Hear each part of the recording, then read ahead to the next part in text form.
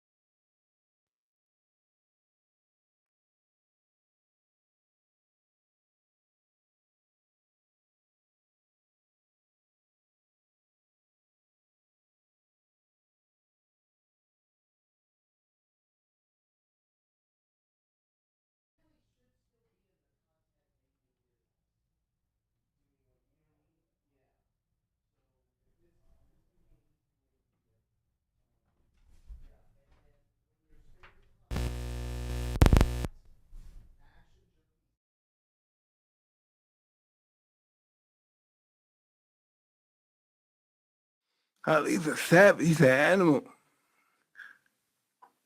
He's a different breed of person. It's not like us. Why is he thugging George Foreman? He's already a tramp. He ain't no champ. Are we live? Yeah. Oh, you're killing me. Podcast is intended for mature audiences. The views and opinions expressed are those of the panelists and do not reflect in any way those of the podcast partners, sponsors, or affiliates. Enjoy. Hi, this is Michael Buffer, and you're listening to the Voice of the People. Let's get ready for Boxing Voice. Every day I'm hustling, hustling, hustling, hustling, hustling, hustling, hustling, hustling, hustling, hustling, hustling. Every day I'm hustling. Every day I'm hustling. You know, I know it's a compliment, but a lot of times people will say, man, you box good for a white boy. Caleb, sweet hands, TheBoxingVoice.com. But you see, when I sat down on this, I promised myself that I was going to run this all the way to the top, where I had no problem crashing and burning and dying on the way. I want you to keep doing what you're doing and keep not believing in me, because you're the very reason that I'm here. Everyone is entitled to their own opinion. Now, for a lot of you, that opinion is not validated because you've never stepped between the ropes. You don't know what it's like to get up in front of them people and fight. It's easy to sit in those seats. It ain't easy to stand up here. Remember that. So he may have a financial degree, but in boxing, I have a PhD. We're going to find out Saturday night, though. I promise you that. Like, there goes the chair! And he hurt him with that right left hook. Man, I've worked my whole entire life for this. 17 years straight. I buried my daughter in the process of trying to get this belt. I promised her that I'd become a world champion and that I'd bring her this title. And that's exactly what I'm going to go back to Tennessee and do. Nashville, stand up! SDS Promotions. I'm trying to get 4 belts. He can't even hang on to 1 belt. What up, George? What up? What up? What up? Welcome back, everybody, to another edition of the Boxing Voice Radio. I am your host, Nestor Gibbs, joined alongside absolutely nobody. Solo, Dolo, Scarface without Manolo, but it's going to go down. We have a seriously jam-packed show. We might have a spontaneous special guest. And if you paid attention to the intro, you got yourself a hint. But on the docket, we got Erickson, Lubin, and Kevin Cunningham, the trainer of Erickson, Lubin, both scheduled to be on the show today. Plus, we got so much to talk about when it comes to this weekend's news and notes and all the action. I mean, it was so much action. I just said, look, we're going to preview all this weekend's fights because we're going to have to use the actual schedule to talk about each individual fight card, because pretty much on every card, there's at least 1 or 2 very interesting fights that I don't know whether or not you'll be able to watch because of territories. But if you can get your hands on 1 or 2 of those, then we definitely should as boxing fans. So I had went to Dan Rayfield's because of Danny, I went to Dan Rayfield's schedule, and it is jam-packed. So it really tells us exactly what's happening this week. And remember, today's Thursday the 24th, and Saturday would be the 26th. So there's fights, every day. I think there's even something happening today in Mexico on the UFC Fight Pass. So like I said, a very jam-packed show. But I think the biggest news, the true bomb of the day has to be the rumor that Terence Crawford is signing to the PBC and Al Haymon. Now, this rumor comes from YSM Sports, and he's really in with the Ennises, Bozy and Jerron, obviously the entire family. And, he's a pretty straightforward guy. He and I have had some conversations, so I'm running with it. And hoping that he's right so that he can get some credit and shine for what he was able to, break. George, are we doing Discord? Oh, man, I was calling you all week saying you were the best producer and engineer ever. And all the while, it's been Trav. Oh, my God, young Trav, where are you? Listen, so, and somebody got to get Plant. What's up? Is he coming in here or he just going to hang outside the studio? You got me doing so much right now. I'm going to go grab Caleb Plant for you. Yeah, let's see if he's going to sit down with us, right? Because it was in schedule. He was actually in another studio, and I'm hoping that, maybe he stuck around. I got here on my scheduled time. But, all right, getting back to the big news. Terence Crawford, rumored to be signing to the PBC, but the twist is he's got a comeback fight in June or July, and a little more twist is that somehow the Pro Bellum Richard Schaefer thing does exist, and maybe Pro Bellum and Richard Schaefer are driving the wheels for the communications and negotiations to get Mr. Crawford across the street. We'll see if that all develops, but it looks like we got the one and only Sweet Hands Plant in the building. Damn, with the gallon of water and everything. So you already in getting in fight shape again, huh? How you doing? What's up, man? Good to see you, man. Thank you. I ain't got to be in camp to do what I'm supposed to do. For sure. George, I think we got to cut his mic on. Boom. So for anybody living under a rock, we are joined by Sweet Hands, Kell Plant. Man, I got to show you what we put together. One of our producers put this together. I didn't even know we were going to have you on the show, but I did lead with this intro, but I got to have you hear it, man. Let me see. I know it's a compliment, but a lot of times people will say, man, you box good for a white boy. Caleb, Sweet Hands, TheBoxingVoice.com. But you see, when I sat down on this, I promised myself that I was going to run this all the way to the top, where I had no problem crashing and burning and dying on the way. I want you to keep doing what you're doing and keep not believing in me, because you're the very reason that I'm here. Everyone is entitled to their own opinion. Now, for a lot of you, that opinion is not validated because you've never stepped between the ropes. You don't know what it's like to get up in front of them people and fight. It's easy to sit in those seats. It ain't easy to stand up here. Remember that. So he may have a financial degree, but in boxing, I have a PhD. We're going to find out Saturday night, though. I promise you that. Down goes the chair. And he put him to that right left hook. Man, I've worked my whole entire life for this. 17 years straight. I buried my daughter in the process of trying to get this belt. I promised her that I'd become a world champion and that I'd bring her this title. And that's exactly what I'm going to go back to Tennessee and do. Nashville, stand up! SDS Promotions. I'm trying to get 4 belts. He can't Shout out Brandon and Houston to put that together for us, man. So that's our little tribute to you, man. So it's amazing that you walked into the studio because we've been playing that pretty much all week. But that was the tribute. Now I'm coming in hot, man. Everybody's trying to give you hell for the conversation you held with Canelo in the ring. So just take us to it. I mean, they try to criticize you for it, as to say that was the reason everything turned around, because instead of focusing on the fight, you're having a conversation in the ring. Okay. Well, I don't know. What's your thoughts? What made you talk to him? Just, feeling comfortable in that moment and just, continuing that comfortable energy, and if you're comfortable enough to have a conversation, then you must be pretty comfortable. So, but I haven't heard too many bad things, just a couple of things like I was really asking him if I'm good. You know what I'm saying? I think if you feel like that, like you really might not know what sarcasm is. You know what I'm saying? I'm not really asking him if I'm good. I wouldn't be in this ring with him if I wasn't already good. I'm not asking him if I'm good. I'm being sarcastic, so. For sure. But. So I swore you was going to make it to the 12th. I was not expecting a stoppage. I was betting on the distance, and you pretty much were there. Was it his pressure, or is it different on that level?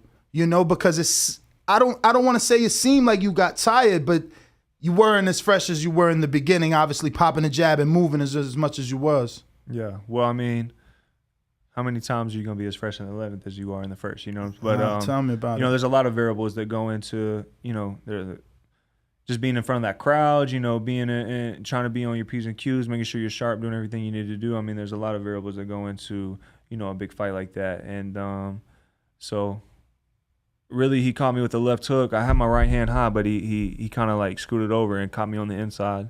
And it was a good shot, but the one that really got me is after that I tried to duck and I ran into an uppercut that I really didn't see coming. So, that's what, dropped me the first time. And just got up and, he got on me quick. I was trying to get away, but he caught me with another shot and, I got clipped. That's what it was. But I felt like, up until that point, I was doing my thing. I'm not going to say I was winning. I thought I was losing 6-4.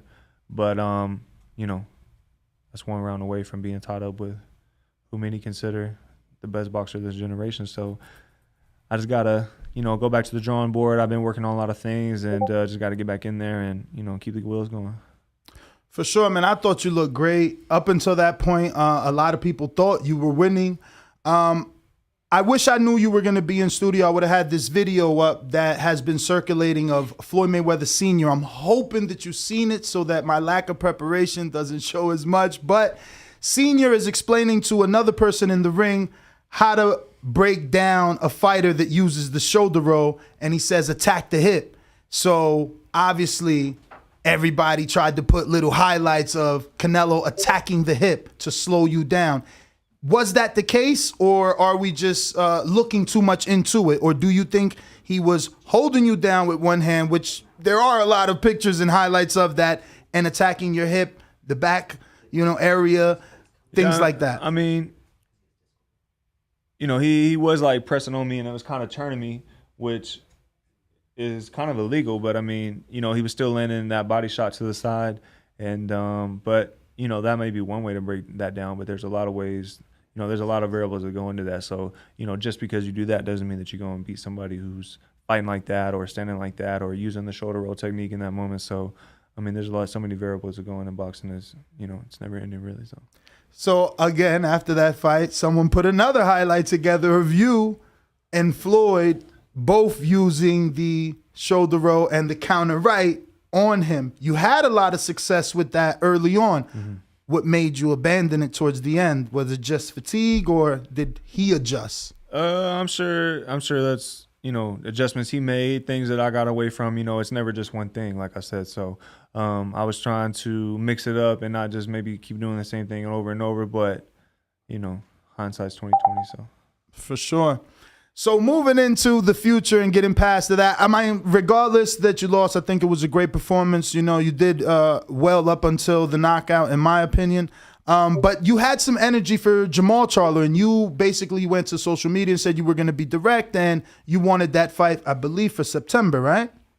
Yeah, I didn't put no date on it. I'm just letting him know. I felt like he kept making little comments like, oh, I don't know about that fight with whoever, or, and then, say like another indirect comment. And it's like, if you got something to say, you should just say it to me, because all the indirect comments, that's silly to me. So let me just go ahead and lay it on out there for you. Me and you can fight. And, if you ask me, that's easy work. So were you surprised to see his selection of opponent, especially when there was a back and forth with you and he on social media? Then he and Benavidez had a lot of back and forth. Plus he posted I'm the biggest super middleweight in the world, and all of a sudden now he's defending at 160 versus Selecki. I don't know. I'm focused on what I got going on this side, and both of those fights, the Benavidez fight, the Charlo fight, those are both big fights that I want, and I want my rematch with Canelo. And if he says that we need to get to fighting each other, which I had planned on doing anyways, but if I need to beat every other top super middleweight in the division to get my rematch, then that's what I'm gonna do.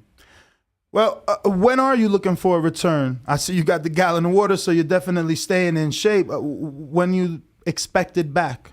Well, I mean, that's like a year-round thing for me. It's not just something I do when I'm in training camp or, when I got a fight coming up. But, I'm looking to get back in there ASAP. So hopefully by the end of the summer or, something like that, I want to be back in the ring with the biggest fight that I can get. And then right after that, I want to move to Benavidez or Charlo, whatever. Whoever's willing to step to the plate and make it happen, that's the fight that I want. Okay. So even though you called it the biggest fight that you can get, you said not Charlo or Benavidez, so you want like a tune-up to come back.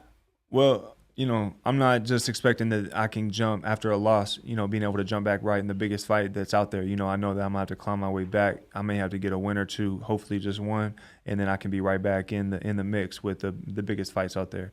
But if I have to work my way back, then I'm willing to do that. I'm not going to sit here and cry and complain that I'm not getting the biggest fights when I just lost. I'm not no crybaby. So if that means that I got to work my way back, then I'm a man and I'm going to do that. Do you feel that Benavidez fight would ever happen because you guys kind of have the same manager in Louis DeCubas? Yeah, absolutely. That's a fight that I want. That's a fight that I've been wanting.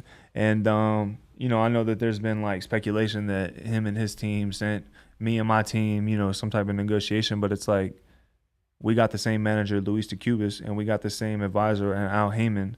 And he's also got a good promoter with Samson. And it's like if he has those three great people in his corner who are able to negotiate for him and make big fights for him, then what makes y'all think that it's Jose Sr.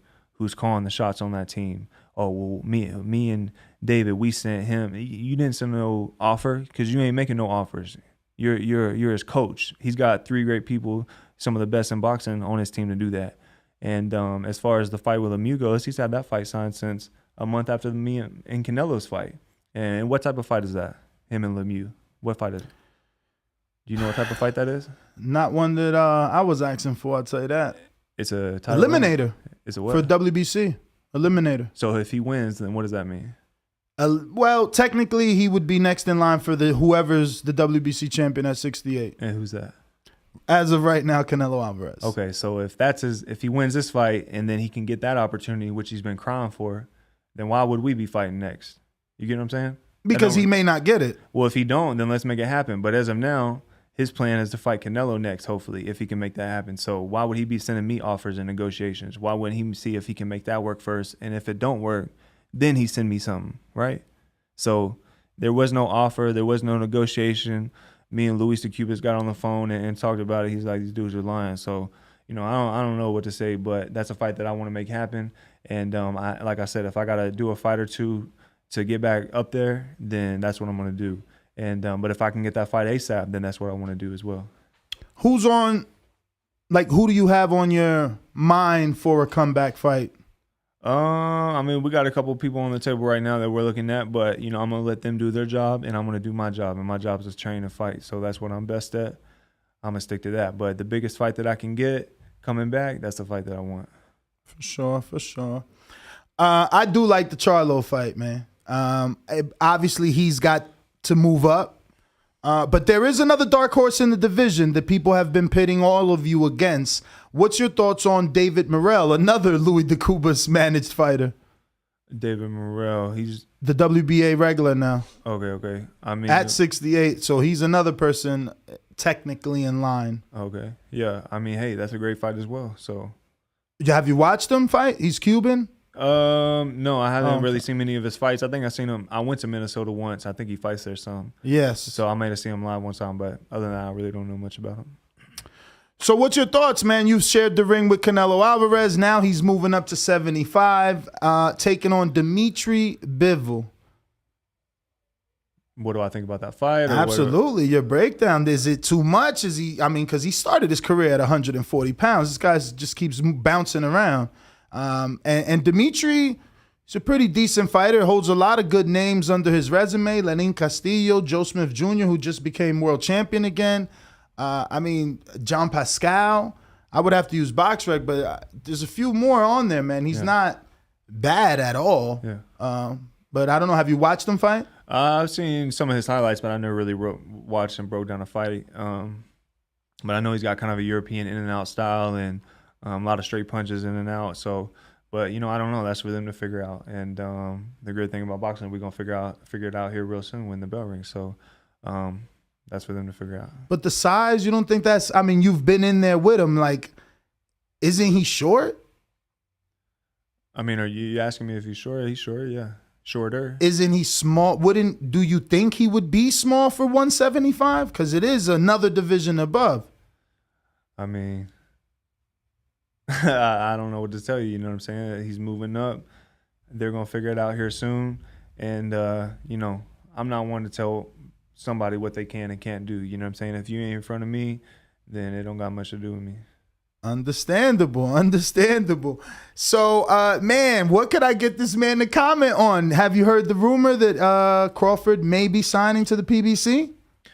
I know there's been some back and forth, rumbles to that, here recently and, for a little bit. So, I don't know what's real and what's not. But, if that's what he plans on doing, that could be a great move for him. Do you think that's good for boxing? If, he can come over here and get some of those big 147-pound fights, then obviously that's going to be great for boxing. I would love that. Would you give us your take if the Crawford winner of Errol Spence Ugas happens? Because, that's what everybody wants. That'll be undisputed. I mean, I think whether it's Errol or Ugas, either one of those three getting in the ring with each other, that's going to be a great fight, so. Do you know Ugas on a personal level since he's out here in Vegas? Yeah, he's signed to Luis as well. Yeah, I know. He's trained with Salas as well out here, so just figure maybe you probably shared the gym with him once or twice, maybe. We've been around each other. Cool. Dan, we can't get you to make a prediction, huh, Caleb? Staying down the middle. I mean, Errol, he's been somebody that I've been around for a long time with the Olympic team and nationals and stuff like that, and he's a dog. You feel what I'm saying? His work ethic is, bar none. His mentality is bar none. His ability is bar none. But, I mean, Ugas is on a roll, and he's obviously, turned his career around and on a great path as well. So, I think that's a great fight for boxing, and I think when the bell rings, the fans are going to win. So. I don't know if you caught Earl's latest interview, which obviously shook up the boxing world. I mean, it all started from Mike Tyson, right? He had Jamal Charlo on his Hot Boxing podcast. They were obviously talking about Benavidez, calling him the Mexican monster. And then he said he would like to see Earl move up to 54 and face Charlo's brother, Jermell.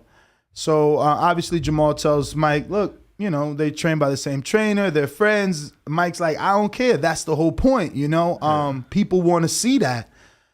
So yesterday, Earl was asked the same question, and his answer was, if the money is right, why not? He said, if we're friends, we're supposed to break bread together. So it sounds like he wouldn't mind fighting Jermell. Mm-hmm. How do you think that plays out? Obviously, they know each other, kind of like when Jacobs and Derevyanchenko had a fight. They shared trainers, and before that eliminator fight, they parted ways so that they could fight, but they knew each other. Mm-hmm. Until this date, I think Jacobs has probably had the best win over Selecki, or one with the less difficulty, right? Like everyone else had a little more difficulty with him. Yeah, well, I mean, they're training partners, but I think, I don't think Charlo wants none of Earl. Earl. Wow. Yeah. And would you do that if you were in that position? Would you fight? I don't have friends in boxing. So any stablemate. I don't have friends in boxing. Yeah, so any stablemate would be on the table. Okay. Yeah. That's interesting, man. Interesting. Do you consider that a big fight if Earl were to move up to fight Jermell Charlo? Big on paper, yeah. Oh, wow. So you think it's that easy for Earl? If that's what you're asking me, yeah, I think that's easy for Earl. How high you see Errol Spence moving up? Like before he taps out? I don't know. You know, we're cool. You know, we talk here and there, but you know, to be honest, I couldn't tell you that. I wouldn't be able to know. Are you familiar with Jaron Ennis? Yep. So his infamous quote is, he's going to undispute 47, 54, 60. Obviously, the world believes he's super talented. Do you think he can get up that high? And politically, would those dreams be able to be accomplished, being as though how difficult it is to undispute each division? I mean, it might be hard politically, you know, just to get all the belts on one side, or, you know, make a big enough, for there to be two big enough stars for networks to collide and come together, kind of like on a, you know, a Wilder Fury type deal, or, you know, something like that. So, you know, I'm not sure, but, you know, I'm not ever going to tell somebody what they can and can't become. So if that's his goals and that's his dreams and that's what him and his pops got set, their eyes set on, you know, that's what they need to chase. That's what they need to go after. Well, let me introduce you to my co-host Ring Walk Danny. You probably seen him in the gyms before interviewing everybody. Vegas traffic got him caught up. What up, Danny? What up, champ?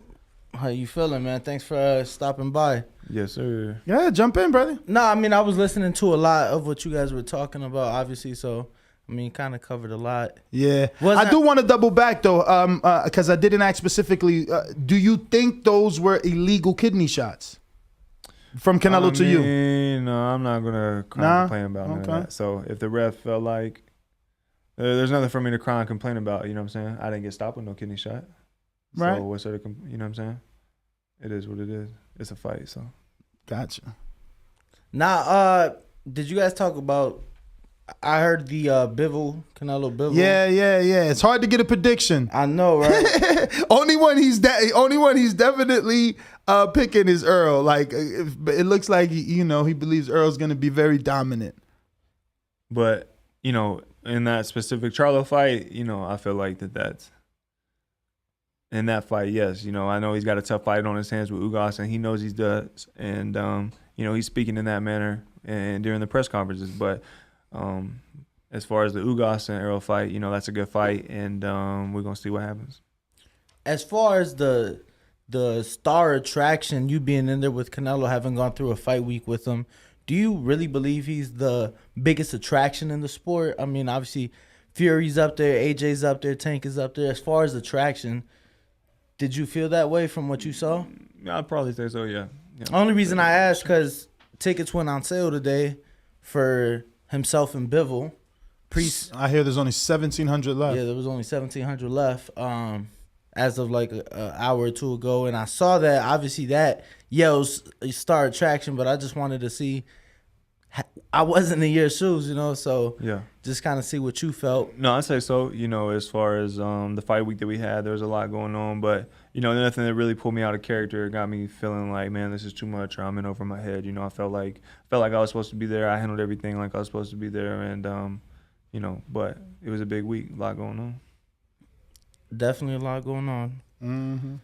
We were there, you know, obviously for the fight.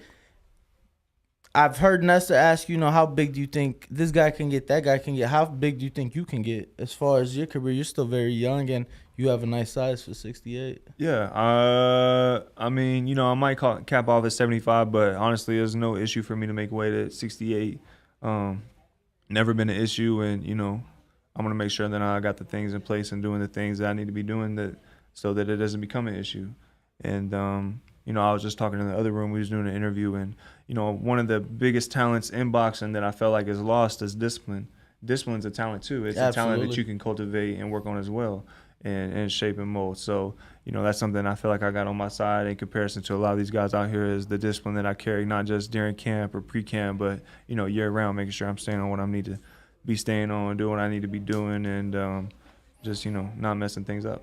Why do you think that's an issue? Or do you feel that's always been an issue, like in the sport, as far as fighters lacking that discipline, maybe touching a certain level of success and losing that hunger? Just, I think, you know, with any professional sport, you're going to get there's going to be a big number of, you know, athletes who do it to become financially stable. And then they become financially stable. And so since they've captured what they wanted, you know, they may not have the same type of focus or intensity for, you know, the sport that they're in that they once had. And but I don't really do this for money. I don't really do boxing. I'm not here to be like a famous or a superstar. You know, I love the sport of boxing. I love I just love the sport in general. And so money is not my reason why. You know, I have other reasons why. But if money is your reason why, once you obtain that, it might be hard for you to keep that same intensity. I got you. Really quick, I don't know how much more you have. Well, yeah, let me get a screen share real quick, George. So obviously last week, March 14th, rumors broke that Keller Plant versus Anthony Dirrell was supposedly in talks and could be next. But then Dirrell came out on my very own comment section and said this. No, it hasn't. I don't know who's telling y'all this, but don't listen to them. So, yeah. What's your thoughts on this Dirrell fight? Is that a true possibility? I mean, it's a possibility, yeah. So, there's a couple names on the table that we're trying to work on and get figured out. And I'm looking to get the biggest name, biggest fight that I can get on my way back, and then take it up from there. So he's definitely on the list. Was he offered to you? Yeah, that's a fight that we're trying to make. But there's other people on the list as well that we're trying to make happen. So whatever the biggest, best fight we can make, that's the one that we're gonna make. And this would be the fight that you're talking about coming back to in June sometime. One of them, rather. Say that again. He's asking, is the Dirrell fight, would that be for the comeback? Yeah, because you said maybe you're back in June. Yeah, that's one of the potential opponents. Oh wow! So that's not no tune-up. I mean, maybe to you. I remember one time I told Keith Thurman that Vargas wasn't. He's like, well, that's a tune-up to me. So I don't know. I wouldn't consider that. Anthony Dirrell, former world champion. A tune-up or an easy fight at all. Yeah, regardless of who it is, I'm like I said, I'm trying to make the biggest fight right off the bat, and if that's the one that works out, then that's what I'm gonna do, and then go on to bigger and better from there. If it's somebody else, then so be it. But like I said, trying to make the biggest, best fights, happen out there. And how do you think you match up with him? You're definitely younger. I think he's 37. We just were talking about him this week. Like, do I think that he can fuck with me? Is that what you're asking? Yes. Nah, he can't fuck with me on any level. He is the dog. I don't give a fuck what he is. And he's been showing he's still got that pop. Did you see Mike Tyson said that's who he wanted Jamal Charlo to make his debut at 68 with? Yeah, he kept saying the dog. The dog. Word. Champ, just kind of curious because... Well, he can't fuck with me, period. So that's what I'm telling you. I would love to see that fight. I was kind of curious. You're very into fashion. Just kind of wondering what 3 kicks are you rocking in your rotation, kind of feeling right now? Probably the black off-white dunks that I got on. I got a pair of 86 Jordans, the rehab shoe that Michael Jordan, he broke his foot, Nike made him a rehab shoe to give him a little extra support. I have a pair of those. That's probably my biggest grail. And then I got some Chrome Heart Chuck Taylors. That's probably like my the Chrome Heart Chuck Taylor. That's pretty dope. Yeah, it's pretty dope. Yeah. What about the music? What's in your, a couple artists you're playing? What you playing in that low rider? Everything, but I'm real big on Benny the Butcher, Conway the Machine. Those are my boys.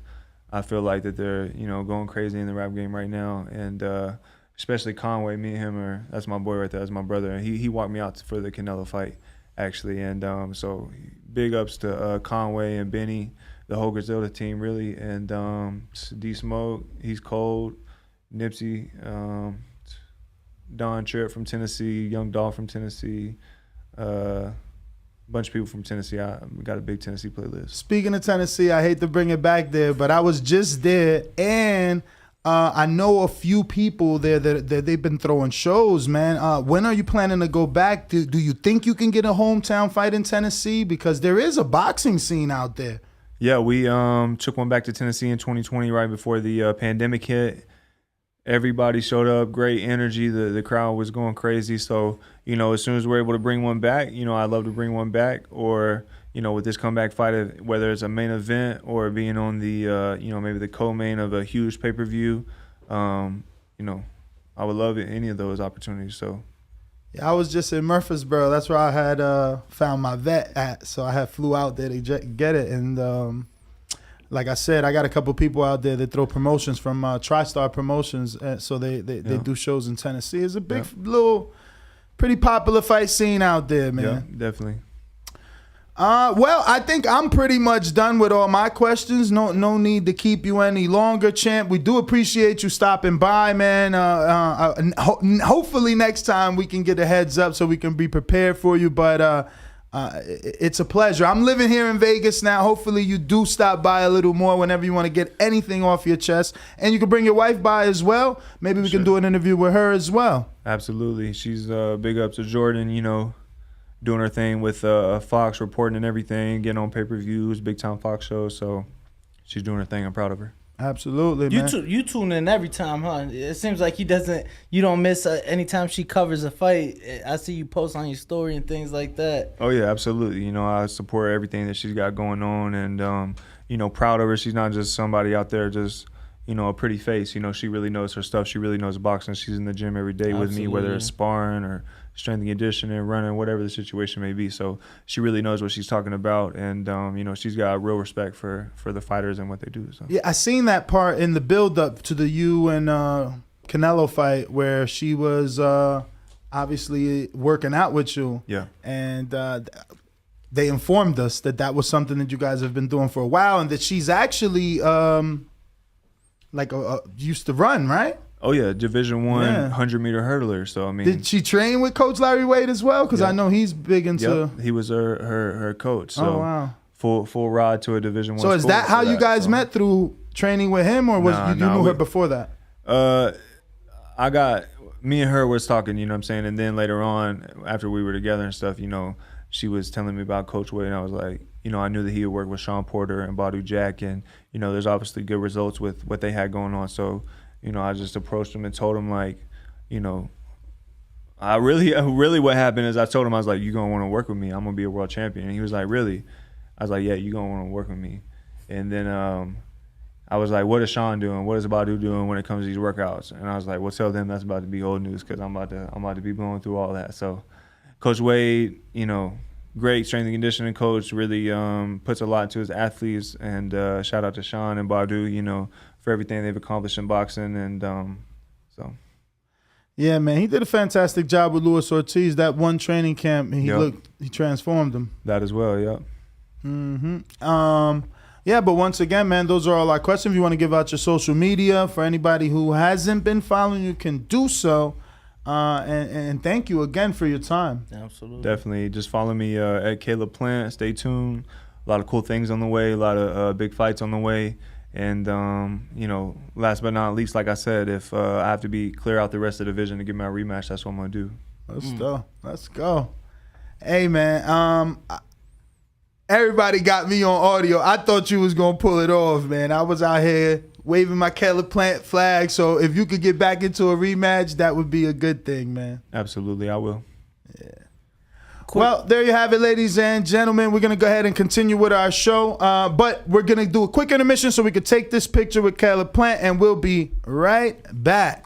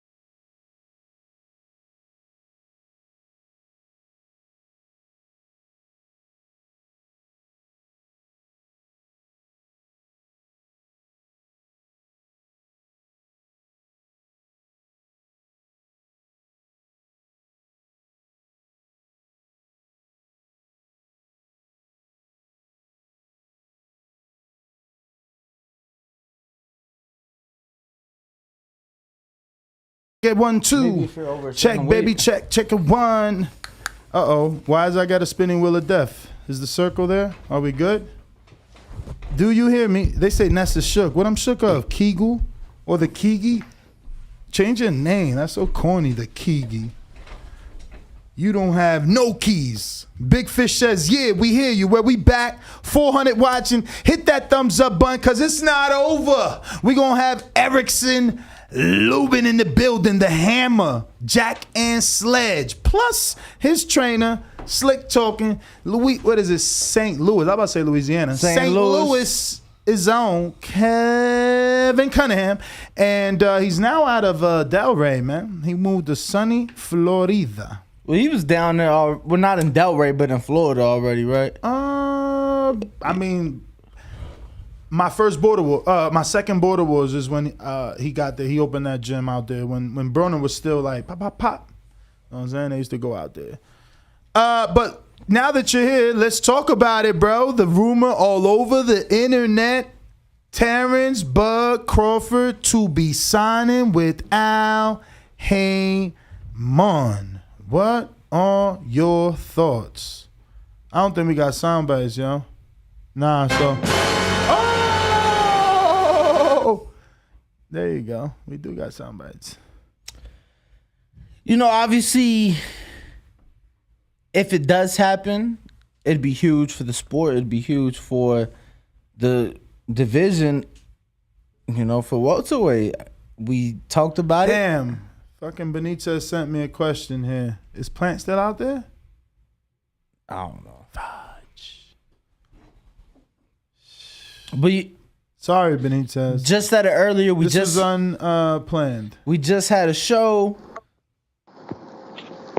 Well, you know, I feel that Errol Spence and Terence Bud Crawford is the biggest fight to be made in the sport of boxing. And our poll proved that. You know, so I didn't even see the final results. What were the final results? It was like 53%. Yeah. So it's a 2-fight deal with the rumor. Let me give you some rumors. 2-fight deal rumor, June, July date. And secondary rumor is that Probellum and Richard Schaefer are still with Bud, and they're the ones negotiating the PBC merger. Yeah. So are they like working with Bud through like MTK, or is this like one of those like MTK is really Probellum, or like I don't know, because all these things are rumors, right? I don't know. Nothing's been solidified as to what is what.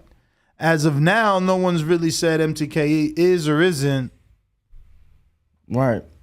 You know, we got Showcase celebrating 16 months of being a champ and like a 5-time Border Wars attendee and participant. Salute TBV. Come on, Ness Haymon. I know you got better questions than that. Shout out to Kell for coming through. Hashtag SDS. I mean, what? I came in hot from the door. I asked them about the conversation. Yeah, I was listening. And his explanation was perfect. Because it's true. It could be taken as sarcasm. Like, yeah, I'm pretty good, huh? You know? You thought I was going to be easier, you know? But, you know, that was his response, you know? I don't know what they wanted. But there's nothing tough to ask him. The man just fought for Undisputed, you know? He didn't get the win. He's willing to fight Anthony the Dog Durrell. He's willing to fight Jamal Charlo. I mean, there wasn't much to say. Like, they got to... You know, those fights either got to happen or not happen for you to have some sort of issue with, you know, the way Plan is moving. Have we made contact with Erickson? Yeah. Kevin said they 15 minutes behind. You know, like you, they probably ran into some traffic. Gotcha. But we got, James Benitez, I see the Cash App now. See, when did you send that? Oof, 4:29. That was about 14 minutes. I don't know. 15, yeah. Anthony Johnson sent the 4 fire emojis. TBV, fire. And James with the long question that I did not see. He said, I find David Benavidez to also live an unbelievable life such as you. David found a way to win back-to-back vacant titles and still no belt. I feel he's the most I'm glad I didn't say that. Come on, man. How y'all want me to say? Yo, do we got a signal? I got the spinning wheel of death over here. Are we straight? Yeah, we're straight, bro. Why? Straight as an arrow. What's wrong with your computer? Yeah, mine. Am I on SPS 1, 2, 3, 4? Which one? Should be on 1. What's going on here, man? I don't know, man. They didn't pay their COGS bill.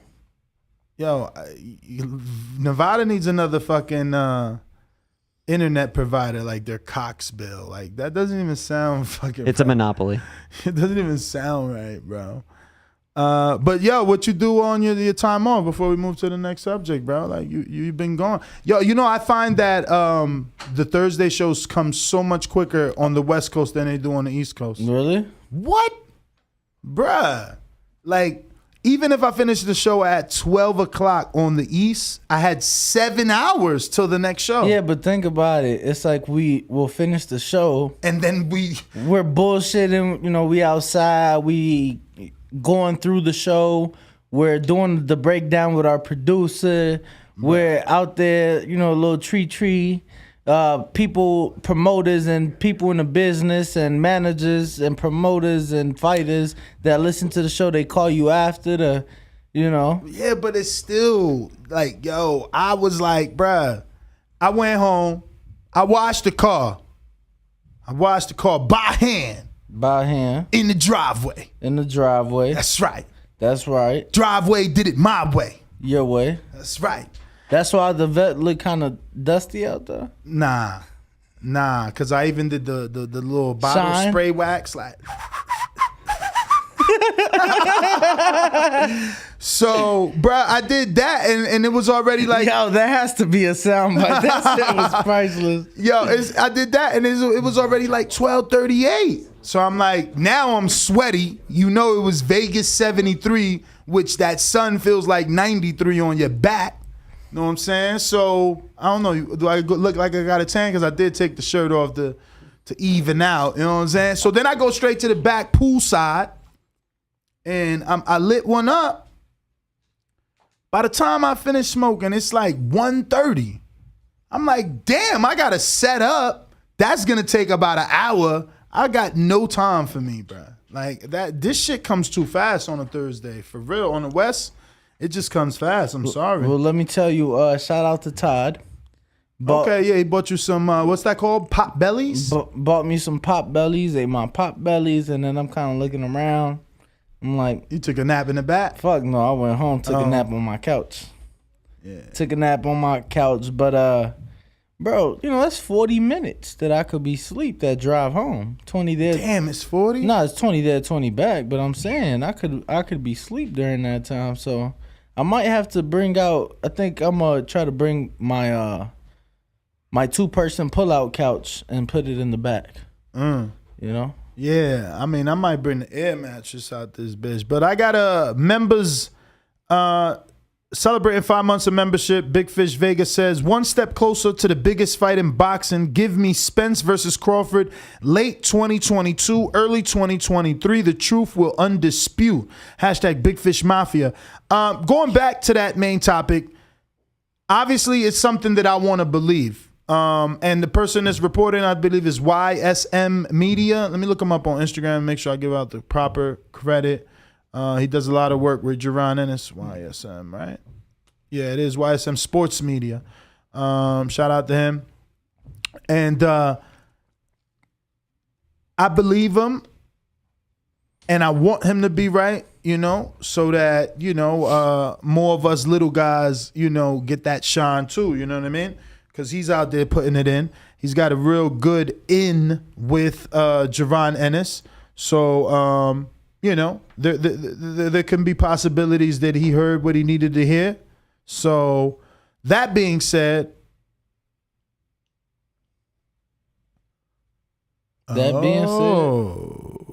Is this real?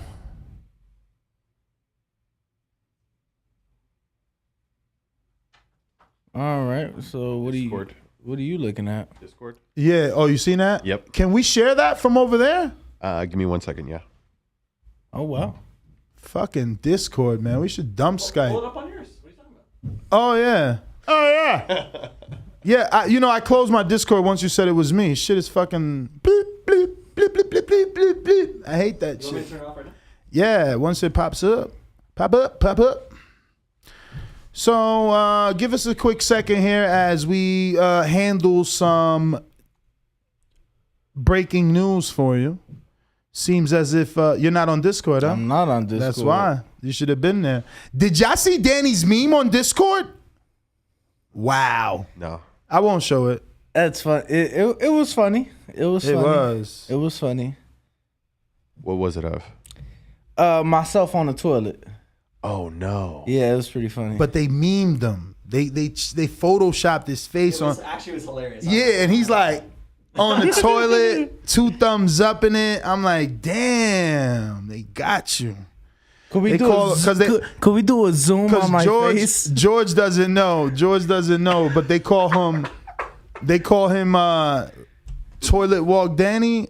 What is it? Yeah, something like Bathroom Break Danny. Yeah, some shit. Yes. Here we go, George. Screen share. Boom. Boom. Pop, pop, pop. Now, isn't this crazy? For those that don't know, this is Gervonta Davis's verified Twitter 59 seconds ago. And he's replying to, I don't know who the hell Marcus Payton is. Hopefully he's at least the writer. If not, just a fan. And as you can see, it says, okay, Tank, I gave you a lot of shit about Mayweather Promotions. Keeping you in-house. Seems like you're starting to see it. Don't let them ruin what could be a fantastic career. And he's just quote tweeting what Tank already said. So let's see, can we find that still up, or did he delete it? Because yesterday he posted some other shit and deleted. This guy's deleting tweets at, as fast as he pulls them up. Fucking Clayton is right here posting shit, and he's in Vegas, yo. You don't got his number? Because he said he was going to come. He said let him get situated. We need to get Clayton. Brandon, if you hear me, get Clayton on the line, bro. He needs to be up in studio. All right, we were going. So he wasn't responding to anything Gervonta said? No. He was responding to Gervonta. Or, okay, no. What? You found it already? Yeah, I found it. Can I get a screen share? Go for it. Danny, I did not know you had the screen share feature now. Jeez, George. Oh. It's up. So he says, okay, Gervonta. I mean, well, you just read it. But, yeah, this is the original tweet. And then I go back, obviously, Gervonta responding. He says, no, the dude's responding to Tank. Bro, if that was the case, I'd be able to scroll up. Come on, he has Twitter for Android. You 25. He has Twitter. You know better than me. My bad. Listen. He has Twitter for Android. I don't even know if he could respond to tweets. At least I got an iPhone. Nah, go ahead though. So what's going on here? So Gervonta responds says, my contract is up. That's why they want me to fight this clown so bad. We're good on the screen share. So is he trying to play big dog here? Is he trying to break away from May? Money May? Mayday? Is it trauma at home? Look, man, I don't know. I mean, they've been putting him on pay-per-view. I don't know. He the biggest fight at 35. I'm not sure. They made him a full-time champ. But I will say that his tweet yesterday did make me scratch my head. What tweet? He said, the one he deleted? Well, I'm looking at it now. All right. Screen share. Fuck it, screen share. Hell yeah. He said, they put my tickets on sale 1 month before, like I'm fucking Michael Jackson or something. Ooh, so he not happy with the ticket sales because he's saying he ain't getting a push. And so that made me wonder, well, for one, we're still more than 2 months out, right? Just throwing that out there. What date is the actual date? May 28th. Okay, we definitely 2 months out, yeah, Tank. Legit 2 months out. Yeah, so he fights 2 days before we leave talk. Oh, but maybe he's saying he's been told we ain't dropping your tickets till a month before the fight. Why would that be though? Like, why would they not want to get those tickets put on sale? I mean, why else would he tweet that? Is he trying to catch? Is he trying to see who wants him? And that's what I'm saying. That caught my attention. That made me scratch my head. Like, You know what else is there? Snoop through that Twitter, man. What he got? No, nothing else. No more venting. Nothing. Nothing will. How can I say it? Oh, I guess this, right? It seems like he tweeted this. It says, obviously, that says Devin Haney has been offered the lightweight fight. Yeah. Screen share. Oh, you doing it already? My guy. Yeah, he is doing it already. So it says, the Michael Coppinger breaking news from not too long ago. Then someone put, winner will fight Gervonta as he'll be due a WBA mandatory title shot. And Tank obviously tweeted it, right? Retweeted it. So he answered to somebody, but no, can I, let me get the screen share. Let me get, all right. So, because I had to decipher this really quick. So, the thread starts, winner will fight Gervonta as he'll be a WBA mandatory title shot. And then the thread continues. So, people get to talking about the gloves, and the guy right here, Quentin, says, that's great. Gervonta wore Canelo's gloves, and Floyd shut all that down before the Cruz fight. And then somebody responds, I think he still wore Nello gloves. They show the picture of Tank against Pitbull, saying, no, those were actually winning gloves. And Tank responds by saying Floyd didn't shut shit down. So he says that 2 days ago. Yesterday, we're good on the screen share, George. Yesterday, Tank voices his displeasure, like, why are my tickets only going to be on sale 1 month before the fight? And then obviously, his tweet today. But we do have Big Ham in the spot. Don't make it hot. Erickson Lubin. Jack and Sledge. Shout out to Kevin Cunningham, the trainer, also in the building. How are you guys, gentlemen? Thank you for taking out the time to come into the new studio and talk some boxing with us. I don't know, maybe you seen Keller Plant in the hallway. Was he there or not? He just missed him? Oh, he was just there. Yeah, but how you guys feeling, man? How's Las Vegas treating you? Great, man. Great. George, is his mic on? We're good. Yeah, it's been a great training camp. We're ready to go. We're ready to rock and roll now. Yeah, listen, man, this is first of all, how are you feeling? I mean, do you just focus on the fight? I know Kevin has expressed some frustration that you've been in so many eliminators after eliminator after eliminator. How have you been dealing with that? I'm just focused on the fight. They put somebody in front of me. We got the interim belt on the line. I don't know what Charlo plans on doing if he wins. But that's still a fight, I'm looking forward to, is fighting, the winner of him and Castaño. But we got Fundora in front of us. That's a tall task, so I'm just focused on him right now. Literally a tall task. I was about to say, is it pun intended because he's that tall? Kevin, is Leon in camp with you guys? Lost in the third because of how tall he was? No. We got a kid that's Markel. He's 6'6". Oh, wow. And then we got Jamonte Clark. Okay. 6'2.5", who fought Fundora. Yes, he to did. A draw. A lot of people thought he won. So, yes, he did. So we got excellent sparring for this fight. Okay.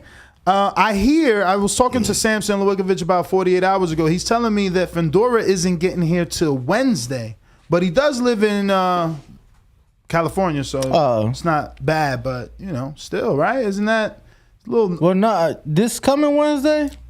Fight week. Oh, fight week Wednesday. Fight week Wednesday. I mean, if he's down, it ain't like he coming from out of country, right? It don't really matter.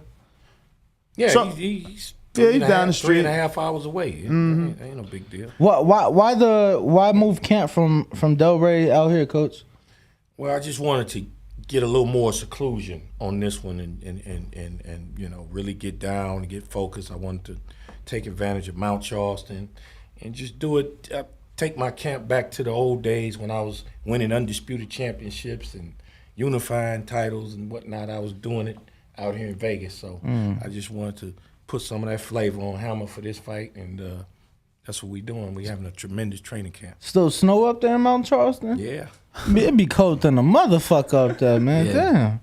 Yeah, Mount Charleston. But how has it been different for you running? Because I follow you, and I know you've always done your runs in Florida. You got your live on, and you be singing. Has that changed because it's so cold out there? A little bit in Mount Charleston is definitely a little tougher, but on our regular route, it's the same thing. I got used to it after a week. I got used to it. A couple of days of running, got used to it, and you know we good, we ready. Man, it's been windy. I couldn't imagine those runs up there, especially like on a windy day. But I mean, yourself, him, how have you liked that? I remember, if I'm not mistaken, the last time you did your camp outside of Florida was when you fought Ishe Smith, because Broner finished up camp out here. He was fighting Pac-Man. Yeah. And then you was fighting Ishe a couple weeks later. How has it been for you, and have you noticed a beneficial difference? For sure. Me coming out here, like Kevin was saying, man, just getting away from people, getting away from family, friends, all that. You know, it's like this is strictly about boxing right here. It's just nothing else. You know, usually when I'm back home, I go pick up the kids, I go watch the kids or something. But this right here is just straight boxing. I leave the gym, I go watch boxing, I go study some tape. I go, you feel me? Like who you been watching? I watch a lot of Marvin Hagler, Sugar Ray Leonard, Floyd. I watch everybody. I watch the kids that's fighting nowadays. You know, the prospects, the contenders, the champions. So I always got my mind on boxing. I watch myself sometimes too. See what I did wrong in previous fights and see what I could do better. Okay. Wow. I know that you had shared the ring with Edgar Berlanga in sparring. What did you think of his performance this past weekend versus Steve Rose? I feel like he had a lot going on in his corner. I feel like he had just too many voices, and he'll get it together though. I think he'll get it together. He's a talented kid, and you know he packs a lot of power. He just gotta put some more boxing behind that. Use his jab more, use his feints more. Actually study the game and not just try to get people out just because there's a hype behind it. Now, I know that there used to be a connection with you and Mike. He just had Jamal Charlo on his podcast, and during that interview, he asked Jamal, why doesn't Earl move up and fight Jermell? And then Earl had an interview yesterday and said that if the money's right, you my mans, we supposed to break bread. Yeah, he says, you know, if the money's right, why not? And if we're friends, we're supposed to break bread. I just had Plant in here, and Plant picked him hands down. He's just like, Earl's too strong, too dominant. But you've shared the ring with Jermell. If that fight were to play out, what do you think? I don't know, honestly. I think Jermell's athletic. I think Earl's athletic. I think it'll be a good fight. I think they both explosive. I don't know. We'll see. Coach, how do you? I don't think it'll ever happen. You don't think so? Nah, even after Errol made those comments, like I don't think it'll happen. I think they just rapping. But remember, Jacobs and Derevyanchenko shared a trainer, and they eventually fought. And for that fight, you know, Derevyanchenko just went and got Gary Starks. Jacobs still with Andre Roger, and they got that money together. True. But let's stay there. How long you think you hold the weight? Because a lot of people coming up now. You hear Crawford talking about wanting to fight Jermell. Now Earl talking about only 2 fights left. What you talking about, 54? Yeah. How long could you stay at 54? Because a lot of people. It's my weight class. Danny talking about he want to fight. I know I've been seeing side by sides with you and Danny for about 6-7 months now. I'm excited about those dudes moving up. You know, those are big money fights. Those are big fights for me. And you know, I'm comfortable at 154 pounds. I can make weight today. Oh, that's beautiful. That's great then, because it's going to get interesting in that division. Obviously, Tim Tszyu fights this weekend, and he's a big name. Fighting former opponent of yours and Terrell Gausha. You know, just talk about it, break that fight down. And you know Gausha, Jamonte Clark, they shared the ring with him as well. I just seen Tim Tszyu for the first time like yesterday, pretty much. Just seen him like a full fight. He's strong. I don't think he has too much skill, too much to his game. I think Terrell's a tough opponent for him. I think Terrell's definitely going to test him. And we're going to see where he at after this weekend. What made you watch him? Because the fight's coming up. Everybody asks me questions like, oh, you seen Tim Tszyu, or what do you think about Tim Tszyu? I had to go watch him.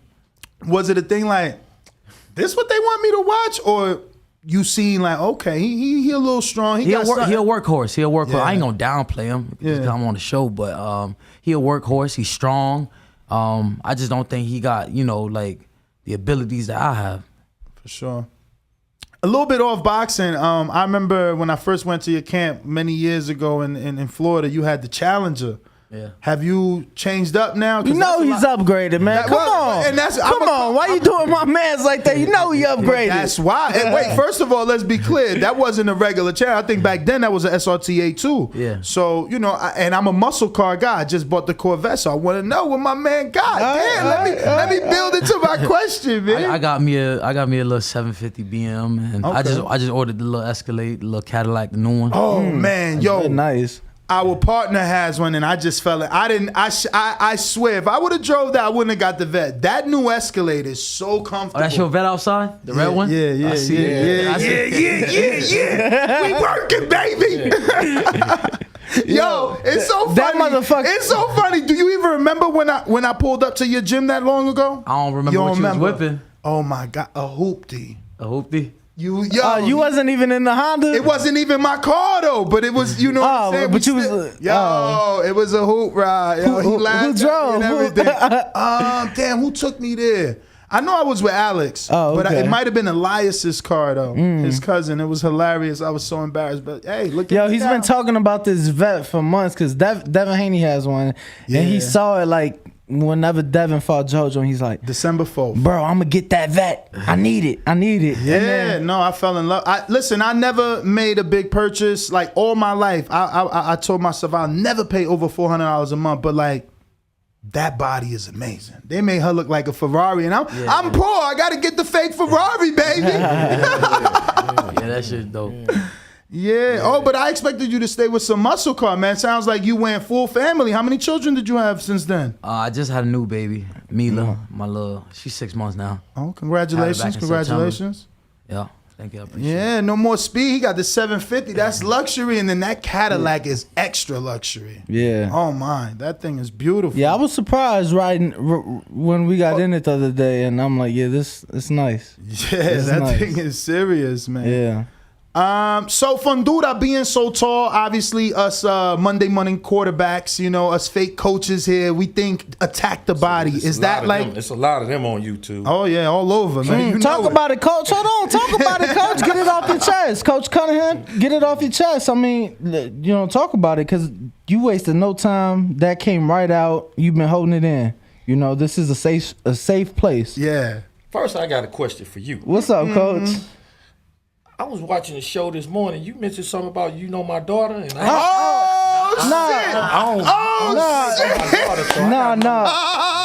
What you talking about with my daughter? She went to Southern, right? SIU? Yeah, I got a lot of people. I'm from Chicago, so I got a lot of people that went to SIU. That's all that was, coach. Yeah. It's funny because I forgot all about that, but I said I was gonna bring it up. But I'm so glad you was listening. That's amazing, man. Classic moment. Look, you need a drink of water. On the for real tip, when you look at a lot of the shows, you hear a lot of people Monday morning quarterbacking. Yeah. The trainers, the fighters, and a lot of them never put on a pair of gloves. Not a lot of them never been in the gym. But if you listen to them, they know more than the trainer, the fighters, and so it's funny sometimes looking at some of these YouTube. A lot of experts. Yeah, man. A lot of inexperienced experts. Right. No, I was being sarcastic saying experts. Yeah.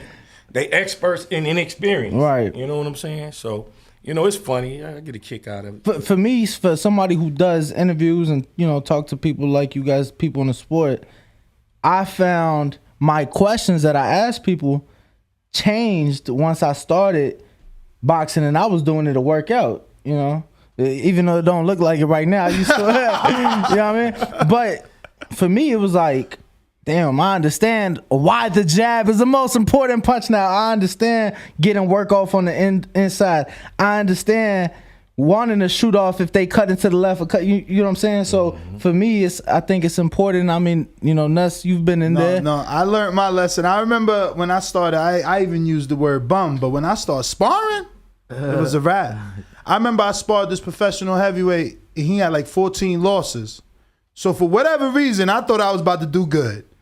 That didn't happen. He put them hands on me. And I learned my lesson a long time ago, man. Getting in the ring is definitely something that you have to do. But it doesn't make you any smarter, you know, because for me, like, I panic a lot. You know what I mean? No matter how much I've run, I feel like I get exhausted in that ring, but I know that it's that mental pressure that someone is putting on me. But obviously on a professional level, I mean, don't but go at through least that. Anyway, this man see me small. He seen my first fight. That was horrible. He jumped in with both feet, spar, train. How you do, coach? He did all right. I got a knockdown.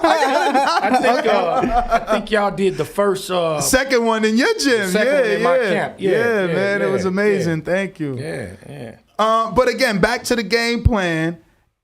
I think, right, the quarterback, the Monday morning quarterback, is it as easy as Lubin just getting low and attacking the tall man's body? No, it's more to it than that. It's more to it than that. You know what I'm saying? In each fight, each opponent that you face, they're different. Mm-hmm. So you got different strategies and different approaches to how you want to break them down. So you can't just say, all right, he tall, so we want to get low and go to the body. Because when you speak of that, getting low and go to the body, you got to be careful because this particular guy, he has pretty good inside game, short uppercuts, nice sharp short uppercuts. So you got to be careful when you do get low and go to the body. You know what I'm saying? So you got to make him think you going somewhere else. When you go wherever you going to go, he got to think you going somewhere else. You see what I'm saying? It's got to be a lot of diversionary tactics going on. And the beautiful thing about it, this guy has a lot of defensive flaws. So I don't think he's ever fought an opponent like Hammer that's on the level of Hammer that can expose those flaws. So, except, let me take that back. I got my man Gervonta sitting right here. He's the only person on that skill set level actually that thought could he won that expose fight. those flaws. That's why the fight was called a draw, but a lot of people thought he won. Mm-hmm. But what other fighter has Fundora fought with that skill set since Gervonta? I definitely couldn't tell you off the top of my head. Didn't he face Gallimore too? Yeah, but he ain't have no, like that wasn't. Gallimore had a torn ligament in his ankle in that fight.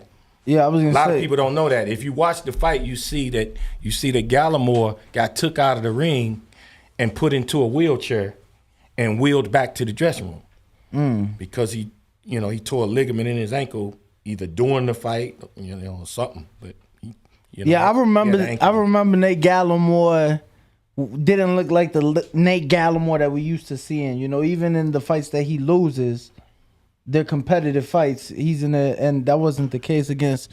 That Garcia fight was good though, and I ranked Garcia. He beat the brakes off Cheeseman. He's a decent boxer, and he was putting hands on him. You watched that? It was competitive. Yeah, he put hands on him, man. He was aggressive, too. I wasn't expecting that. He was a boxer. He made him back up. Yes. But it was a lot more competitive than what the scorecards showed. Yeah. Yeah, because one judge had it 117, 111, which was crazy. One judge had it 118, 110. So you talked about him being good on the inside. I was going to ask that. Is it safer to be on the outside since he likes to be on the inside? He's good on the inside, but you got to be careful because he likes to shoot the uppercuts. But for me, like as a person watching him, I feel like he likes to be on the inside. He'd rather be mixing it up than using his height or his reach, right? He doesn't use his height and reach properly the way he should. And I'm not saying that he's an excellent inside fighter. He's just got some nice little uppercuts, trying to catch you coming in. So you got to be careful. But once you there, he ain't all that on the inside once you there. You know what I'm saying? It's just how you get there, And once you get there, I've seen fighters take advantage of him on the inside. Coach, now having worked with Erickson for a number of years, what fight, looking back, do you feel was the most beneficial since you worked with him that you could be like, all right, we could improve on this, we could learn from this, we were able to capitalize on this? Which fight that you've worked with Erickson would you say has been the most beneficial, in the long run? Well, I'm talking, when you're talking to me, with me, it's I'm always gonna find something that we can get better on. I'm always gonna critique and look to get better and take his game to another level. So every fight I see different things that we could do better. Every fight. So how does it work for you guys? Because we speak to some fighters, they say, I watch no film on my opponent. That's the coach's job, and then coach comes up with the game plan. Some fighters say, I'll watch them once, but not try to overanalyze. And some, they watch as much as they want of their opponent. How does it work in your camp, coach? Well, with me, I study the opponent, break down the footage, come up with a strategy and game plan. But I'm more than sure he's taking he's sitting down watching. I don't know how much, but I'm sure he's taking a look at the opponent that he's about to face and checking him out, but I break down the footage, come up with strategy and game plan. We go to the gym, we go to the lab, execute, master the strategy and game plan, and on fight night, execute it. But all this stuff where you hear fighters saying they don't watch their opponents, that's bullshit. You go, you may not watch them a lot, but you're going to go take a look at who you're about to face. Okay. For sure. So I got some Patreon questions. Those are the people listening. David Maldonado, New York City for Erickson Lubin. What's up, champ? What's your thoughts on Danny Garcia looking to jump up to 154 pounds? Like I said, man, it's exciting because that's where the big fights are going to be at. It was usually 147 where the big fights were. Now he's moving up to 154. Errol Spence going to move up. I'm looking forward to all these fights. So, I'm welcoming those guys with open arms. For Kevin, I got James Payne, lethal in Tennessee. I'm recovering from a significant ACL injury and have not been able to properly train in the gym, being I'm older and my recovery is taking longer than expected. How would you advise one of your fighters in a process like this in a process like this, being that I don't want to have to completely relearn all the tools I was beginning to implement at the time of my injury? I'm currently limited to just straight line jogging and basic gym exercises. Any advice is appreciated. God bless. This is James. He's one of our very loyal listeners, and he was boxing. And in his first match, he bust his ACL. So he's recovering, and I guess he just wants some advice on exercises that you think are safe. What I would do with the ACL injury is get with the physical therapist and make sure you get that right before you do any full-blown training routines, because the ACL, that thing, you can tear that thing up again if you don't let it heal properly and you're not with the proper recovery people that can help you recover. For sure. Well, that's the best advice. For Erickson, we got Coach Myers in Connecticut. He says, what kept you motivated when you took your first and one and only loss of your career? You was only 21, and I know some people switch up on you and act differently after you take a loss. Yeah, a lot of people don't switched up, but I just knew what I had to do. I knew I had to go back to the drawing board and just get things right. I went back. I remember I ain't have a good camp. I had like 5 weeks to train for Charlo. I ain't making no excuses for that, but I just know my abilities, my skill set, and I knew I had to get back, and I knew I'd be right back in this position. I'm 6 fights in since that fight. I beat some of the top guys in the division, and I'm still motivated. I'm not where I want to be at yet. I want to be undisputed world champion. I want to be multi-world champion, all that. So I'm always be hungry. I'm always be motivated. This is what I've been doing since a kid, and I'm competitive too.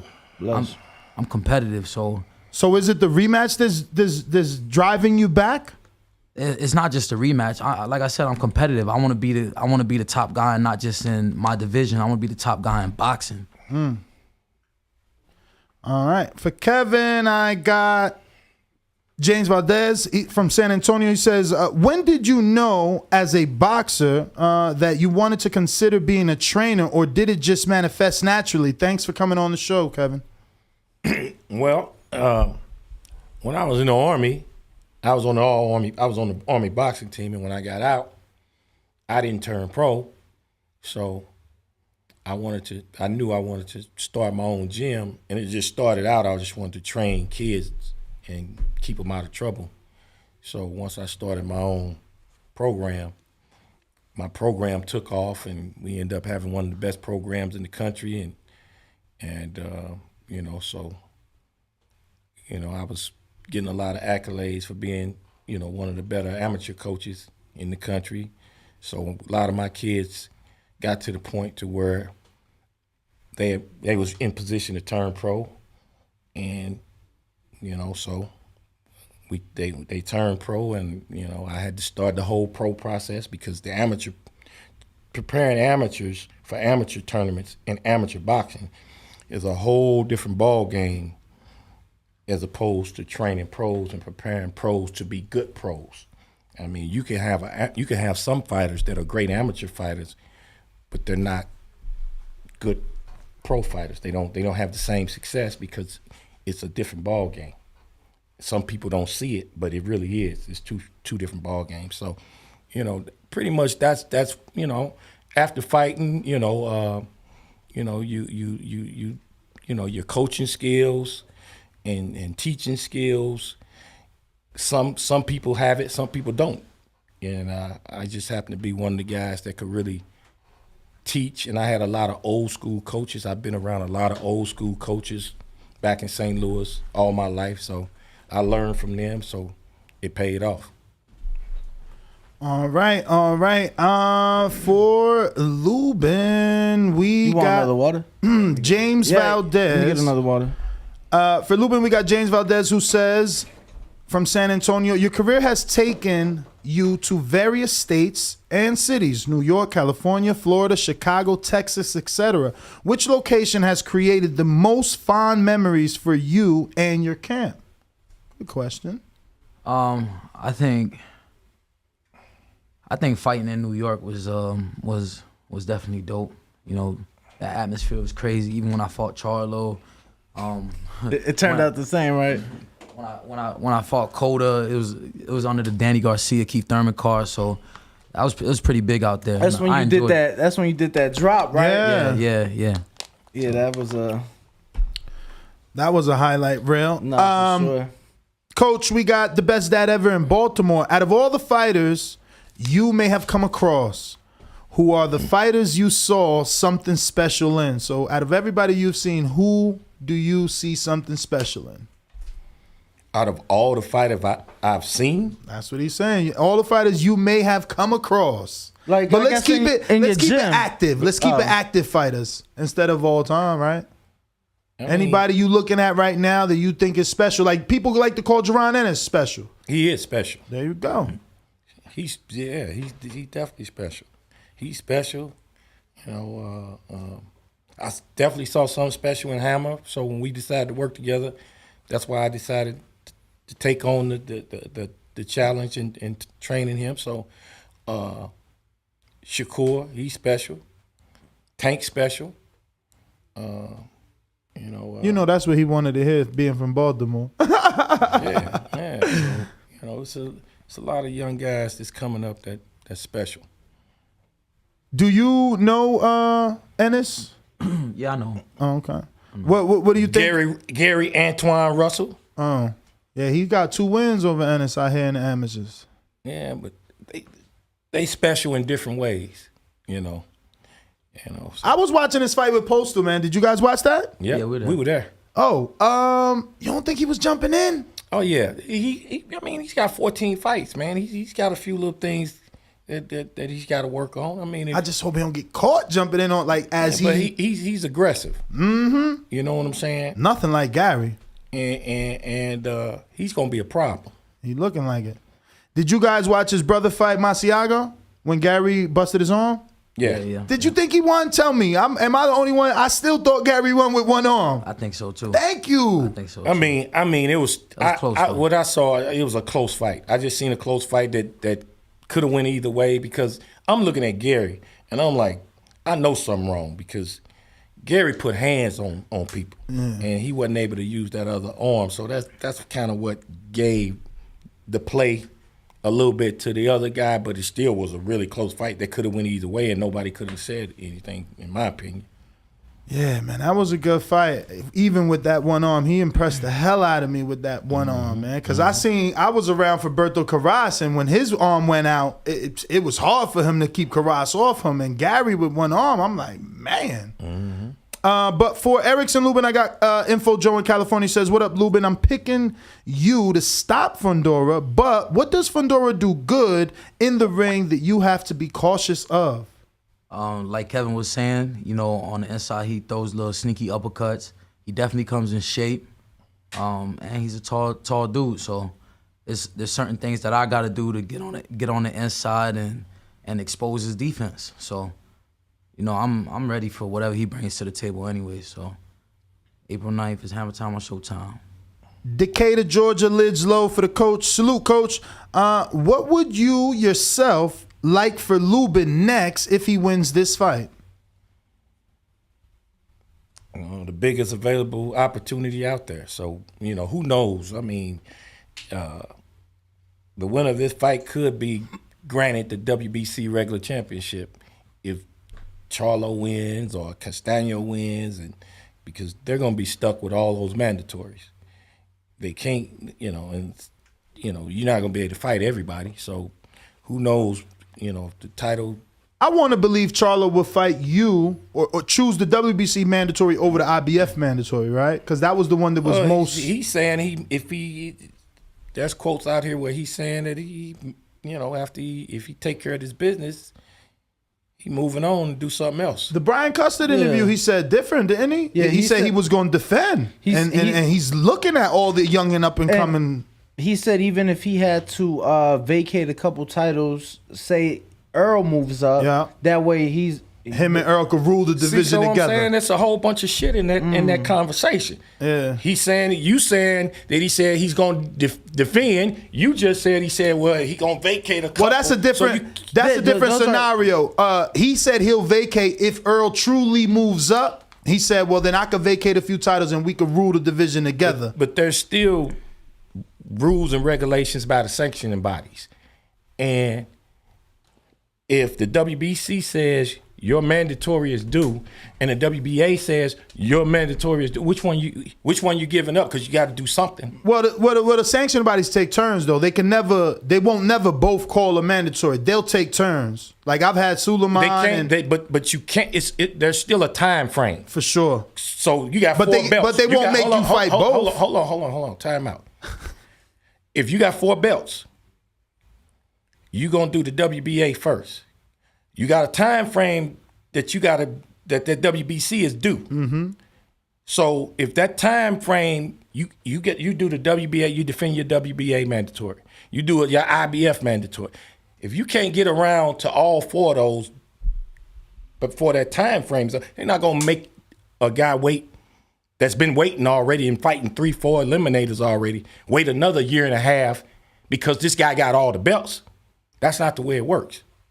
I get you. I know Joshua was able to do it. That's why Bob Arum is saying they need to do away with this undisputed whole deal. Because one man can't tie up all the belts. And it's going to be pressure all the way around the board. That's crazy to hear you say that, because you're like one of the first coaches to have one of the first men to undispute in Spinks. Why? And right now it's only 7, right? I want to say Canelo was 6, right? Yeah, like why would you want to close the books on that? I'm not saying I want to close the books on it, but I'm saying if my man is due his shot, you got to either shit or get off the stool. Nah, I hear you. When you're waiting for an opportunity, you don't want to keep being told you got to wait. Yeah. I get it.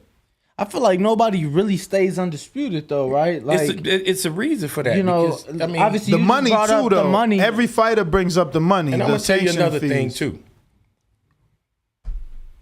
If a guy becomes undisputed, if I'm managing him or handling him, and he becomes undisputed, now he's a bigger star. Guess what we're looking for? Big, huge money fights, not a whole bunch of mandatories. Mm-hmm. We ain't looking for those type of fights. We looking for mega fights. And I could see Charlo being in that situation to where he's looking for the mega fight. He's looking for pay-per-view fights. Mm-hmm. I hope they don't do the bullshit with another franchise, given that it is the WBC and you know, obviously we're going through it now with Devin Haney and George Kambosos and what you were speaking of, the whole undisputed situation, because, you know, I don't consider George Kambosos undisputed. I didn't consider Teofimo Lopez undisputed. But let me say this.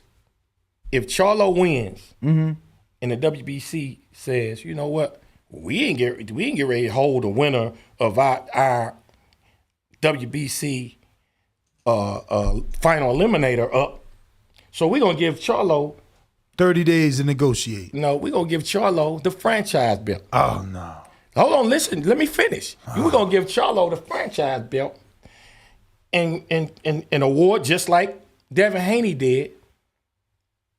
He got awarded that belt because they gave Lomachenko the franchise belt. And he was the interim and the mandatory at the time. So you can't say Charlo is not undisputed when he won undisputed, but they made a decision to award him franchise. If he's the winner of this undisputed fight, they award him the franchise and crown the winner of this WBC interim title, the regular champion. That ain't what you want. Hold on. No. Let me finish. Is that what you want, champ? Hold on. You want the belt given to him? You want to fight the dude? The belt ain't given to him. That's what's going to happen. If Charlo get a franchise, they going to mail him a belt. The belt ain't given to him because he's fighting all of these mandatory, all of these eliminators. So he done earned the belt. Yeah, coach, but what we saying, we want to see the fight. Like we want to see the fight. Like he deserved the fight, but I'm just telling you from a business angle. We can't let Charlo take that franchise. Listen. Who says he's gonna take the franchise? Well, then we just speaking of scenario. Because Deontay Wilder made it clear he would never take a franchise. You know, Canelo. Devin Haney, Bill was just in here yesterday. They won't take franchise. You know, it's got to be the fighter. Yeah, I would say that too if I was them. Yeah, because they got the belt. Yeah. So you don't feel. Cause they want that undisputed shot. So hell yeah, they don't want to hear nothing about no franchise. Exactly. And I don't care about it neither. But I'm just telling you, I'm just speaking on different scenarios from a business standpoint and a political standpoint on how they operate and maneuver in this fight game. I mean, Lubin, is you gonna club Elaine him? You gonna tell like you better not lead a division? I want my shot. Like, he ain't don't obsessed care with Charlo though. See, that's where y'all got it twisted. Yeah. If he get him again. That's what he want, but his whole world, he didn't wake up, I got to get Charlo again. I got to get the rebound. But you see, it ain't and about... that's how the fans talk, but it don't work so like it that. might sound that way to you guys because you believe that we are saying this only because he has that loss, but it's more about Charlo still the man in the division. He didn't just beat Lubin, he became the man, and if he beats Castaño, he will literally be the man. He the man. I mean, up until he beats Castaño. He the man, but when you people believe Castaño beat him. Yeah, that's another fight that could go either way. So whichever way it went, that's what it is. So that's what I'm saying. After this fight, he can truly be the man. But when you become the man, the name of the game is to get that money, the man type money. Get mega fights, be a mega star.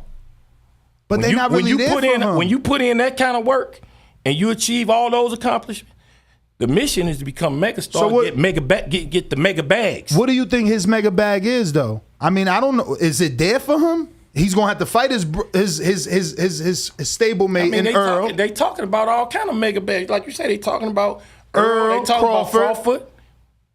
I mean, but none of those two are like realistic. Why wouldn't Crawford be realistic? I mean, we talking about that today. He's rumored to be a 2-fight deal with PBC. Why the hell would one of them be Jamel?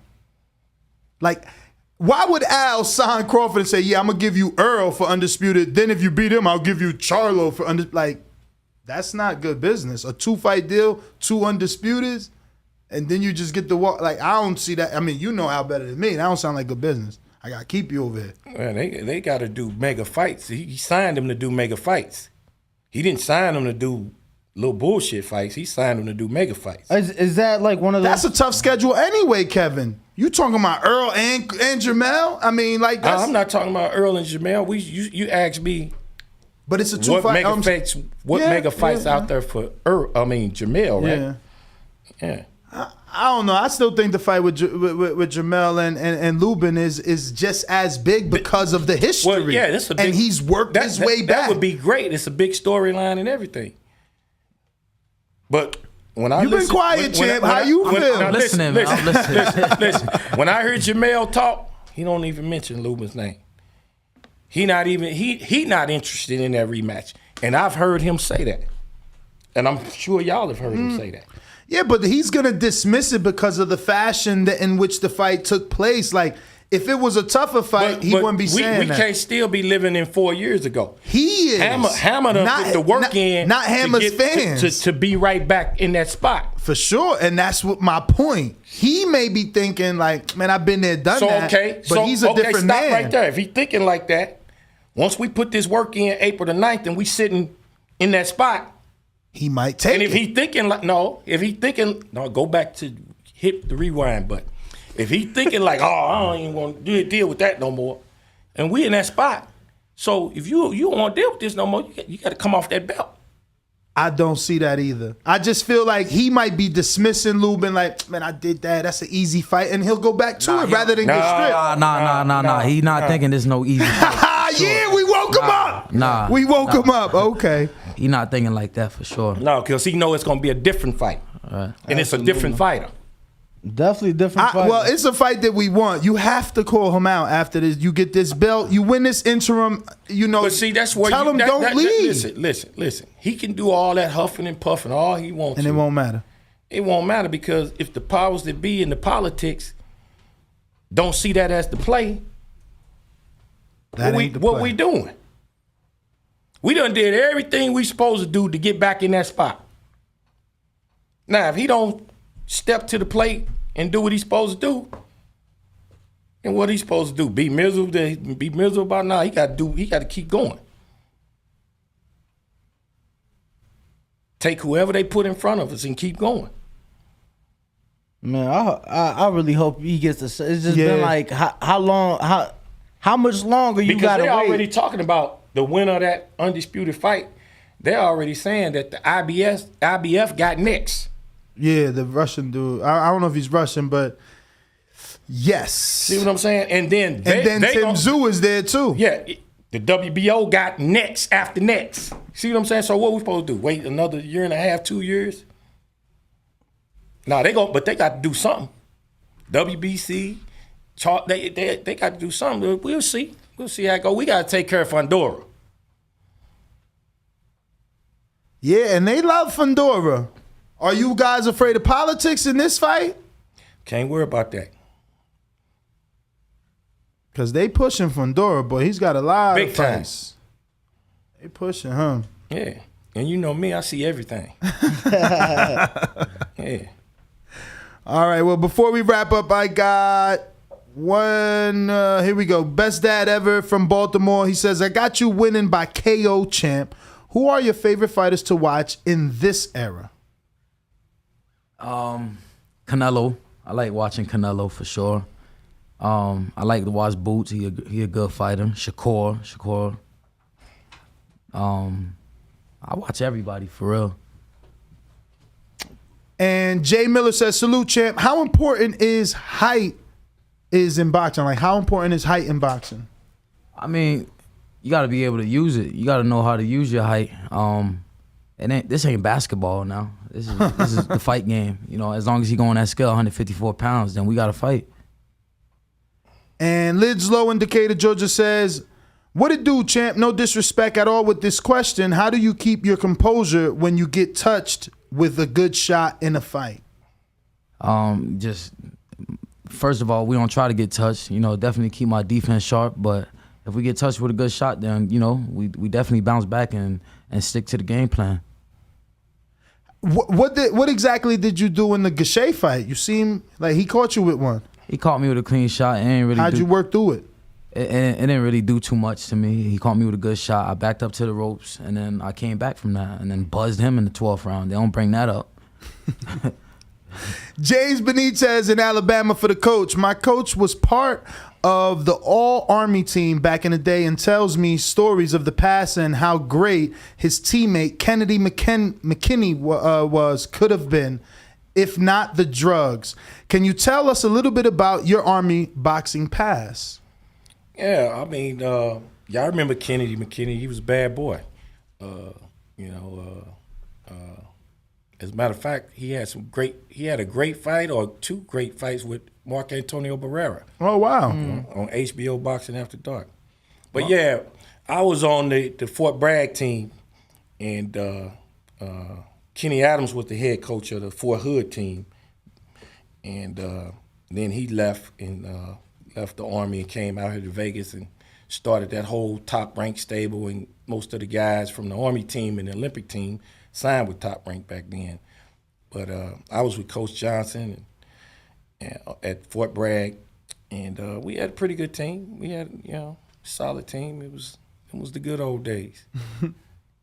Well, fellas, those are all our questions. Let me check if anybody might have slid something in on them via Super Chat. And if not, we'll take a quick intermission, take a picture with you guys on your way out. And obviously, thank you. If you can, please give out your social medias.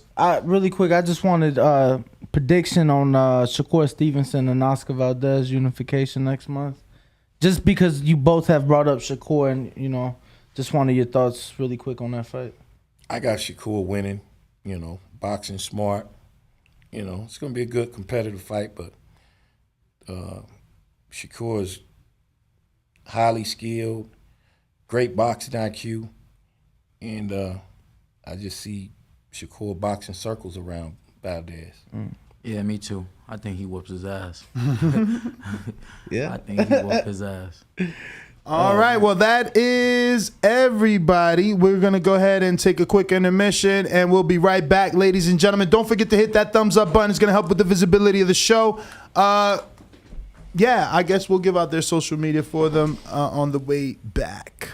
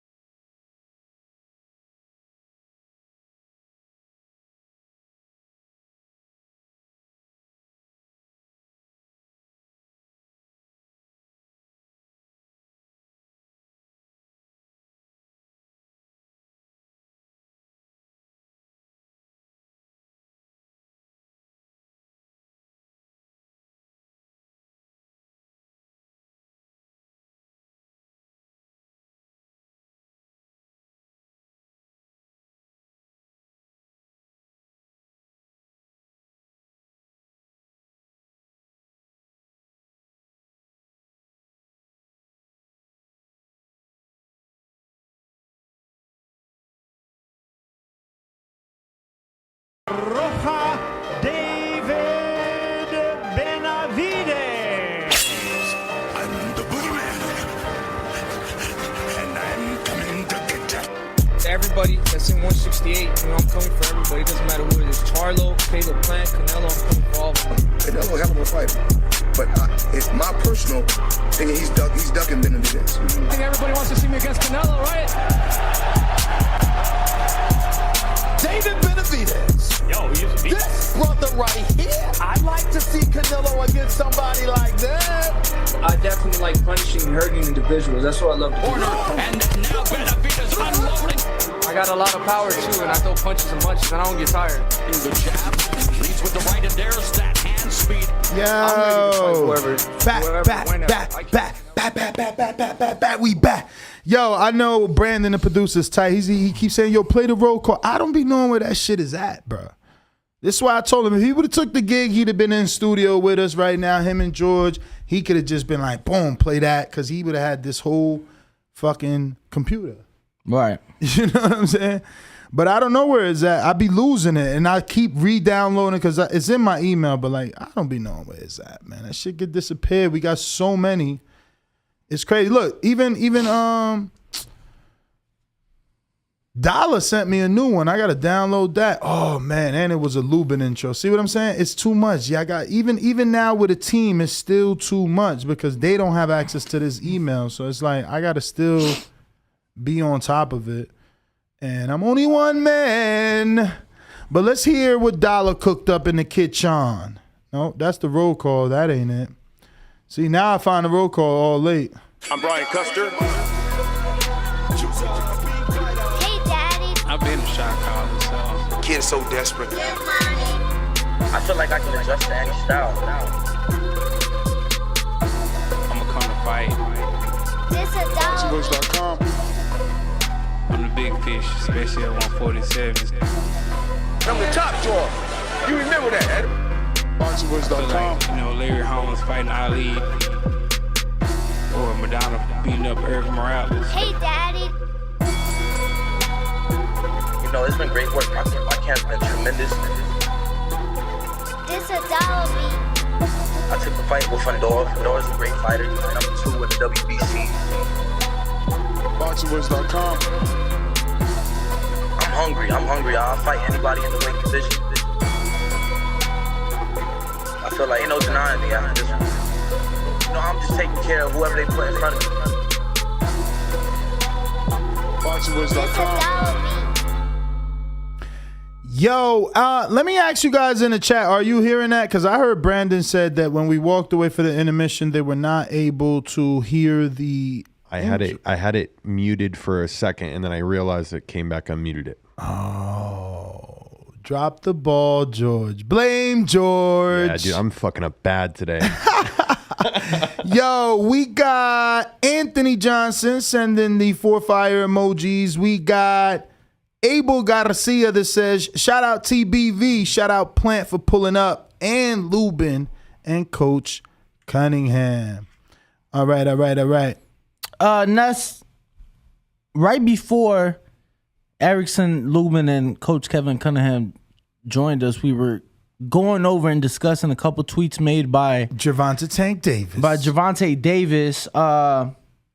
And can I get a screenshot? Since he's been active on Twitter, has made a few comments, and just want to put that out there for the people who may have not seen it. So this is right now what I'm showing, March 23rd. That was yesterday. We went over that 58 minutes ago. My contract is up, and that's why they want me to fight this clown so bad.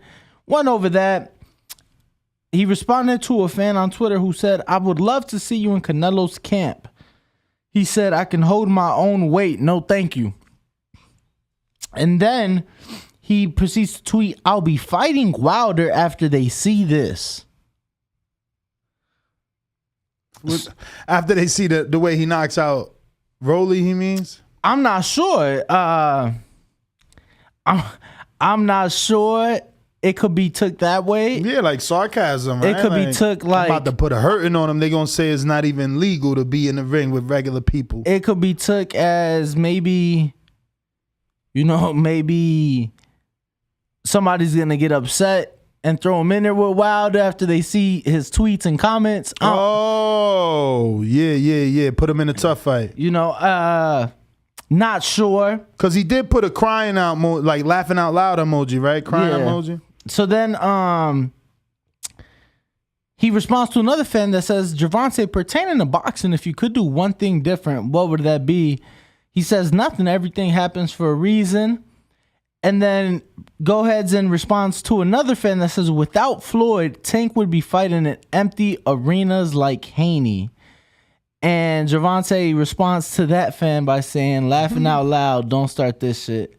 So, just something, news and notes, right? We're good on the screen share, news and notes that we have. Yes, sir. He's hot right now for sure. He got his Twitter fingers on really going to work. But, man, speaking of news and notes, call it too many fights this weekend, brother. UFC Fight Pass. We got a bunch of fights there. Jorge Cota is back on the UFC Fight Pass. Only reason I'm even mentioning it, common opponent with Lubin and others. So letting you know, for those that have UFC Fight Pass, Jorge Cota will be taking on Ricardo Rodriguez. I don't know either because it says lightweight. So it's like, how did Jorge Cota lose weight? Is this another Cota? I don't know. In New York, Dominic Crowder is back. I don't know if you guys remember Crowder. I hate to bring it up, but he is the one that beat our very own Marlon So Icy Sims.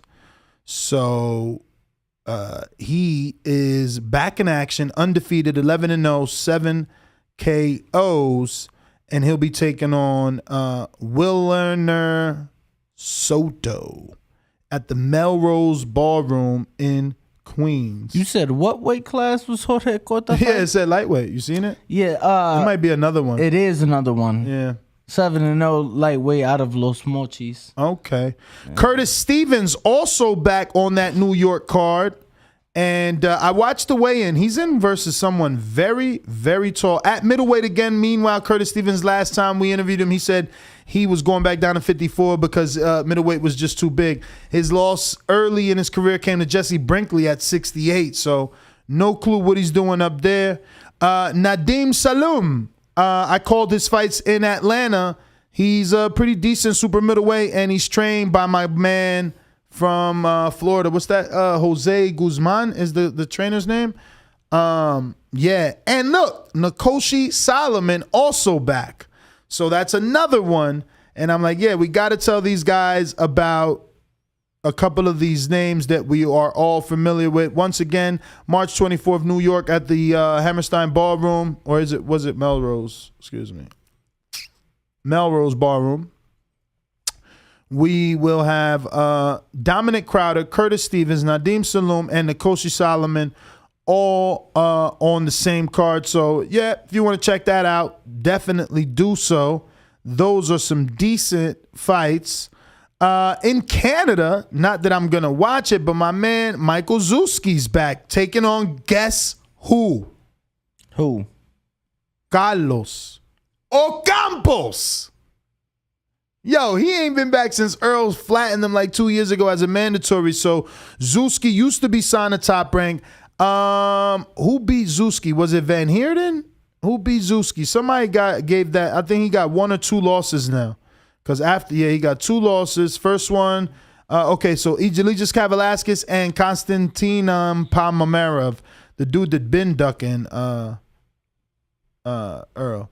So that's another good fight because of the, it's relative, Zuski fought Velasquez, and obviously Campos fought Earl. One fought Bud's opponent, the other fought Earl's opponent, right? So, and on the undercard there, Joseph Ward is back too. So, yeah, you can watch that one.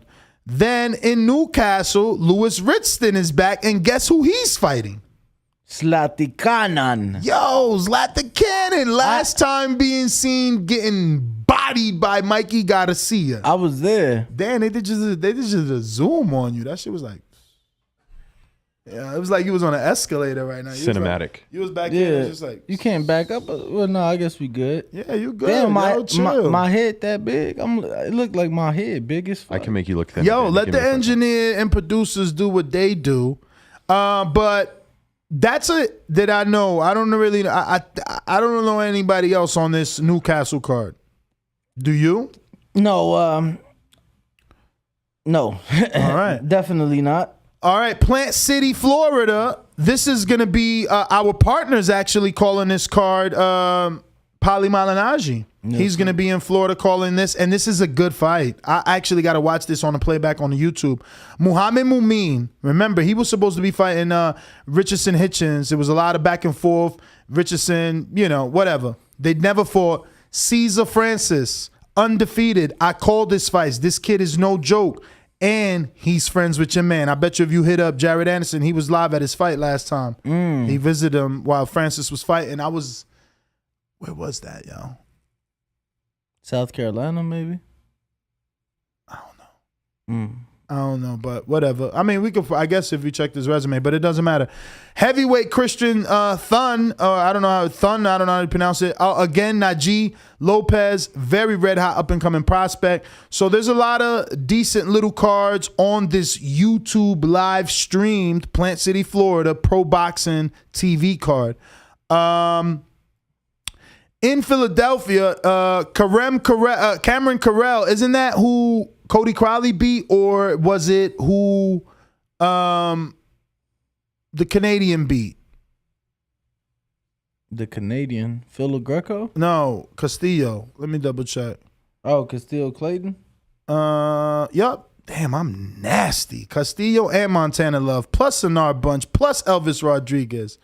Damn, my man is on like a 7-fight losing streak. And so he's back in action versus Isaiah Wise. And that's the only name on that Philadelphia card that I know. Then in Kazakhstan, I know nobody fighting on that Kazakhstan card. That's it. But that'll be on ESPN. For anyone that does know anybody we should be watching on that Kazakhstan card, that'll be on ESPN Plus. So that's a lot of fights, bro. Did you even remember all those names I just said? Because I was just listing off. So yeah, man. Any of those you're most excited for? And I don't even think I mentioned the big ones, right? You definitely didn't mention none of the relevant fights this weekend. Yeah, because that's just the 26 in Leeds. You got Kiko Martinez versus Josh Warrington, and that's for a the Warrington IBF title. Maxie Hughes, he was linked to good old Devin Haney. Once upon a time, he's going to be taking on Ryan Walsh. And Maria Cecilia Roman, I'm 100% sure she already lost to my girl, Melissa Odessa. But for whatever reason, because Melissa Odessa only had 4 fights, they didn't want to make it a title shot. And this girl now gets to defend her belt versus Ebony Bridges. Ain't that some bullshit? You already lost to my girl.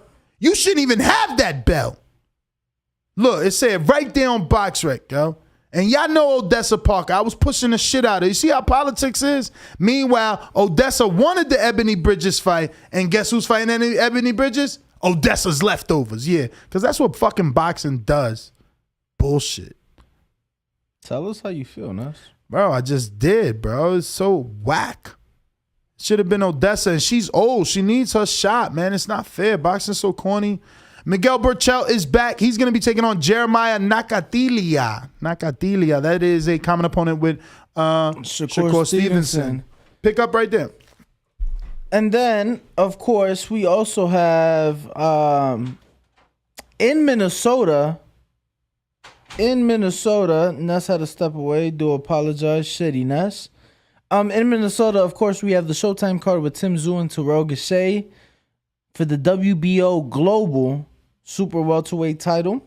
Michel Rivera against Joseph Adorno on the card, along with Elvis Rodriguez against Juan Jose Velasco.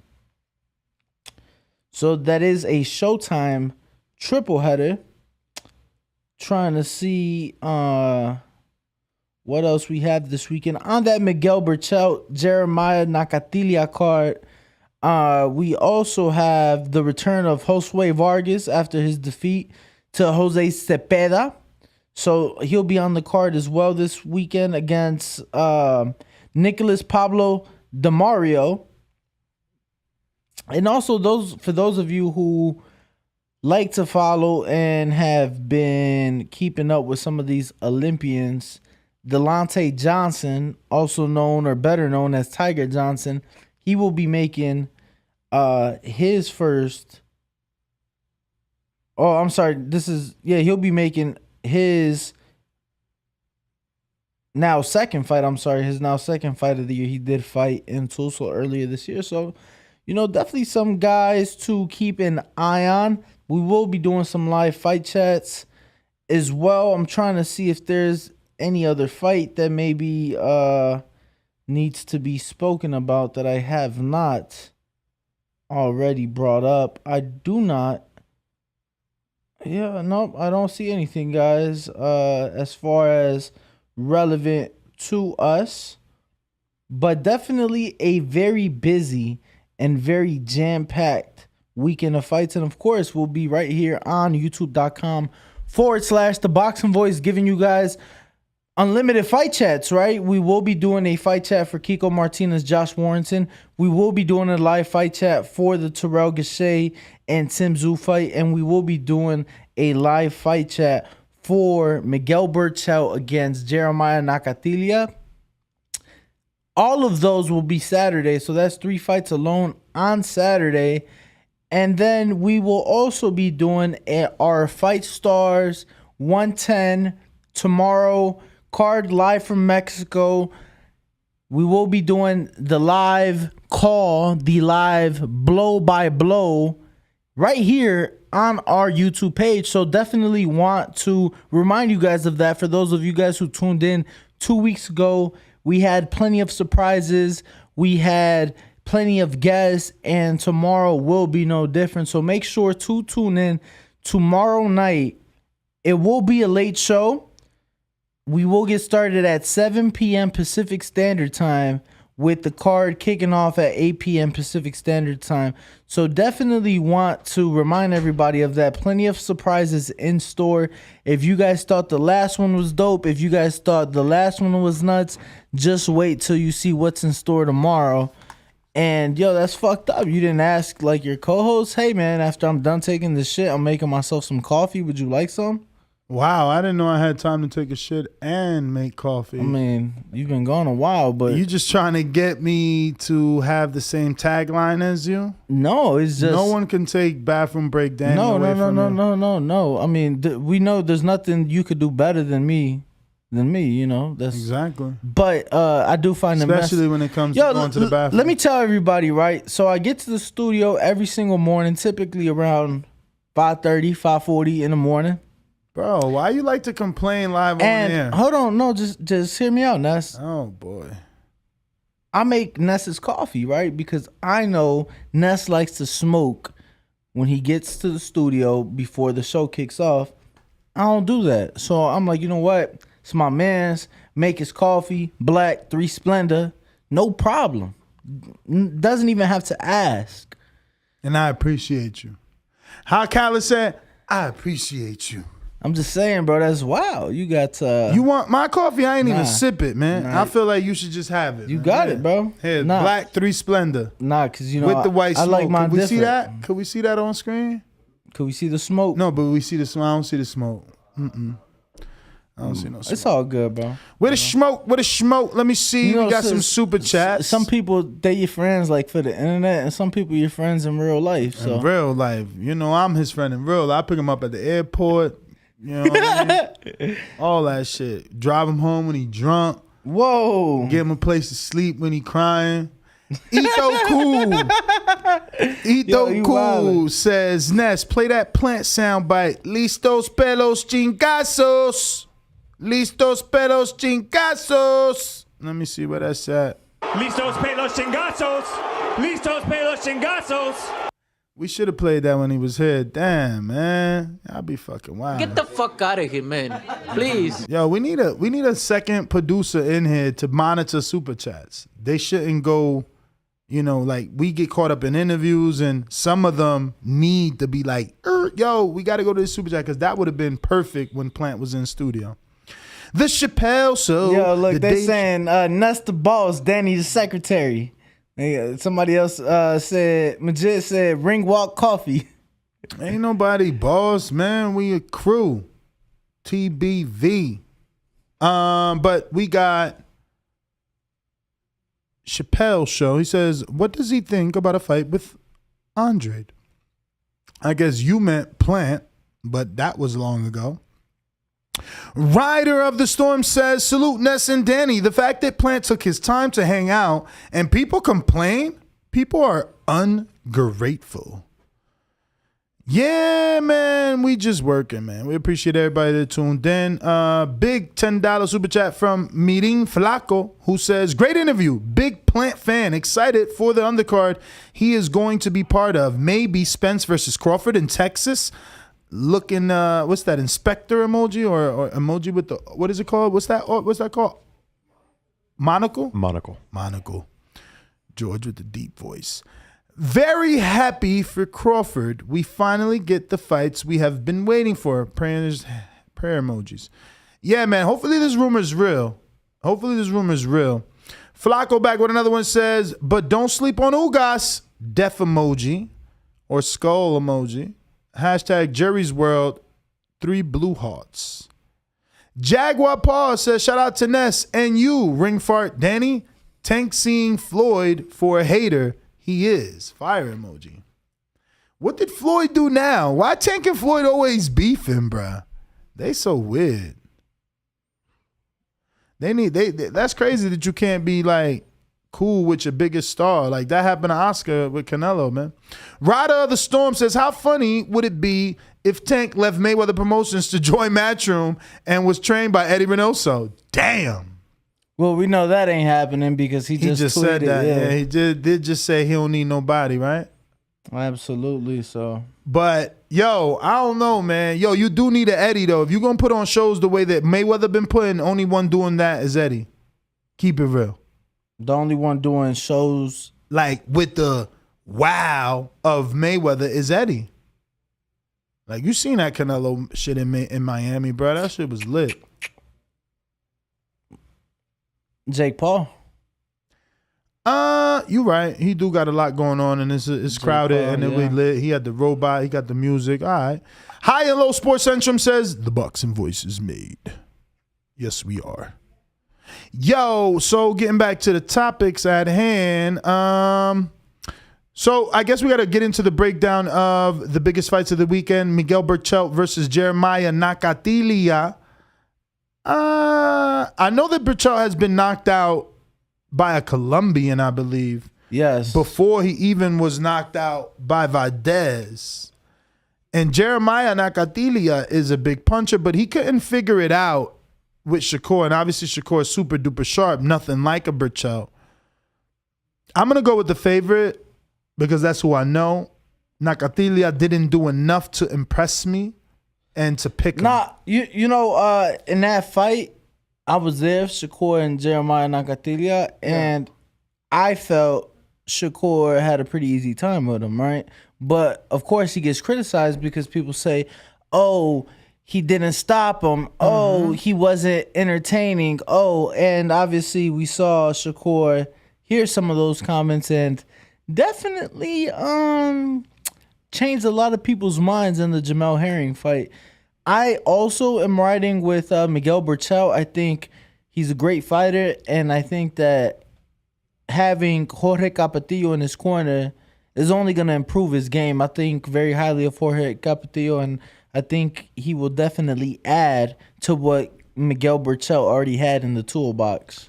Bruh, I'm still trying to decipher Tank's tweet. Like, my contract up, that's why they want me to fight this clown so bad. Like, I don't even get what that means. Is he trying to say, like, if he fights that guy, it re-up his contract? Like, I'm not sure. Like, is that the last fight that Showtime was paying for? So that's why he's saying, I gotta fight this guy? I'm so lost. I'm still running through that tweet and just trying to figure it out. Yeah, I'm not really too sure. It is funny though. Can I get a screen share?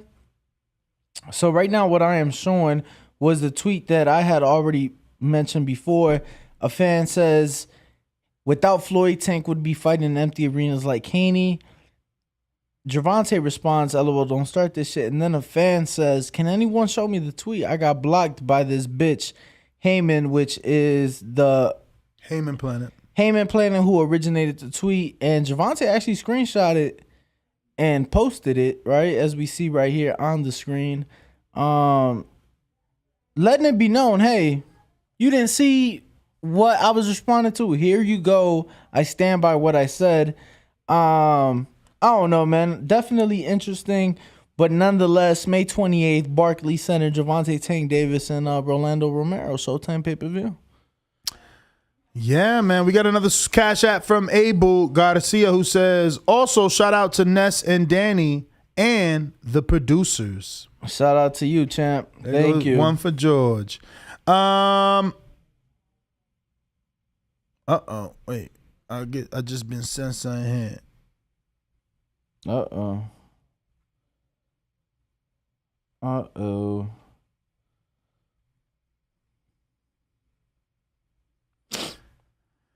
So, I can't screen share this. Yes, I can. Hold on. Yes, I can. No, you can't. Yes, I can. Something. Oh, fudge. What you got, Nash? You got some big news? Go for it, George. Now, everybody knows. Who doesn't know, you don't know. But now you know, because if you need to know, you know, because you got the glow. You got the glow. But it's crazy that he responded to Michelle Rosado. They had a thing one time on Twitter back and forth where he kind of might have disrespected her, I believe. So when he said what he said, the tweet in question, she said, "Oh," he comes right back and is like, "Relax." Did you see what was said after that? Yeah, she was like, "Hey, I'm relaxed, and I buy your pay-per-views, and I picked you to be the biggest star at lightweight. You relax. Laugh out loud." Did you see Gervonta's response to that? Nah, show us. All right, I guess screen share to me. So this is the tweet you just read, right? By boxing is such a gossip. And It's like Gervonta, drama. Gervonta responds by simply saying thank you. Yo, my man made me feel like it was about to be some big shit. We're good on the screen share. I mean, hey yo, and why Susan was at the bottom with love emojis? Was that Susan Klassen at the bottom? No, that was Sean Gibbons with the hearts and the fire. What the fuck? That's Manny Pacquiao's manager, y'all. Telling you, man, you got to get on Twitter. Shit is crazy. Yeah, Twitter to me, when it comes to boxing, I just love it, bro. Like, everything pops up on Twitter. Man, it's crazy out in them Twitter streets, I tell you. But I'm picking Burchell and Tiger Johnson, Josue Vargas, Haven Brady Jr. That's about it. What you got? I am also picking Miguel Burchell. You know, as I just got done saying, I'm going to ride with brain fart. I'm gonna ride with Tszyu against Terrell Gausha. Wow, crossing your countrymen, and then he served too, or was that just Jamel? No, if he did, I'm not aware of it, but I don't know. Tszyu. I'm excited really quick just to kind of, I'm sorry, I'm going to backtrack. I said this while you were on the toilet, but I am excited. I am excited to see Tiger Johnson on the Burchell Top Rank card this week. Excuse me, this weekend. Mm-hmm. But yes, moving forward, I actually am intrigued to see Najee Harris. That's tomorrow. That's tomorrow. So we will be watching it on the playback. As I mentioned, once again you were on the toilet, that we will be doing Fight Stars 110 tomorrow night here from studio. It's gonna get crazy. It is gonna get crazy. A lot of surprises. It's gonna be sexy. I spoke to one of our guests earlier. Ooh. And the Puerto Rican princess? Not the Puerto Rican princess, not Cardi B. Or isn't that Erica Mendez? That's Stevie J girl, Jocelyn Hernandez. The fact that we both know that. I'm going. Yo, who wouldn't know the Puerto Rican princess? You telling me you ain't see her shit on World Star? You know you seen that shit on World Star. Get out of here. Every man seen that shit on World Star. I'm going with. Look at George googling World Star right now. I'm going with the upset. I'm riding with Kiko Martinez to upset Josh Warrington. I mean, he the champ. He is the champ. But he should be the underdog. He's old as dirt. How old is he? He's dirt old. Yeah, I don't know. Kiko, let's see here. Kiko is he's 36. 36. Yeah, I remember like watching him get sparked by like Leo, you know. Seems like 7-8 years ago, but I don't think it was quite I think that he long. got sparked by. He fought on the undercard of Darren Barker in Atlantic City at the what was that new casino that Diddy was attached to, like Revolve, Revert, probably Revolt, since Yeah. Does that ring a bell, Revolt? I mean, Revolt is like his music or podcast thing. I don't know, but because you said it. Only reason I asked. But let's see here. I'm trying to think if there's anybody else that who else did you pick on? I feel like you picked one other fight. Oh yeah, Tszyu, Tszyu. I ain't go to Zoo yet because they ain't even on the card. Still on the top rank card. Oh. You don't got your schedule pulled up. You got me using and you ain't there. Yeah, I was. Yeah. We got different schedules. So I picked Tiger Johnson, Josue Vargas. That's who I picked, and Haven Brady. Yeah, man, I'm sticking with the main event. You know. Oh yeah, I hear you. Moving on to Minneapolis, the new PBC home, huh? They're doing a lot of business over there. Seems like they're doing good numbers up there at the Armory because they or keep they're getting going a good back. site fee. Yeah, or they're getting a good site fee. They're doing hella business over there. Hella business. You know, I really like that venue. I would like to go one day. Oh, I have never been, nor have I even looked at it with those I'ma go see 'em eyes. Really haven't. Well, I mean, just from what I've seen, like fighters making their ring walk, what they show, you know, maybe in between fights or whatnot, looks like a church almost or something like that. It looks pretty cool. Take him to church. Yeah. So we making picks. We got Tszyu over Terrell Gausha. I don't know. What's the line looking like for that? Is he a big underdog? I haven't even checked the line, to be honest with you. Man, you out here. Wow. And we're going to have a betting expert on tomorrow at 6:30 a.m., 9:30 Eastern. Join us if you want to make that bread. March 25th, March 26th. We got, where's they at?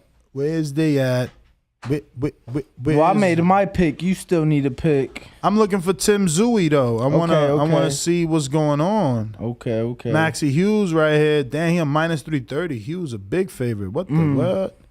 Whoop-de-whoop. What? Kiko. Damn, Kiko, big underdog. What they got him at, champ? Plus 290. Josh Warrington minus 410. Huge favorite. Really quick, we do have a super chat. Brian Guzman, shout out to TBV keeping that pure boxing content coming through. Let's go. You know we love what we do. All right, and remember, every single super chat that you guys say, like, look, we got to pay for Ubers and all that shit. You know what I'm saying? We got to get these guys in here. We got to make it the Breakfast Club of Boxing. Those super chats, those cash apps, that's what that goes to. Ubers, plane tickets, hotels to get these big names in here, man. We need these big names. Big names, big chains, big things. Yo, Felix Straum is back. Can y'all believe that? That's crazy. And he's fighting for the IBO strap. So I'm buying time trying to find this freaking Tszyu. I don't see him out here, man. And I got the glasses on, bro. Where is Zoo? I don't see it. I don't see it. All right, well, whatever. Let me just type it in there. Tszyu.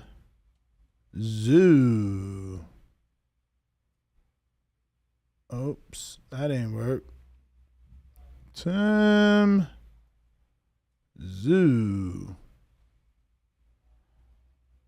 That ain't work either. Am I spelling this dude's name wrong? Let me go to my schedule, bro. Oh, I missed an S.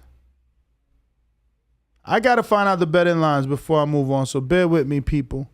Bear with me. All right, let's see if we can find it now. Tszyu, here we go.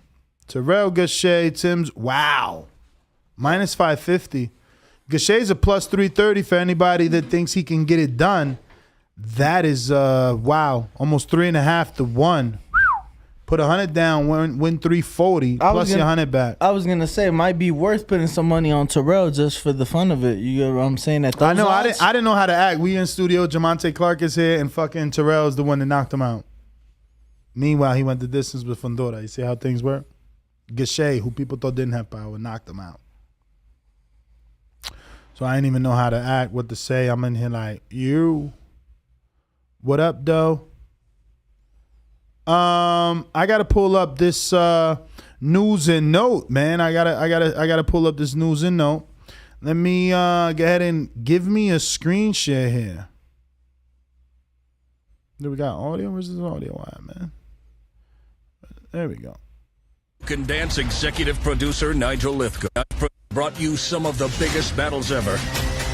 Is teaming up with American Idol and So You Think You Can Dance executive producer Nigel Lithgow on a new program. So You Think You Can Fight. Yo, I think I like this. American Idol, So You Think You Can Dance, American Idol producer is creating So You Think You Can Fight. You got to be 19 years old to 28 in order to sign up. I don't mind this. And if you think you can fight, send us a video. And if you think you can fight, George, send us a video. If you're between the ages of 18 and 28, tell us your name, age, weight, and why you think you can fight. Danny, tell us your name, age, and weight, and why you think you can fight since you beat Machine Gun. You would be perfect for this. Download the Triller app and submit your video with the So You Think You Can Fight hashtag. Yo, that's dope. That's dope. That's how they're getting people to download the app. Wow. Your entry submission has to be via downloading the app and using a hashtag. We bringing boxing back. Yo, listen to Snoop. Get your ass out of here. But I like this. I'm going to watch. Because, I did Border Wars, 13 seasons of Border Wars. Ain't nothing like low-level fights. Like those guys that really never trained and, they're so raw. And then you get that occasional surprise of someone with natural talent. So I always like those low-level, just starting out fights, man. So I'm going to be tuned into this, man. But what do you think about this concept? Could this bring new eyeballs to the sport? Could it attract a new fan base? 19 to 28, that's a pretty young demographic. Yeah, no, definitely 18 to 28. No, it said 19. It said 18. It said 19. It said 18. It said 19. 18 for sure. 19. Okay. 18 on the video, 19 on the tweet. See the tweet? Oh, yeah, you're right. Mm-hmm. I'm gonna go by the video, though. Yeah. So I'm right. But, yeah, no, I personally never saw, because this is for Triad, right? Triad. Yeah, I never saw. Did you watch the Triad? I got in the ring, man. They gave me. You were down there in Dallas? I was in the one in Miami. Chilling like a villain in Miami. What'd you think of it? Brutal. Word? Brutal. Word? Massive blood. I know Errol was Crazy. there in Dallas. I'm talking about that much blood. That much blood.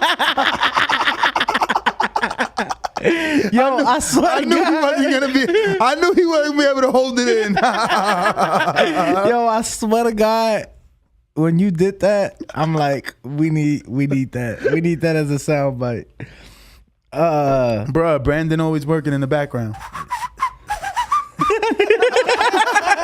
Yo, why your laugh? His laugh almost on par with the soundbite.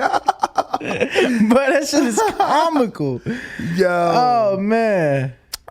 Speaking of comedy, it was something that yesterday I didn't even get to tell you that I was at the Aria in the business center. Guess with who? With who? That's not a guess. Well, I know you were in the meeting.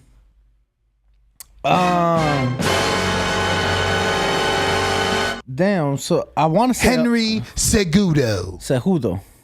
Oh, that's why I didn't tell you, because I don't even know his last name. He's an MMA guy, right? Yeah. He's mad short, bro. Cauliflower ears for days. Bro, it seems like every MMA fighter has those cauliflower ears. That's crazy, bro. I wouldn't even take that sport up just because of the ears. Like, why am I going to sacrifice my ears like that? And then what's my lady going to say? Like, no, thank you. You're serious? You're serious? Absolutely serious, brother. Will not have me looking like hamburger ears. Nah, Henry Cejudo, bad man. Two division champ. I hear, man. I hear that two division champion. Obviously he was on the Mike Tyson. Co-host for Mike. He was a co-host for Mike. He said he wants to come on and talk some boxing with us. Really? Yeah. I know he's a big fan of the sport, so definitely. He's got a show called, I think, Triple C. Cool name. I know that's his nickname too. So yeah, it's called like Triple C and a Schmo. Okay, yeah. So shout out to him and the Schmo. Mm-hmm. But that'd be dope, bro. Having him in studio. He had a little back and forth online with Ryan, right? Didn't him and Garcia? Ryan? Yeah, didn't him and Ryan? Oh, is this the guy that Ryan was trying to get a crossover fight with? Man, Ryan's such a fucking bullshitter, bro. He's got a media workout on Tuesday. I was even like, yo, let me see, should we go to San Diego? I'm like, I ain't gonna stop the show to go see Ryan, man. No disrespect. I like his mom. We cool, but like, I can't stop work to go see Ryan. You said Tuesday? Tuesday. I mean, is it early? Like, is the media workout early? 11:30, I think. Oh, we could get out there. Nah. We would have to After end the morning show? super early. We would have to Nah, I end the ended at 8, you know? JSX our way over there, and you got to play it. Yeah, right there. That was, you know? Damn, new strains out.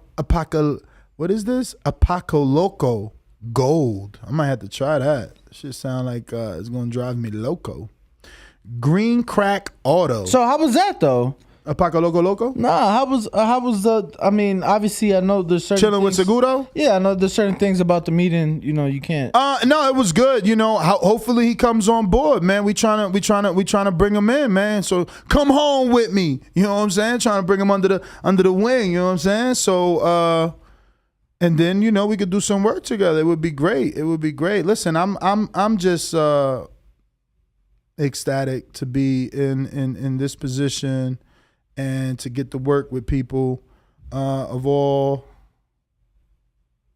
different genres, right? Like it's like I told him, you know, I could post him on my, you know, community when he goes live, and vice versa. And it's just, you know, the networking, you know, him coming on my show, like he suggested that, and I'm like, yeah, that's for sure. He's like, yeah, you could come on mine. I'm like, nah, I don't do that shit. He's like, yo, I could tell you don't like MMA, man. Nah, you tripping, bro. Nah, you tripping. The exposure? No, you tripping. The exposure? I ain't no sellout. The exposure? I ain't no sellout. Nah, I'm fucking with you. You tripping, my boy. Nah, I'll bring you on. If you go, because I think you say that because you know MMA. Yeah, but obviously if he No, I hear you, but you've probably never done an interview where you didn't know enough. So you've never been in that an awkward situation. Like, why would I want to put myself like on a MMA podcast and then like, you know what I'm saying, be there just like, oh yeah, bro. But what I'm saying is, think about, put me on a Mike Tyson podcast. Let me do my thing on boxing. But think about boxing, man. We want to talk boxing. That's my intro. You don't remember that? Here we go. No. No, you don't remember that. Okay. No, you don't. You don't remember it. You remember it? Nope. You don't? Nope. You don't? I do not. You sure? Positive. You sure? Like Magic Johnson's it's positive. I gotta do a Foreman. I gotta at least do a Foreman. You don't know about that. I'm coming back. I gotta at least do a Foreman. Nah, we ain't gonna hit y'all with that, man. We ain't gonna hit y'all with that right now. But anyway, we was talking Henry and shit, and man, it was pretty cool. I never expected him to be that short, you know. He's doing his thing though, you know. He's no longer Mike's co-host, because he's working, you know, on his brand. He's training out in Phoenix. Okay. Yeah, he's got some fighters he trains in Phoenix, and yeah, man. Hopefully we get him on the show, you know, and expand. Did you see that Eric Morales and Orlando Solito are gonna be fighting? Yeah, exhibition. Are you excited? I'm kinda sure, on some nostalgic Mexicano shit. You know, for me, it's cool getting to watch guys live that I didn't get the chance to watch growing up because of my age. You know, I go back and I watch a lot of old fights. You know, I watch fights that. You know, I like watching old fights, but, you know, I remember Chavez Sr. Remember, what was that, last year they did it, and Chavez Sr., who the fuck did he fight? But Chavez Sr. fought somebody. That was when, the same day, I want to say, fuck. Anyway, Chavez Sr. had an exhibition, and that exhibition was like an all-out war, like one better than 95% of boxing fights today. You know, because they were actually throwing down. I forget who it is that he had the exhibition against, but they were actually throwing down. And, you know, George Arce? Yes. And to me, that was like... Well, actually, Jorge. Yeah, Jorge Arce. I'm over here reading English. Yeah, but, you know, to me, that's the cool part with some of these exhibitions with, you know, the legends. That's the cool part about it, that some of these guys I didn't get to watch, man. So that's how I feel. Like, that's why I didn't mind the whole Roy Mike shit. Perfect example. I love Roy. Love Roy. You know, Mike, obviously, of course, but... You know, that wasn't as entertaining, but it was still cool to see. To me, it was still really cool to see. You know, but that's that, bro. So as far as like those exhibitions are concerned, that's why I like them for reasons like that. You know, for sure. So yeah, you know, let me get to these topics. Then moving things along, we got number 3. Andy Ruiz doubles down on his fight with Luis Ortiz. He took to his Twitter and verified Instagram and posted the same post asking his fans, and I quote, "How many of my fans would like to see this fight happen?" And yo, if we pull up those comments, no one's hating. And he was clear as day. He's like, how many of my fans would like to see this fight on pay-per-view? And it was only one of our listeners, shout out to Andre Dakota, who showed up in the comment section that I seen at that time that said, ain't nobody want this shit on pay-per-view. But other than that, Andy got some pretty good reception on his post with a possible fight with Andy, with Luis Ortiz, and a lot of verified accounts last time I checked. Danny Garcia, let me get a screen share. He's got a comment there, and obviously you can see he says, love this fight, right? Then we got Jesse Vargas. He likes this fight. The manager of Luis Ortiz, of course he likes this fight. Keem the Dream in Florida, he likes this fight. But not our very own Just Dre, who happens to be Andre Dakota. XFit Boxing, this is a trainer out of Roselle. He likes this fight. Shout out to XFit Boxing. T Money in San Antonio, he likes this fight. He said he'll buy it. Verified accounts that I don't know. Let's Go, 3 fire emoji. Baby Bash, the rapper, 2 fire emojis with 63 likes. So that's 63 likes endorsing Baby Bash, saying that he likes it, they like it too. And just like this one, whoever this guy is, he's got 61 likes. Right. You know what I mean? So there are a lot of people that like this. Look, Hermano, I'm there, 42 likes. You know, would love it, but he would play the game. Keep scrolling down. I think I see somebody. Wow, Austin Rivers. Who's that? Son of Doc Rivers, NBA basketball player. Okay. So Austin is an NBA basketball player. His father's a longtime legendary Hall of Fame coach. Yo, this ain't Tempo, right? No, all right. It's a Mexicano. But yeah, he got hella love on this shit. Unless he deleting the negative, everybody is feeling this fight. And I ain't gonna front, I'm feeling this fight. Obviously, I wanted this a little bit, maybe a year ago, 8 months ago, but it ain't that old or sell past this date. Maybe people gonna say that Luis Ortiz is slightly old or something like that, but I still like this fight. And I'm gonna just keep scrolling, man. There's no real hate here, man. It's crazy. Yeah, no. What's your thoughts on this one? I like the fight. You know, I like the fight. We good, George. I like the fight. I think King Kong Ortiz is past, you know, his prime, but Andy hasn't been very active himself. Mm-hmm. You know, he took the loss to AJ after, you know, the huge upset win. I like the fight. I think it's a fight that both men could benefit from, right?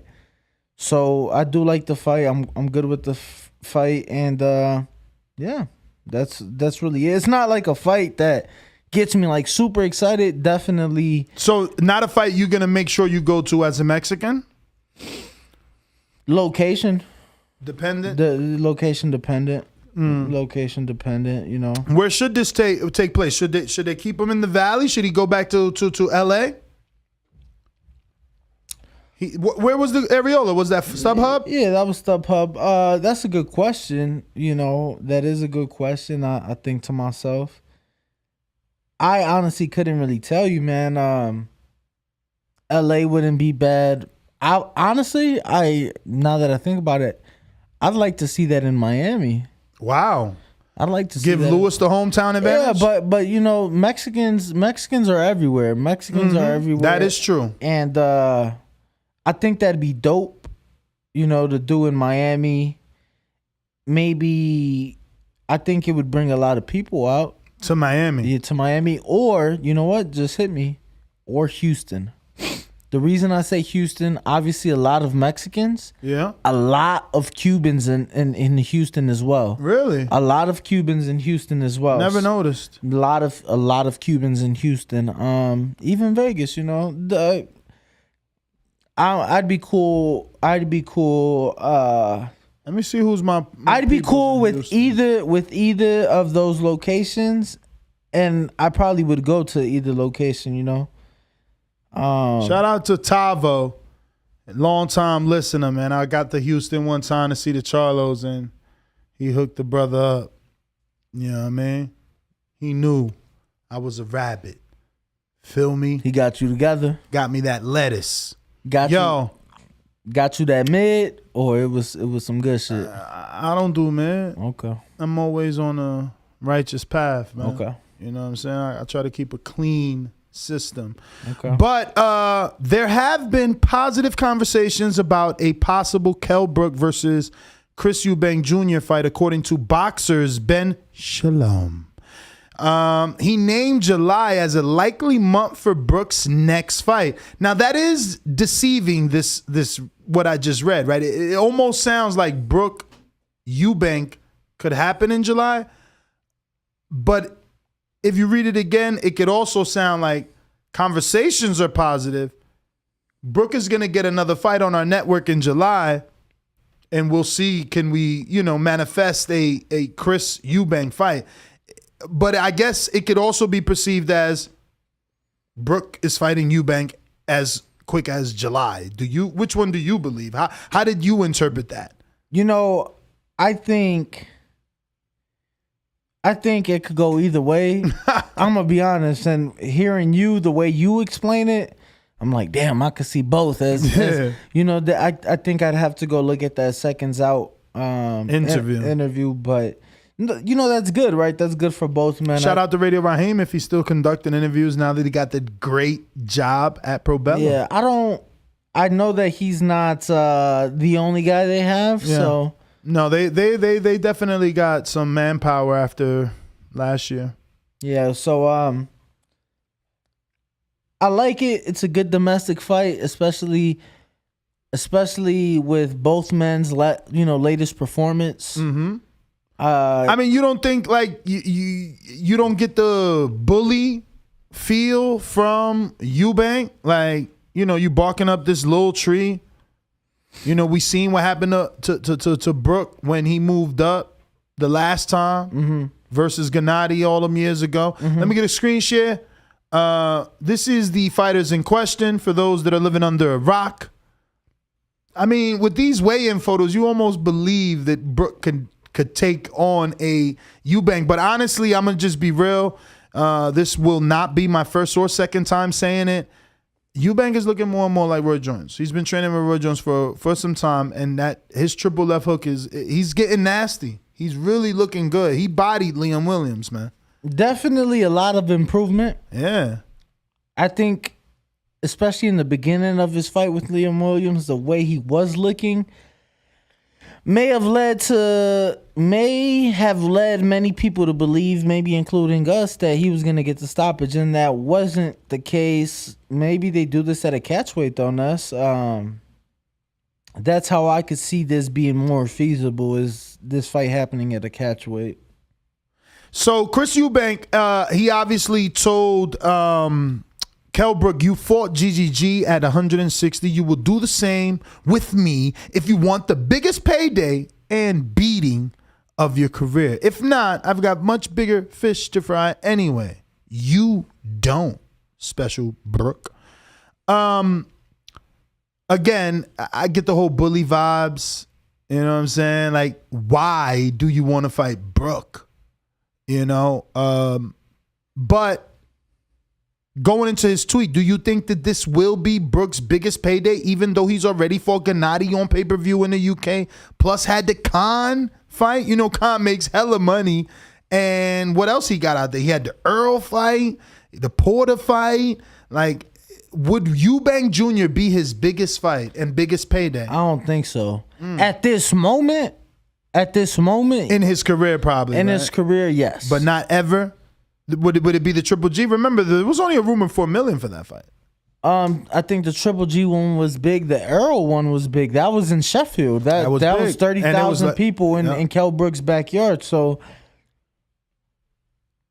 you know, that was big. So, but at this point in his career, I do think this is probably the biggest fight he can get, right? Coming off that Amir Khan fight, which did very well. So I prefer the Conor Benn fight. Conor Benn is actually fighting Chris Van Heerden, common opponent with Errol Spence Jr.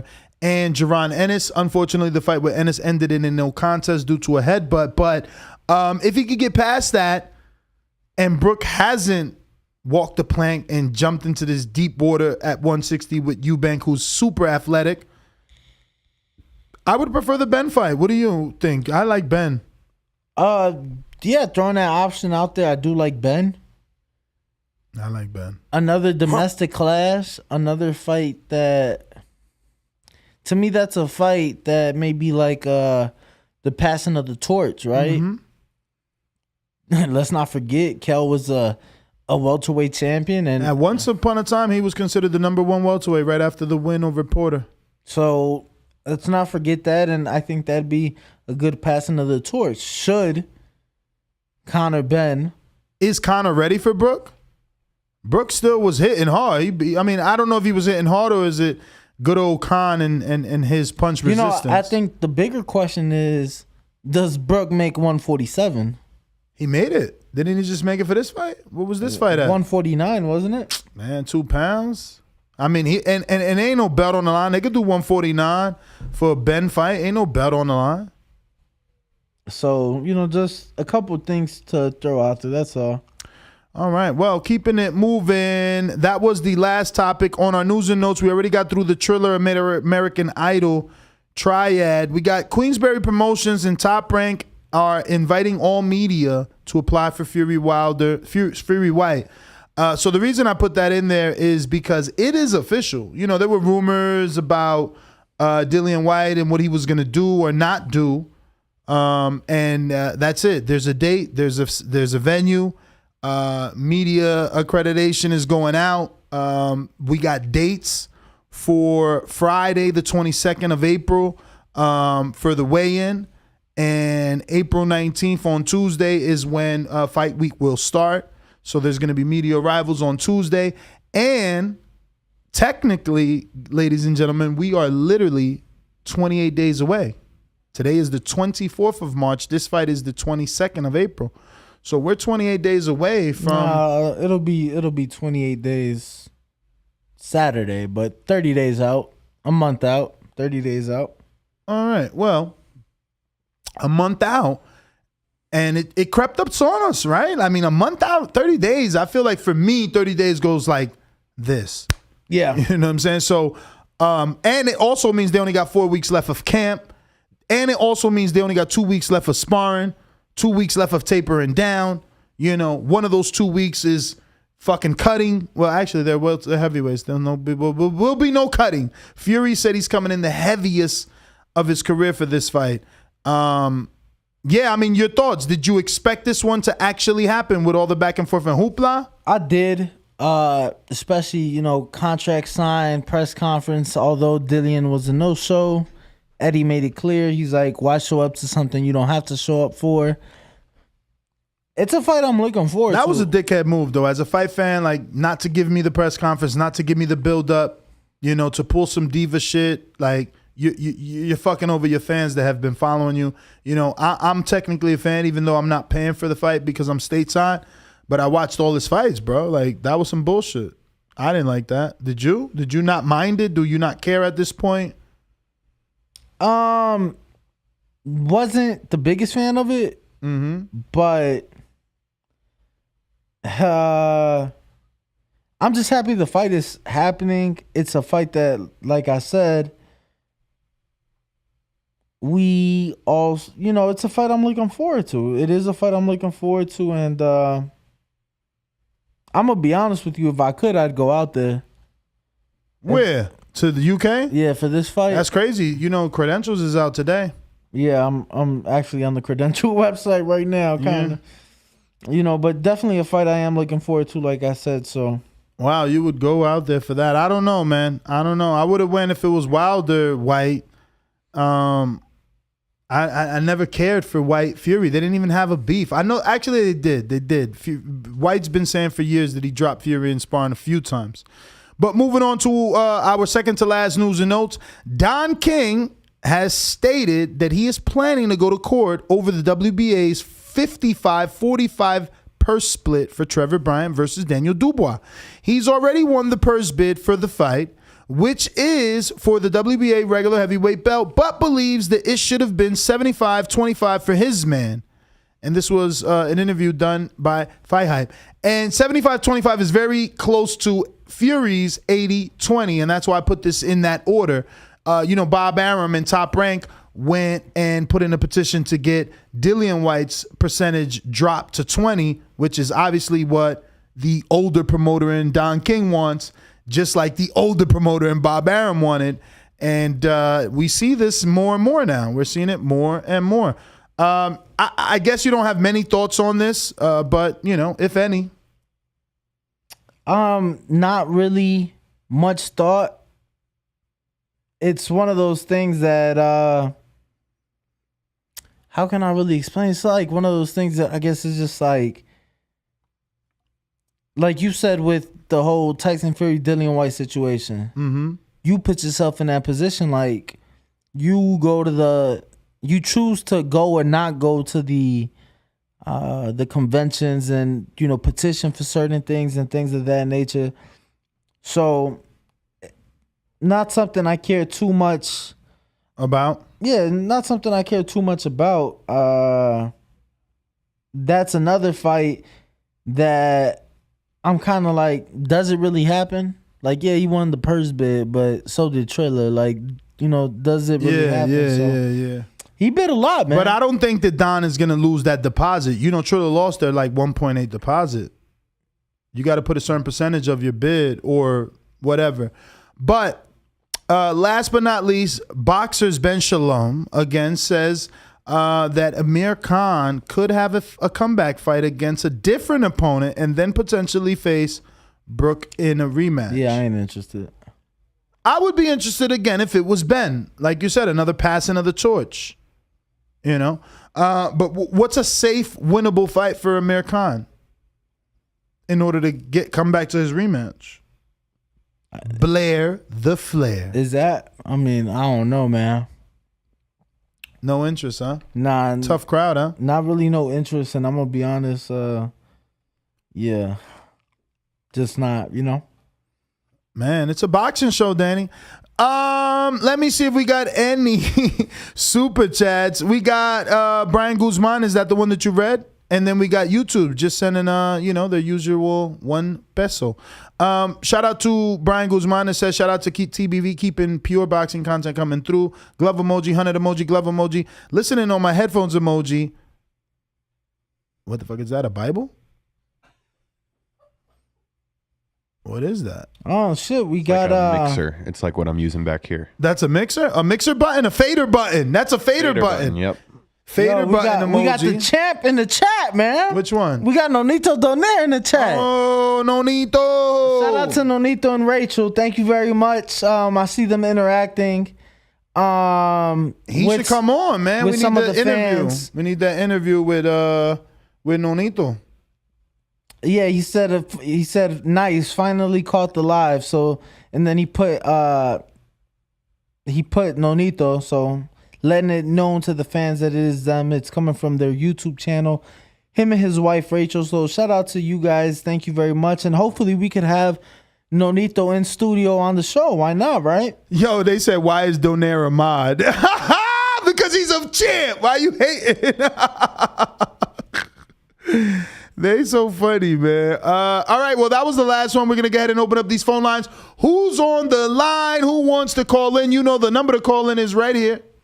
My hands 425-569-5241. 1-425-569-5241. Don't forget, you could also add Nestor Gibbs. We're not going to say that anymore because we got 12 days left of that old stuff. What we are going to say is join us on Discord, where everyone who used to be on the other place talks about the new place and how good the sound is, how good the functionality is. And the more of you that are there, we can boost up our server, and then we can actually put videos and bigger photos and GIFs in there, man, because I hate that I can't just drop in a GIF. Champ, we'll send you a message. We'll send you the Champ said let's schedule it. Yeah, we'll reach out to you on Instagram, Nonito. We'll definitely reach out, so just keep an eye out for your Instagram DMs. We'll be reaching out soon. Yes. Definitely would love to have you and your wife in studio. In studio. We could send you an Uber. Where they at? In California? In California. We could fly them out. That ain't no problem. Oh, wow. Big spender here. We ain't get them super chats. This month's been low. We need them super chats because, look, Nonito needs a flight. JSX, right? We going out to King Amin in Essex, but right after these messages, let's see who's in my age, you know? Who used to watch Saturday morning cartoons? You remember that? Not Danny. He's too young. George? No? I'm younger than Danny. What? I'm 23. Damn. Champ, what kind of beard products you use? What the fuck? George's beard is nice. Yo, my man. What? You don't look old, but I guess Not Danny's right. It is the beard. Then it must be the beard. Don't you got a producer camera? Yeah, I just didn't turn it on for this show. You know, I typically don't get a chance to do your guys' show, so if you give me a second here, I'll get it pulled up. Let's see. Let's show the face of George. Ness, is it possible to add the Discord link to the chat for people to, head on over to Discord? Of course. He's a very small, scared man. Of course. A horse is a horse. Up. Hold on. Oh, George. This guy. Yo, so actually Nonito says that they're in Vegas, even better. Oh, even better. Perfect. Let's get you in here mañana. We only have one guest tomorrow in the morning, I think. Or none in the morning, I think right? we have one in the morning. Who's on the docket? Let me go back and check. In the meantime, though, we got King Boxing Pound for Pound that says, Danny, you're a Notre Dame fan? I am a Notre Dame fan, die hard. So you been to some games? Yeah, bro. Actually, I went last year. They played in Chicago. Okay. So they do you went back home. They do like one game a year in a neutral site. And so last year I happened to be in Chicago. It also happened to be like the day after my mom's birthday. So went out there and checked it out. This year they play in Vegas, so I'm excited for that. To watch them here in Vegas. But that's going to be crazy. You ever been to the Allegiance for outside of boxing? There was no boxing yet. No boxing. I've never been to Allegiant Stadium. Tyson Fury Wilder was supposed to happen there. It was. I've never been to Allegiant Stadium, period. So. Wow. Let me real quick. Fat $20 super chat from my Jimbe that says, for Nonito, please come on the show, champ. Glove emoji. So there you go, champ. They want you on TBV, the boxing voice of the people. There is no equal. If you want to call in, you know the number 1-425-569-5241. Let's go. We're going to go out to King Amin in Essex right now. Remember to rate us 5 stars on iTunes. Subscribe to youtube.com/theboxingvoice for the latest and greatest interviews with your favorite fighters.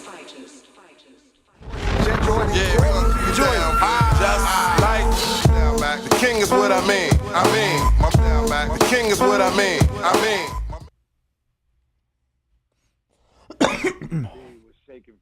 What up? Turn him up a little bit, George. That's as high as he goes. Really? Turn me up in the headphones, son. Wow, that sounds so low. Are you using some sort of Bluetooth or something, I mean? Yeah, I got my hands tied on 2 seconds. Let me take that off. That shit's extremely low. Super low. That's like That's better? no. Nah? No. It's George. That's as high as I can go. That's as high as he can go. Go for it. I mean, Dan, that's just super low. I don't understand why it's that low. All right, well, let me see if I can use that fake rapper voice of mine and let it project a little bit. Ooh. So- Yeah, calling on Skype, I mean, it's just too low. Mad Bet 100, let me see if it's a Blog Talk thing. Use Discord, I mean. Hello. Damn, you low too. So it's definitely a studio thing, Mad Bet 100. Use Discord. That's why we pushing you out of Discord. This is why. See, Blog Talk always has its issues. Skype also has its issues. Discord is just like amazing. No issues. Safe and sound. I don't know why that sounds so low today. But we got a couple people raising their hands on Discord. I see James Benitez there.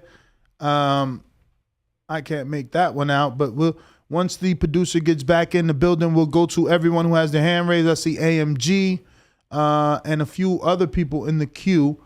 We'll go right to you in just a second. I see, you just joined us on Skype. You should migrate to Blog Talk as a co-host, lead by example, all that great shit. But now we got 3 engineers in here trying to work it out. We need access to like a camera so we can be like, look at these guys. Yeah. In the meantime, though, look these guys. Just because we did speak on oh, there they go. 3 people working on the show. That was a dope. I like that one. I was looking into it just because we did bring up the Tyson Fury and Dillian Whyte. This guy's looking up flights, hotels, and tickets. No, I did look at some of the fight tickets though. Cheap, mind you. Over 90,000 people are expected at Wembley Stadium. It's still a lot of empty seats in the blue. So the event sold out. These are all resale. Can we get a screen share of Danny's computer to show the bowl and all the available tickets? Yes. Is that one ticket or is that a section?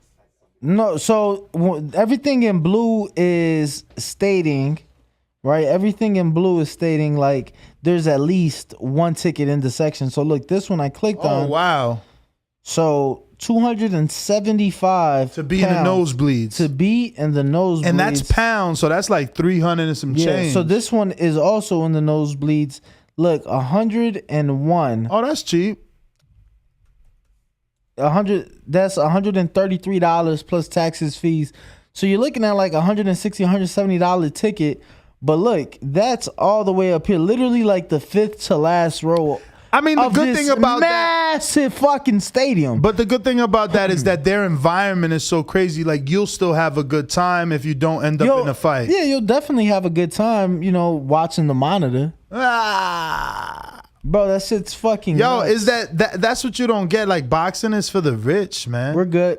Boxing is for the rich, bro. They be tripping, man. They don't.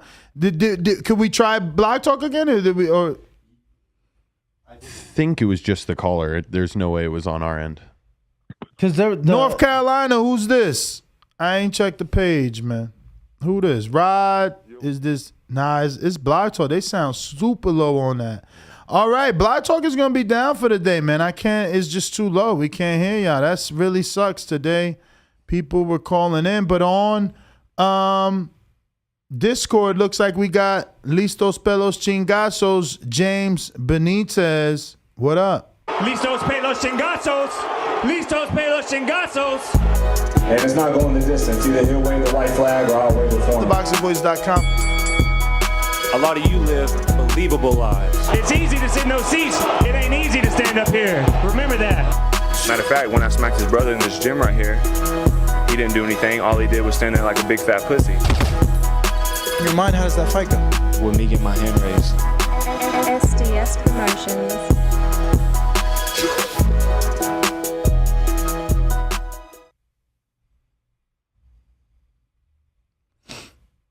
You got to click on 90 James. seconds. James.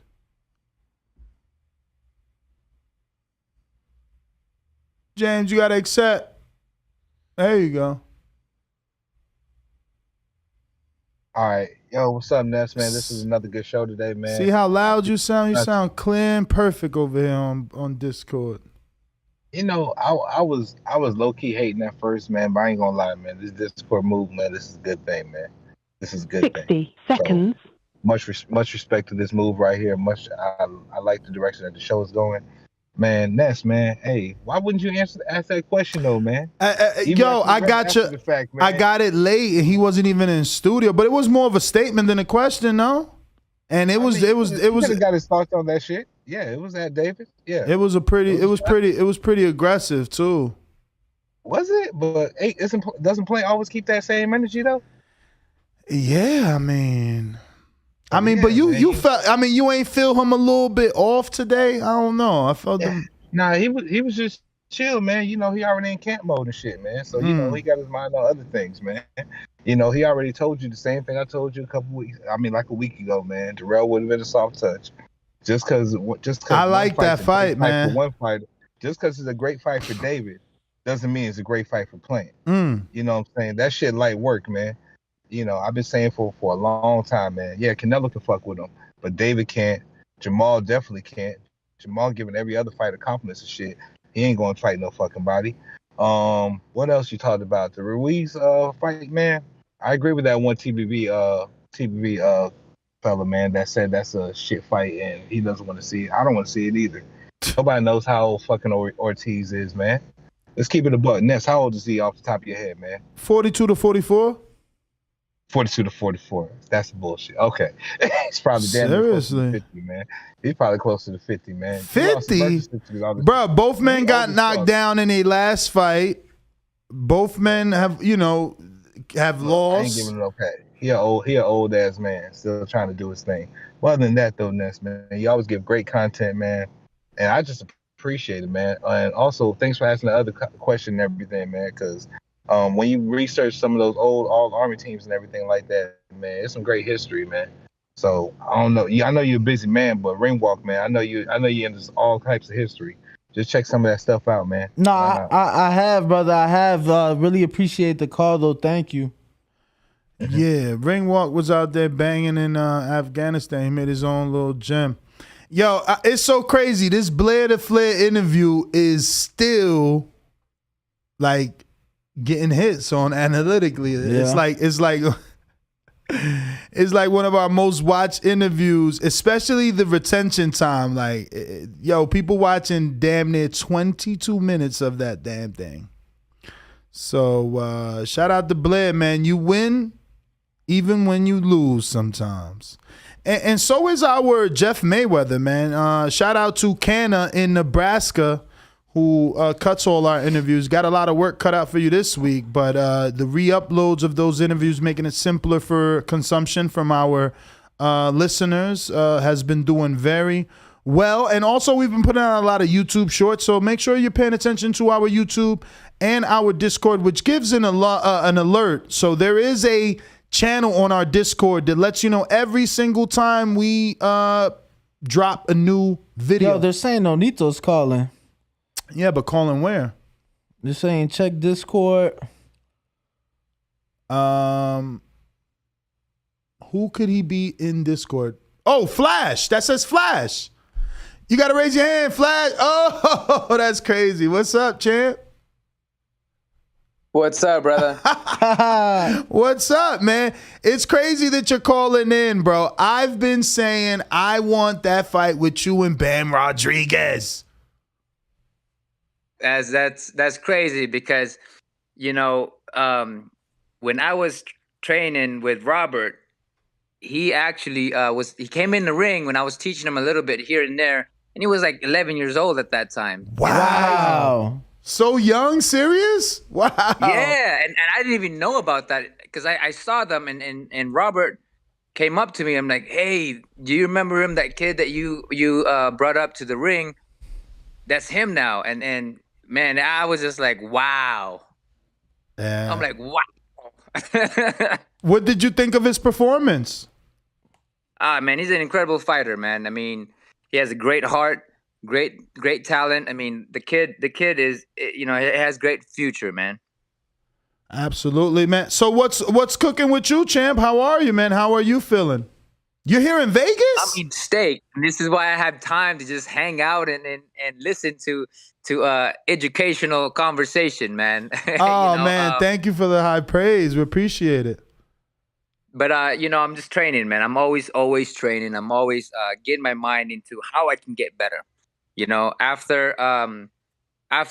After what I've been through in 2009 and where I want to become, or who I want to become, and where I'm going, in the last 2 fights has been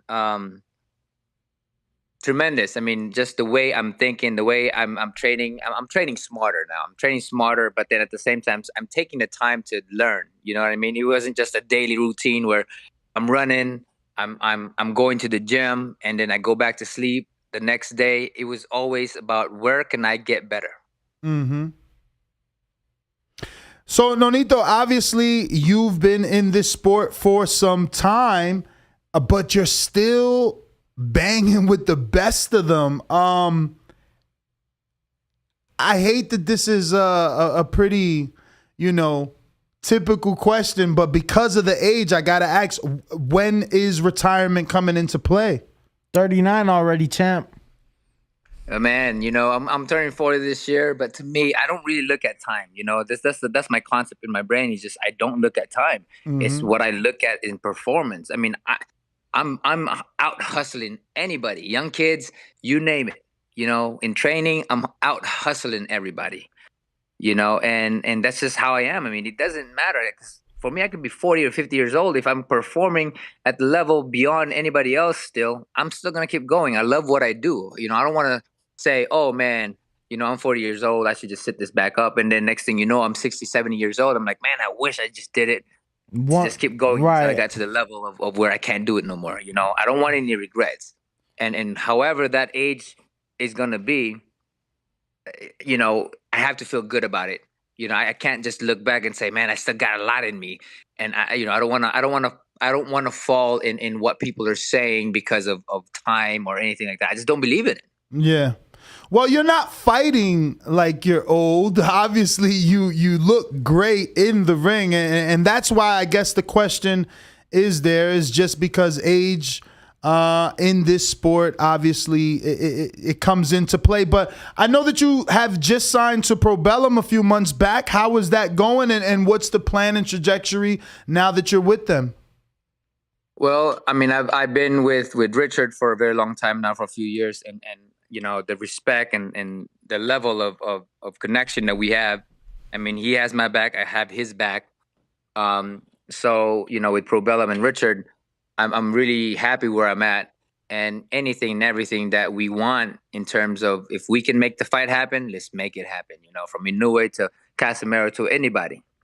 That's what we like to hear, champ. A lot of people, they'll just say, I'll fight whoever they put in front of me. I know you are one of those people, but we like to hear the names. Yeah. Because as Ness brought up, he's been fantasizing over that Bam Rodriguez fight between you and him.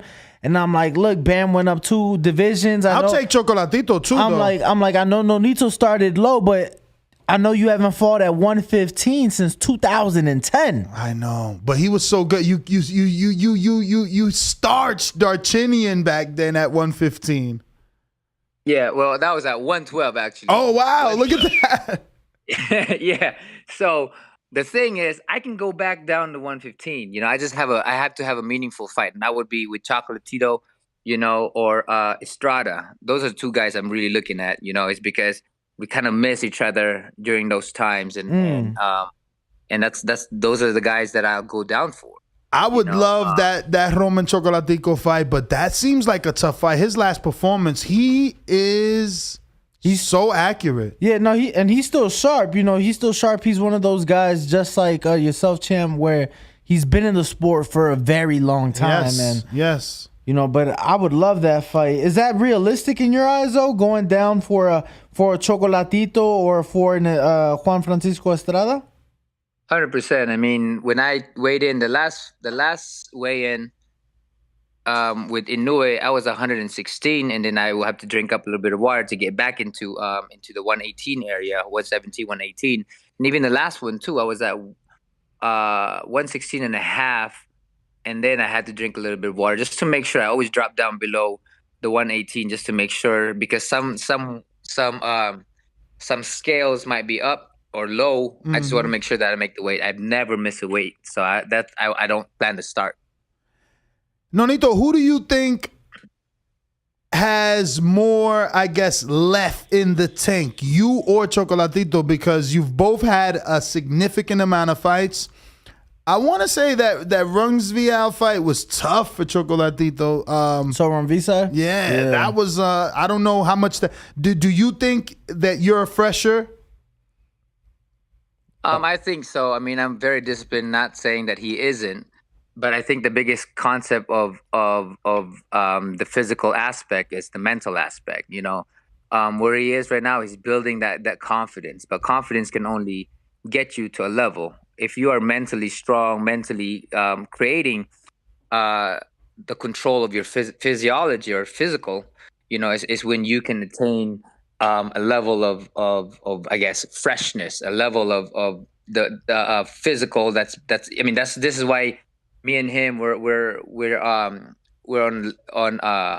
performing really well, you know. And I think that for him, he's starting to realize as well in that mental aspect that time doesn't exist in a way when you know you get caught up with time if you start believing in it. That's pretty much what it is. I mean, for me, that's how I am in my way of fighting in terms of training. You know, I out hustle everybody in the gym, you know, or running or whatever it may be. But I believe that I'm more fresher or more rejuvenated because of the way I think, the way I am mentally, and just the way I am in researching what I have to eat, what I should be eating in terms of my scientific finding, in terms of like blood testing to see what food really works for your body. You know, so I've done a lot of those tests, not just the physical aspect of learning, but as well as the scientific level of what needs to be fed in my body that my body will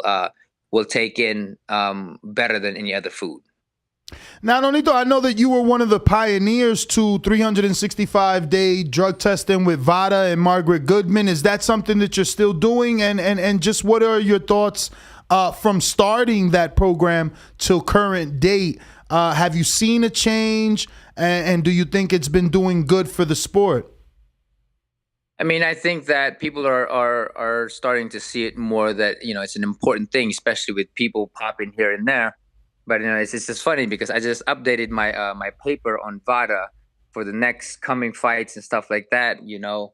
And I'm always here because I want to prove to everybody that you don't need any other stuff to get going. You don't need any other stuff to you know, just got to believe in yourself, man, and train hard. That's pretty much what it is. And some people just, you know, don't feel confident in themselves that they take that route, you know, and it's unfortunate.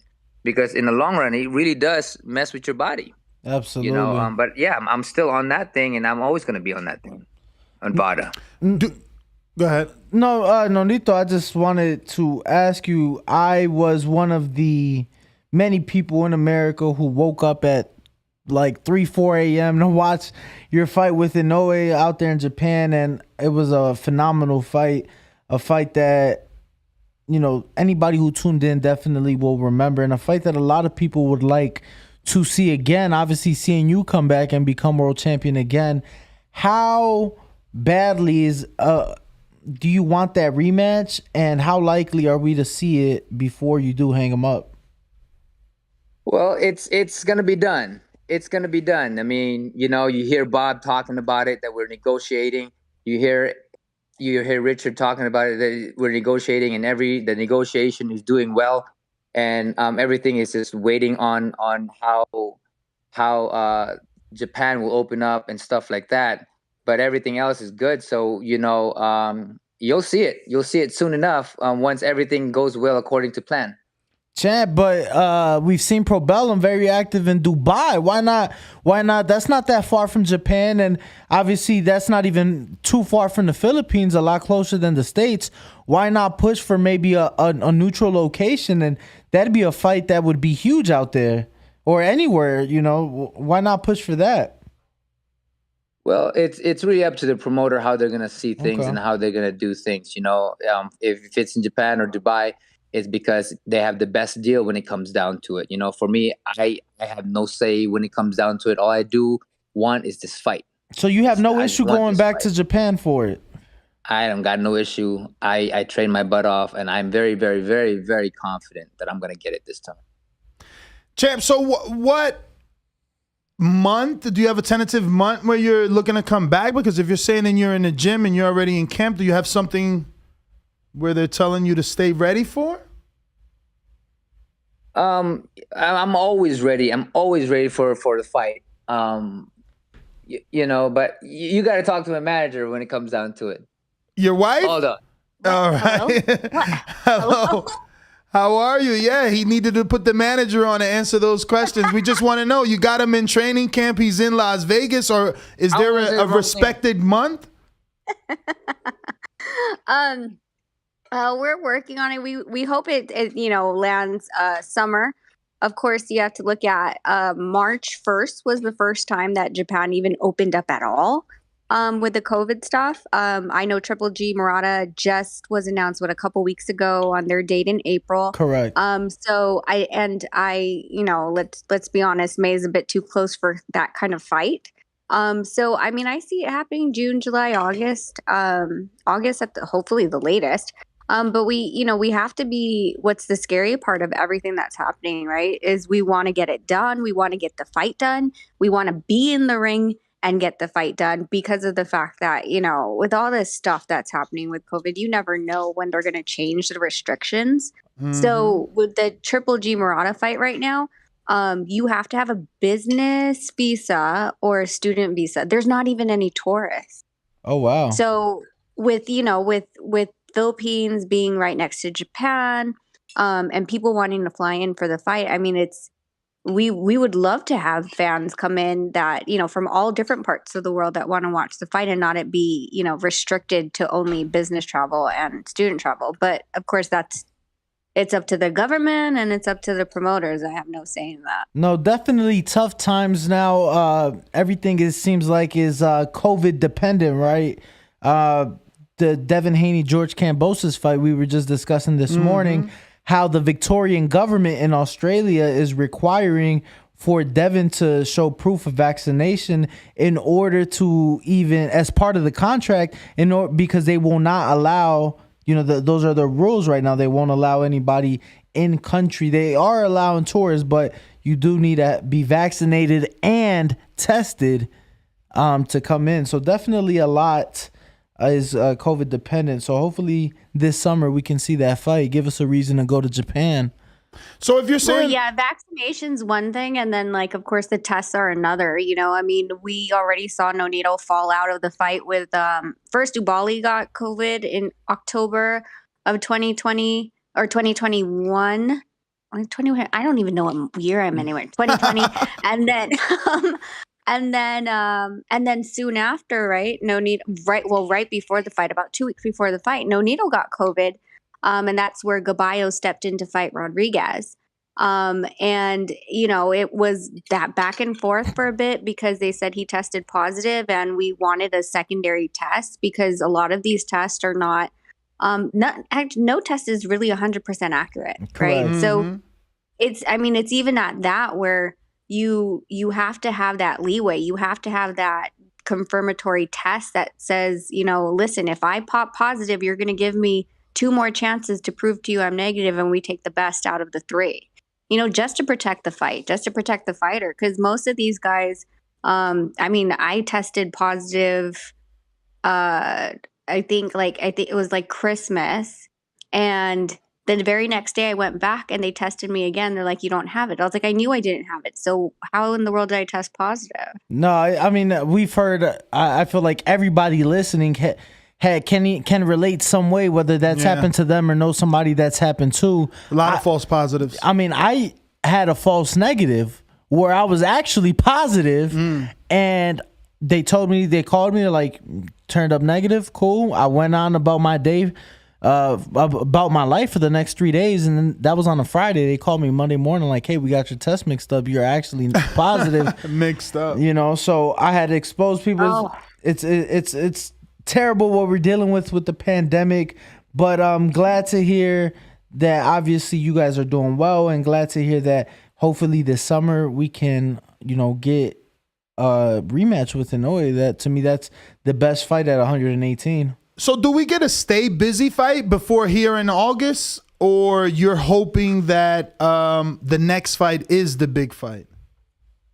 Well, for me, I'm always ready, man. So it doesn't matter to me. You know, I'd want to go right in. You know, when a negotiation is finished, you know, I'm good to go. I'm good to go. You know, I'm ready to go at any moment in time. Again, I want the best fight out there. You know, this is who I've been, and I've always been this way. I want to fight the best out there, and you know, we're making it happen.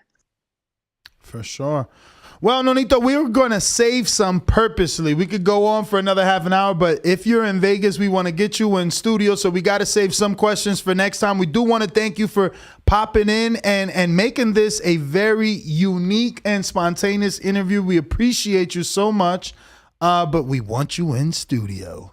That's right, man. I'll be there. You know, you let me know. Again, appreciate this conversation. Just this is what it's all about. You know, just knowledge of fighters and you know and all of that stuff. I mean, a lot of fighters or a lot of fans appreciate this kind of things to be able to be given the knowledge that you guys have. You know, and the guests coming in and all of that stuff, and just the thought of and the conversation. You know, I love that. So I appreciate you guys for that. No, definitely. We appreciate you, champ. And like I'm sure you guys heard, saw you in the comments interacting with the fans. You know, that's what it's all about. Yeah, man. And that was amazing. You know, that we're forever grateful, and thank you very much, obviously, for taking time, yourself and Rachel as well, taking time out of your day to, you know, talk to us, and we'll have you in studio shortly.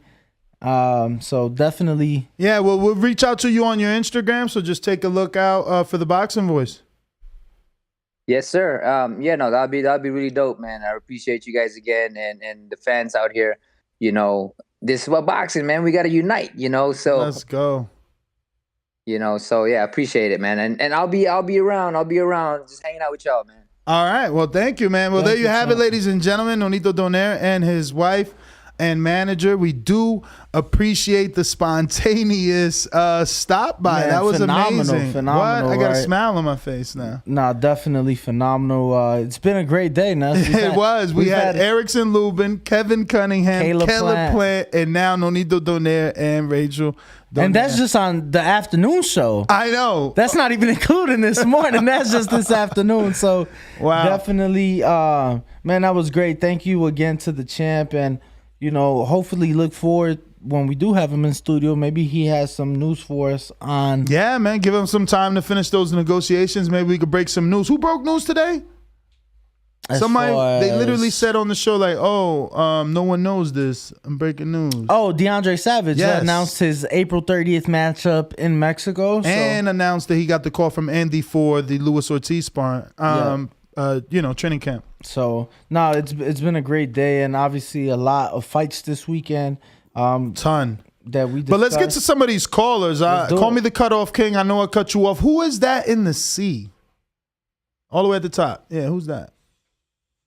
Oh, Cigar Out. That's my Gene Bet. What up, my Gene Bet? Shout out to my Gene Bet. Sent in $20 fat because he wanted Nonito, and you definitely got him. He heard your super chat, champ. Yeah, what up? What up? What's up, New Jersey? Not much, man. Cold as fuck. Is it still cold out there? Yo, Ness, I'm really just calling, brother, because I hear you talking about strains and blah, blah, blah, this and that. Did you take a look at what I sent you? Oh, you're talking about the vape thing. I actually took a look at it today. I had my son. I was eating breakfast after I left the show. And I had my son Google it for me. It's $285, champ. I know. It's worth it, though. Oh, yeah. Bro, it's free to smoke out of, like, Raws. Why would I pay $285 for a contraption? You're trying to smoke in studio. You trying to smoke in studio. I'm telling you that it dissipates quickly. There's no smell afterwards. I don't know because one of my producers has a vape. Was Ryan's a Da Vinci? Yeah. And he says you still smell it. Of course. So now you're telling the truth. For a limited time. Ness, I'm telling you, it's worth it. All right? I'm not gonna throw you some bullshit. Yo, I washed my own car today, man. $285. That's a lot of money. You guys are crazy. I'm cheap. You gotta do what you gotta do. And real quick though, so I finally was able to catch the morning show. Yeah. Those numbers that Gorbe, it's not. Yeah, that they're doing. That they're doing. You talking about Eric Morales? Yeah, Eric Morales and Antonio Barrera. I mean, bro, I've been telling you this for what, 3-4 years now. You need La Voz del Boxeo. Yeah, but Danny, we just found Danny who could speak Spanish. We got to test you ain't him. just find me, but I mean, you just started showing your love for podcasting. He's more of an interviewer. And today, if we would have had the cameras rolling in the BTS, he actually said he's aspiring to be an in-ring commentator.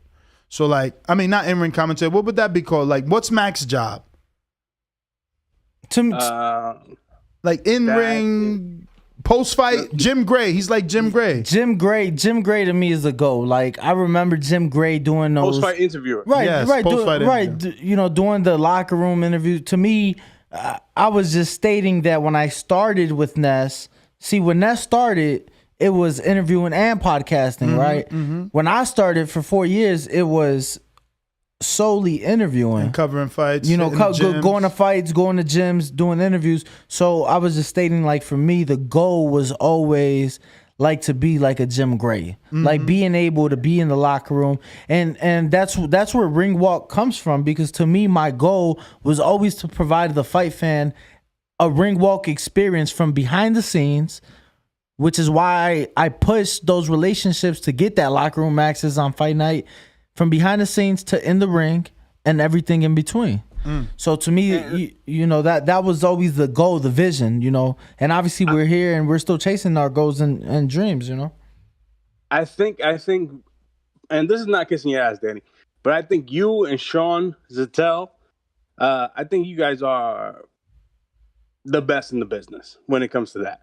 I think you will get there one day, but I also understand that there's a need and there's a void to fill, and you and somebody else, I don't know who, but y'all need to do something, man. I mean, it's been there for years, and you guys are finally seeing how big of an audience the Latino market is. Yeah. No, for me, I just don't know that even if we started talking Spanish, we're going to do those type of dumb numbers. Is crazy. Yeah, obviously those numbers have a lot attached to it. You don't start there, though, with anything. No, of course not. Of course not. But still, they doing like Joe Rogan numbers. Yeah, no, they're doing good numbers. Yeah. And obviously you have a former world champ. You have a legend. They're legends. You have a legend. They're legends. Oh, yeah. Their availability or their access to other big names is a lot easier. They had Julio Cesar Chavez on there. Of course, it's a lot easier. But I'm fluent. We'll get there when we're their age. No, hold on. Y'all just had Nonito Donaire, a Hall of Famer for sure. Hall of Famer. That's why we want him in studio. That's why we want him in studio. Oh, Ness, and you are such a casual. You never heard about that damn BAM training story with Nah, I didn't hear about that till today. Bro, you I'm so glad that you're getting on the smaller weight divisions. Bro, man, me too. I've been watching the smaller weight. You guys wasn't even around when Nonito fought Darchinian. Get out of here, bro. Oh, you didn't watch that live? Last thing, yes, I did. Last thing, Danny, you said that you've never seen somebody get knocked out the ring and come back in. If you don't remember, Joel Casamayor, Katsidis knocked out Joel Casamayor out of the ring. Casamayor came back in to stop him. I think it was like 10th or 11th. See, that's a fight. That's a fight I gotta go check out. Great fight.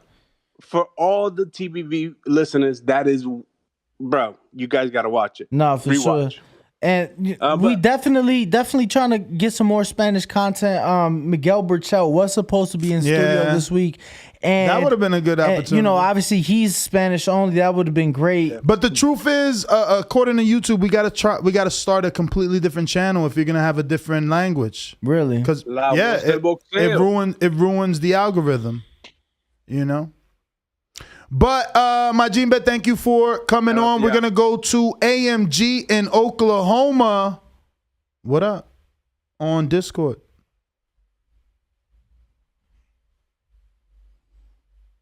Yo, what's up, guys? You guys hear me? Loud and clear, brother. Nice. Awesome show, guys. Thank you. Appreciate you.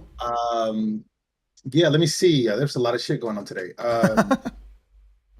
Andy Ruiz and Ortiz. I can't remember who called in saying that he's old. I mean, but he's been old, right? He's been old for like 10 years already. So yeah, that ain't really no thing. I wouldn't pay pay-per-view. I want to watch the fight, but I definitely won't pay for it. Who else? All the interviews, great interviews.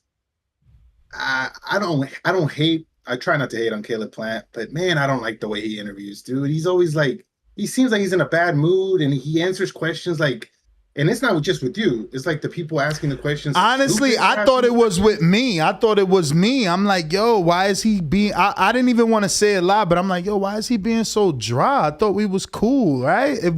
I did get that feeling. To me, that's how he was with every reporter during the Canelo buildup. Really? It's like, hey, stupid, why you asking me that question? This is the way he answers it. It's fucking rude.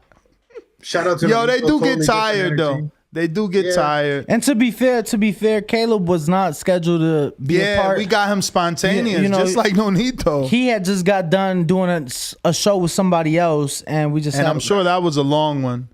You know, and right, that's fair. Shout out to Nonito though, great energy. Definitely shout out to Nonito. Yeah, man. Who's actually still listening? And everybody that is listening, please make sure to go subscribe to him and his wife's Rachel's channel. It is called Beyond the Ring, right? Yes, Beyond the Ring with Nonito and Rachel. Yeah, so right after you do that, subscribe to us. You know, just in case you aren't subscribed. You know, it helps with the visibility of the show. Yo, lastly, just real quick, if you ever need a translator, man, hit me up. No pocho here. Like I speak it fluently and everything. No pocho here either, brother, but we do appreciate it. Yeah, promise you. Right. No, hey, we might take you up on that offer. This way, Danny can be more a part of the interview versus because I've translated. Let before, me tell you, that it's a full-time job. It is difficult for me.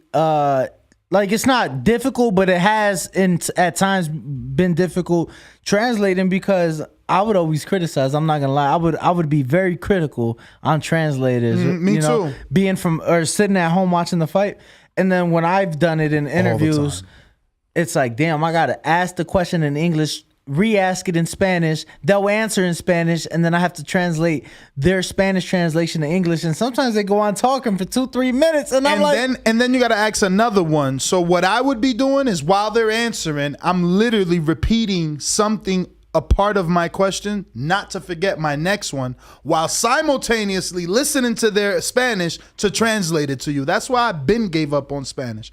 I prefer to have a sit-in translator, so that we just relax and let him do the translation. Yeah, but like I've told you, and somebody brought it up earlier, it does get tricky with translators because it just happened to me the other day at the Canelo press conference. I'm like, yo, that's not what he said. And it happened twice in like a 2-minute span. And I'm like, yo, that's not what he said. So, you know, Jose from Canada, who listens to the show, he's a big friend and supporter of the show and a friend of Jerry Ayala, but I feel like he does the worst job. I think Bernardo Suna's pretty good. I love Bernardo, and then there was a chick that would translate for Canelo, and she was spot on with her translation. The only thing I hated about it, she would start translating while he was still talking. So it's like you're talking. Yeah, because some people don't like to forget. Because if I let you talk and you happen to go for 5 minutes, how the hell am I going to remember all that? You either stop them and translate what they have said. Yeah, translate a part. I've seen translators do that. Or you write the shit down. I think she had a little notepad, actually. Yeah, and she does. Some of them do. And she does, you know, but it's like, it's kind of shitty, bro, because like I said, they're talking over the fucking pound for pound star, in this case Canelo. But in any case, it's like, let them finish talking. That's my opinion. But appreciate the call, bro. And I do appreciate your words and your compliment. Thank you. And you know, Sean Zettel is really the one who introduced me to Ness. So shout out to Sean as well. You know, we're out here just grinding, man. Just trying to. We got to get Sean in studio, man. Absolutely. You know, him and Sean Porter, which. Damn, I got to text Sean because he asked me, yo, when y'all getting me in studio? Yeah, text him. Next week, we free. I think I got Info Joe, if you're in there. Someone teach Info Joe how to raise his hand. Next up is Mr. PBC. Is that who you're going to? Mr. PBC. Premier Boxing Champions presents Mr. PBC, baby. Anybody think they see some flaws in my game? Call out. Hey, Buzz, stop crying, nigga. Join the team. Our Haymon is a blessing to the sport of boxing. The sun is shining, the checks stay signing. Fuck Top Rank. Good job, Al Haymon. Last time I checked, unification's Trump mandatory. Cause Al Haymon and PBC offered me something bigger. Show me the money. I guess I gotta be like everybody else and saying Al Haymon. I can quit my job now, baby. SDS Promotions. PBC, baby. Yo, can you hear me? Perfect. Yeah, man, shout out to Bud for understanding what's really needed to be done. You really can't let a dog get too far, especially a game dog. He's going to get lost, and it's time for him to be home. We got our water and all the food he needs over here. We're going to get the fights happening. Shout out to Bob Arum for keeping his true colors. And usually, you know, he likes to keep it red, white, and blue, his certain style. Old version, the golden age. But I'm excited that Bud's over at PBC, man. Me and the Bud boys, we've united. I got the Big Fish boys, you know. I started the big, I didn't really start them, but I messed with them. Now we're all family now. Sorry about that. Go ahead. Yep, go ahead. Yo, what's that background noise you had over there at PBC? Man, I don't know what's going on. This Discord ain't Nah. It was Ness. Discord. That was my phone. Ness. Don't let him get blaming Discord already. Let me finish my call, man. You guys had a lot of interviews on here, but god damn. I mean, I literally did a whole thing today. But shout out to Bud. What do you think, Ness? I mean, he's finally did what we needed him to do, if this is true. And, you know, me and the Bud boys, we're red, black, and blue. I'm happy for him, man. I hope this is true. You know, this is what I wanted. I want him to face Earl, even though I still believe Earl looks like he does steroids. But, you know, that's just me. Oh, my God. But I can't wait till the day, man. That's my call. All right. Who's next, George? That shit's so far. Can you zoom that or no? Hawk. Hawk in Maryland. What time is it? What time is it? What time? Hawk in Maryland. Tommy, I can knock you out, man. Holy shit. Good try. Holy TheBoxingVoice.com. Great show. Yes. Dan and Brandon. I'm out. SDS Promotions.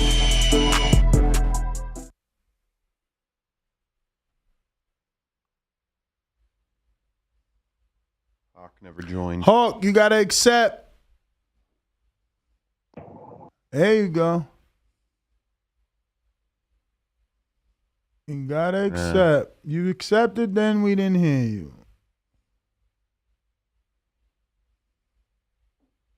Hawk going once.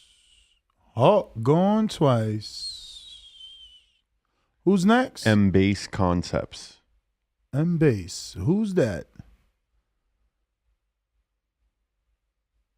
I keep them universal usernames. What's up with these guys with 30 usernames? Y'all don't forget them shits. M-Base. There you go. Who's this? Can you hear me? We do. Okay, you all are kind of low, but I don't know what's up with that. This is my first time using this format. And who was this? This is Steve from Allentown, PA. Hey, Steve. Pleasure to have you on the show. First time calling in? No, I've called in maybe twice before, but they've been spaced out. All right. Well, how are you, brother? Talk to us. Cool. I wanted to go back to the Spence and Bud thing. Mm-hmm. I didn't know what was going on with Bud, man. I just thought he was being obstinate or something when it came to the PBC thing. I just didn't know what was going on. And every time his boy talked, what was that cat's name? Bernie? Mm-hmm. Yeah, every time he talked, he seemed to be bent on sabotaging any chance of anything going on. I mean, he was like super, super negative, and he was always talking down on the Spence team and everything. And I was like, do these cats want to fight, or do they just... I just didn't get where they were going, because they didn't seem like, they really wanted to fight. And now that I hear that this PBC thing is it really happening, or is it just a rumor at this point? It is a rumor at this point, but it's some strong rumors. Oh, okay. All right. Yeah, because I heard it on there was another channel. I think it was Blue Blood that said that it was happening too. So that's a good thing. How do I get the volume up on this? Can your engineers tell me what I'm doing wrong? You sound good to us, so it might be a thing where you got to raise your own volume. You sound perfect. Okay, all right. So this was the fight that I was waiting for. This was my favorite fight, even going way back to Deontay, AJ, and all that stuff. Mm-hmm. I always wanted to see this fight, and so I was, this is what inspired me to call in. I got Spence, but to me it's a close fight. It's like damn near 50-50. I just got Spence based on strength. And also I've seen Bud wobbled a couple of times. I've seen him wobbled with Gamboa way back in the day. And also with who was the dude, the Mean Machine that dropped him? Mm-hmm. Yeah. So and I've never seen Spence in any kind of trouble like that. I've seen him get hit. Kell Brook hit him. But I just haven't seen him wobble like that, in that kind of thing. And I've seen Bud. So I just think that Spence is a stronger fighter. They're both very, very good, very fundamental. Also, Bud, he takes a lot of chances, and that might cost him. I mean, he gets wild sometimes. He takes chances. He starts going to war, puts his chin up in the air, and that's how he got clipped with Mean Machine to me.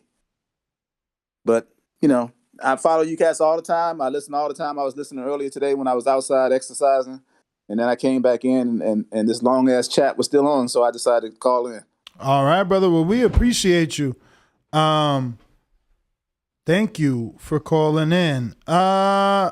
So, I've been sent the tweet, but I'm not sure if this is Photoshop. It looks Photoshopped. Well, while you pull... Yeah, it's definitely not real. Okay, well... It's a fake Michael Coppinger account. Well, I do have some breaking news that I'd like to share with the people. Can I get a screen share?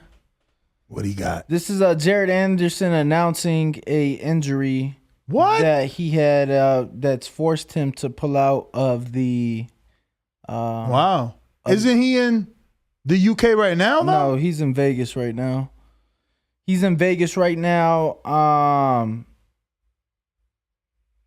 I personally knew about the injury. But I guess there was some hiccups because the injury was supposed to be minor. It was supposed to be minor. He was supposed to be good to go, for that card for April 23rd. So definitely sending our love and wishes with Jared, and hopefully he is able to have a full and fast recovery and come back stronger than ever. All right. Has Info Joe raised that hand? If not, let's go to the next. Best coach alive. Best coach alive. Who is that? Hey. What's up? What's up? From Phoenix, Arizona. All right. Phoenix, Arizona. Talk to us. Yeah, I just want to give you some love. We coming up, Ness. Appreciate it. We are family. We're a community. I'm finally a part. Finally got to talk to you. Thank you, man. I think it's been about a year back, maybe like a year and a half back. I lost the mother of my kids. Oh man, crazy. Sorry to hear that.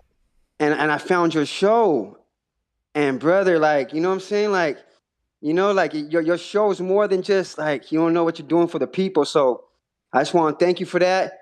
TBV for life. I'm stable now. You know, I got my 2 girls. I'm about to become a Patreon now. So I will be investing into your to your journey because brother we growing. You know, so just thank you for that. Appreciate you, man. And once again, sorry to hear about the passing of your wife and the mother of your children, man. Hopefully, you can find love again. But I'm glad to hear that you have been able to bounce back, man, and you're still tuned into the show. Amazing. Thank you for the kind words, champ. No, you're welcome. You're welcome. You stay blessed, my man. Likewise. Who's next? J-Mac. J-Mac. Do you think it's the real J-Mac? New Orleans. I'm in the ocean. You say you the big fish. I'm looking for you. Maybe the Spence get his tail out his butt and he'll fight me. You are watching a master at work. Target practice, baby. When I stop him, y'all gonna say he was too weak. Ocean big in the motherfucker, man. We ain't gonna be able to fire your punk ass out. You wanna bet? You bet 100,000 on that. Let's bet $1 million. I'll break your fucking neck. J-Mac, New Orleans. Don't like what I said, nigga? Do something fucking about it. No. Give me the towel. Give me the towel. SDS promotion. Get ready for the back attack.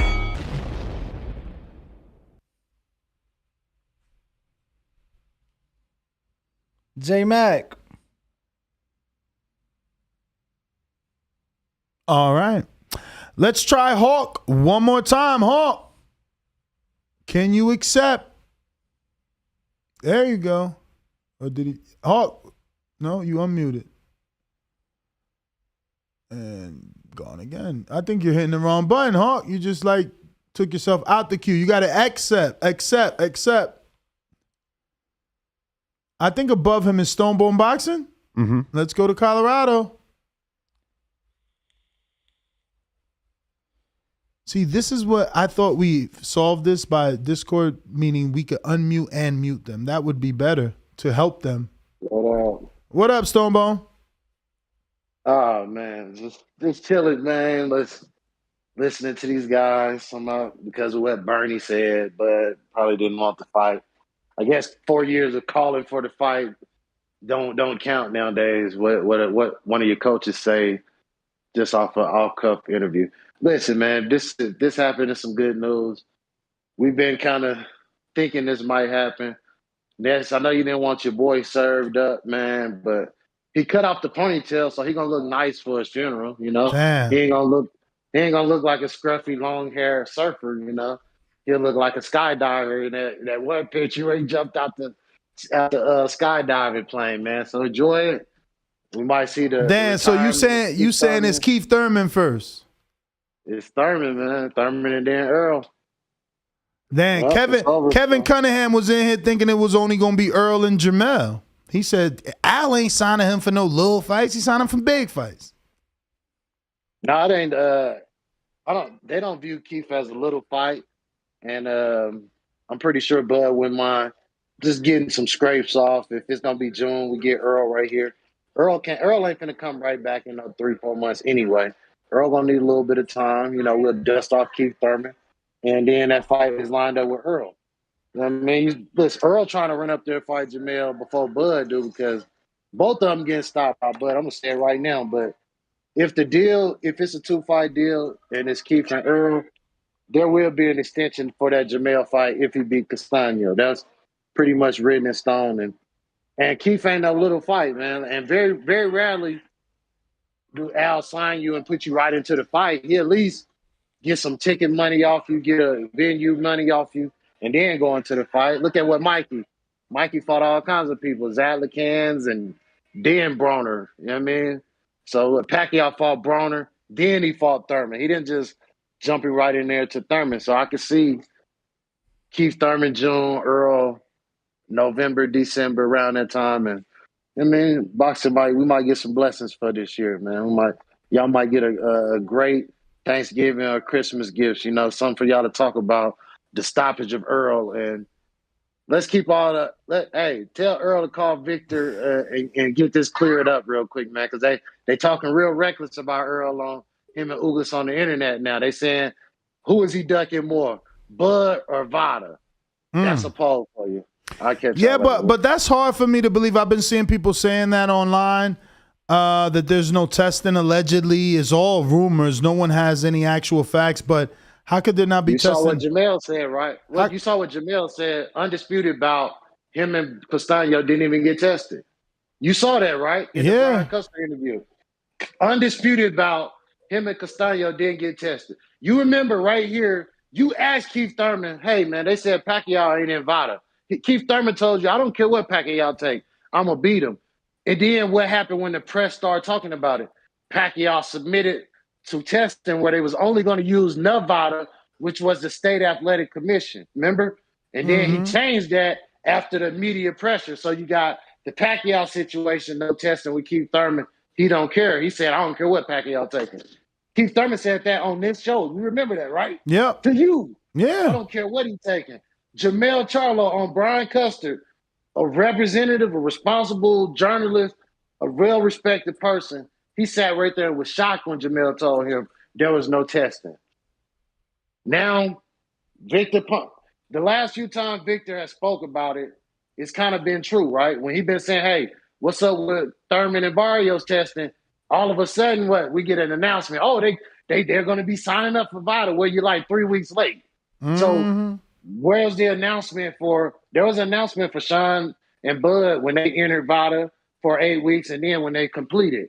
We haven't seen an announcement for Earl yet. So that's where those rumors are coming from. Victor Congress said, hey, why is there secrets going on? Normally I can get this information and I can't. And he was on Twitter going back and forth with people about it. He was saying, I ain't saying he's dirty. I'm just saying everybody else, we're putting them on Front Street. Now all of a sudden, I'm barely getting information 4 or 5 weeks out and guys is barely even not being even tested. So that's hard. You know what I mean? Jamel, that's undisputed, man. That's undisputed. And he said they didn't get tested. What the hell is going on here, man? But all right, man, I'll catch y'all later. All right. We're going back to J-Mac, who seems to be ready. Really quick, just to make sure I didn't misunderstand him. So I know that Jamel saying that him and Castaño didn't have to test him for the first one, but who was the whole Victor Conti questioning the testing, and who was he referring to? Was that Earl or Jamel? No, Earl and Ugas. I don't know. I put it in the Skype chat. I'm gonna see if I can put it in this chat. But just pull up Victor Conti Twitter, and it's on his Twitter where he's saying Ugas and Earl. It should be public if they're clean. Why isn't there testing? There's a whole back and forth dialogue between Victor Conte, friends, and other people in media and fans talking about where's the testing from that. And he's saying he don't see no type of documentation of testing. And he said the fans deserve to know if this fight is clean or not. Why isn't there testing? Just like everybody else, he's able to get documentation saying such and such was tested 12 times or 4 times up to this point. There's none of that for Earl. That's what Victor is saying. Okay, well, according to BoxRec, both Earl and Yordenis Ugas are currently enrolled in VADA.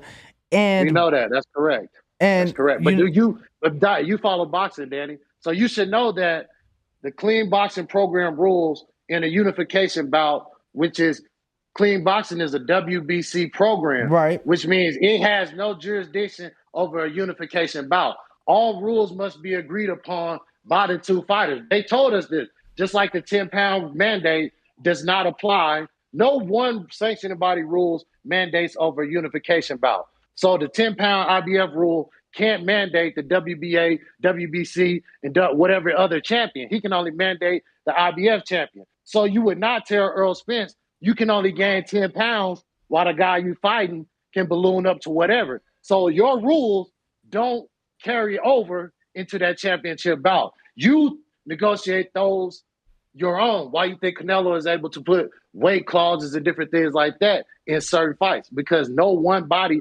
supersedes the other. It's a partnership. You negotiate that. And I don't know if it wasn't negotiated, but Victor Conte, who was in the know, who called out Manny Pacquiao, who called out Keith Thurman, who called out multiple guys, and within 3 days, sometimes 24 hours, guys was coming out signing their paperwork, signing up for VADA. And normally VADA is 8 weeks, 10 weeks. We're 4 weeks out, 5 weeks out. Pacquiao did it in 4 weeks. There are guys who skipping whole months with no testing. That's a problem, and that's all Victor Conte was saying. And he said Ugas is working with Mimi Heredia now, so he's working with a guy that's shady past in there. So he's saying, look, this guy working with Mimi Heredia, this guy ain't got no documentation on tests. What's going on? This is supposed to be a clean sport, a big fight. Let him know something. And for those of you listening, this is a tweet in question. I have pulled it up. It is, there for those of you joining us on youtube.com/The Boxing Voice for there to see. Victor Conte mentioning Errol Spence Jr., Yordenis Ugas, and TGB Promotions. It says, nobody seems to know if VADA is testing for Spence versus Ugas. In my opinion, this should be known publicly. I'm hoping Earl or Yordenis or Tom will let boxing know either way. Thank you in advance for being transparent. Why the secrecy? So that is the tweet. We're good on that, George. That is a tweet, obviously, that you're speaking of right now. So the news broke. Bob Arum finally told Fight Hype that Devin Haney's fight will be on Top Rank in ESPN. There we go. So now y'all know what we was talking about all those days. That's a shocker. No Eddie Hearn. No Eddie Hearn. It will. No DAZN offer. It is a Top Rank and, ESPN offer. I know that. And if Devin takes it, he's signing the Top Rank. Can we tell them the second part then, since the news is out there? What second part? I thought that was the second part yesterday. George, mute us. Can you mute us real quick?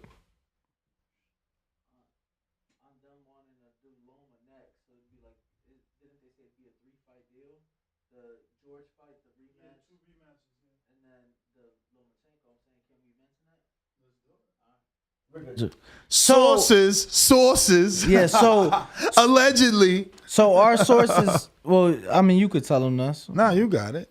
I see the Fight Hype interview right here. So it's like, you know what, is out. Okay, so our sources did inform us that indeed.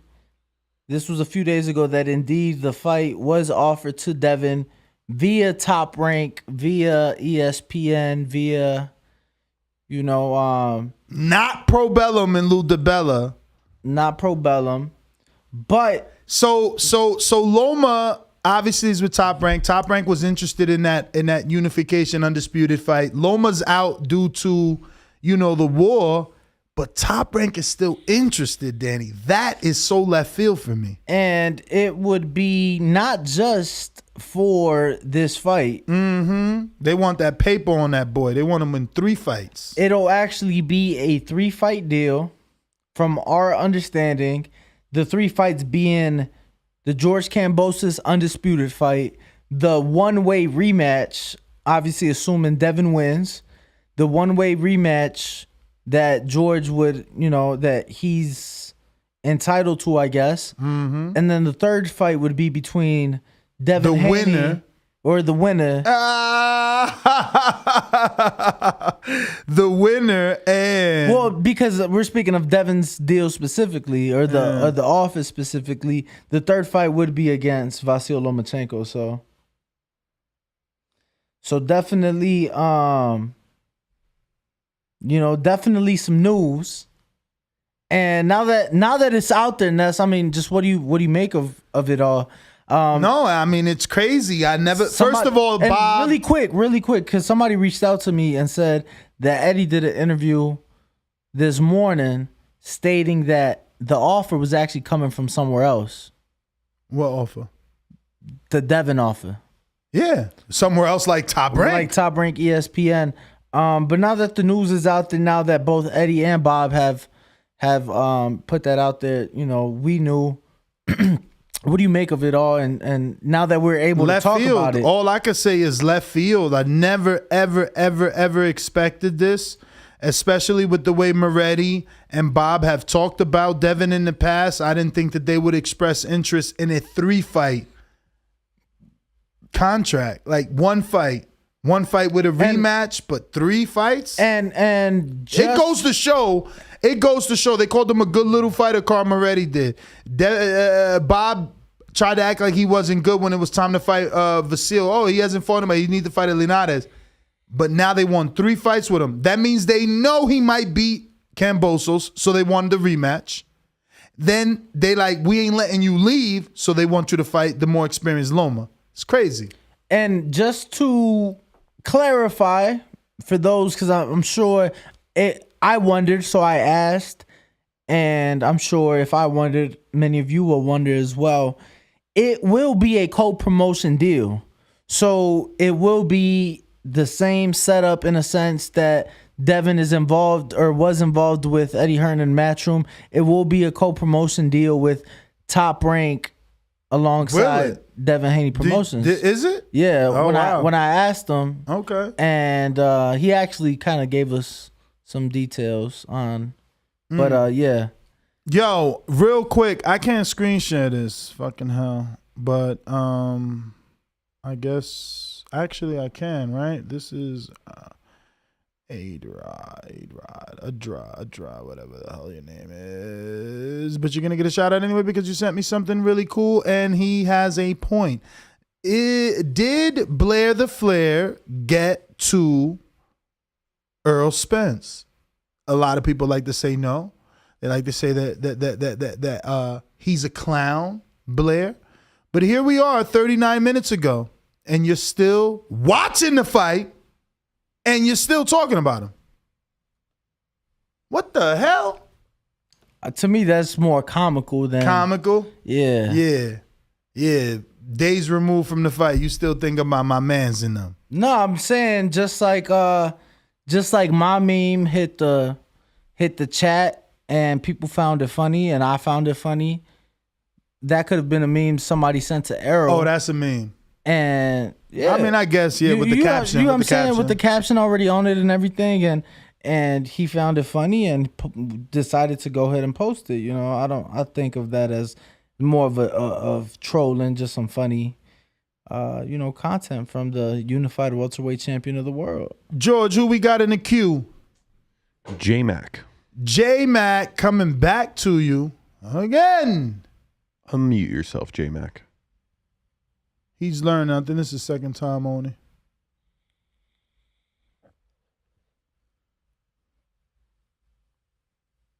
You're on, J-Mac.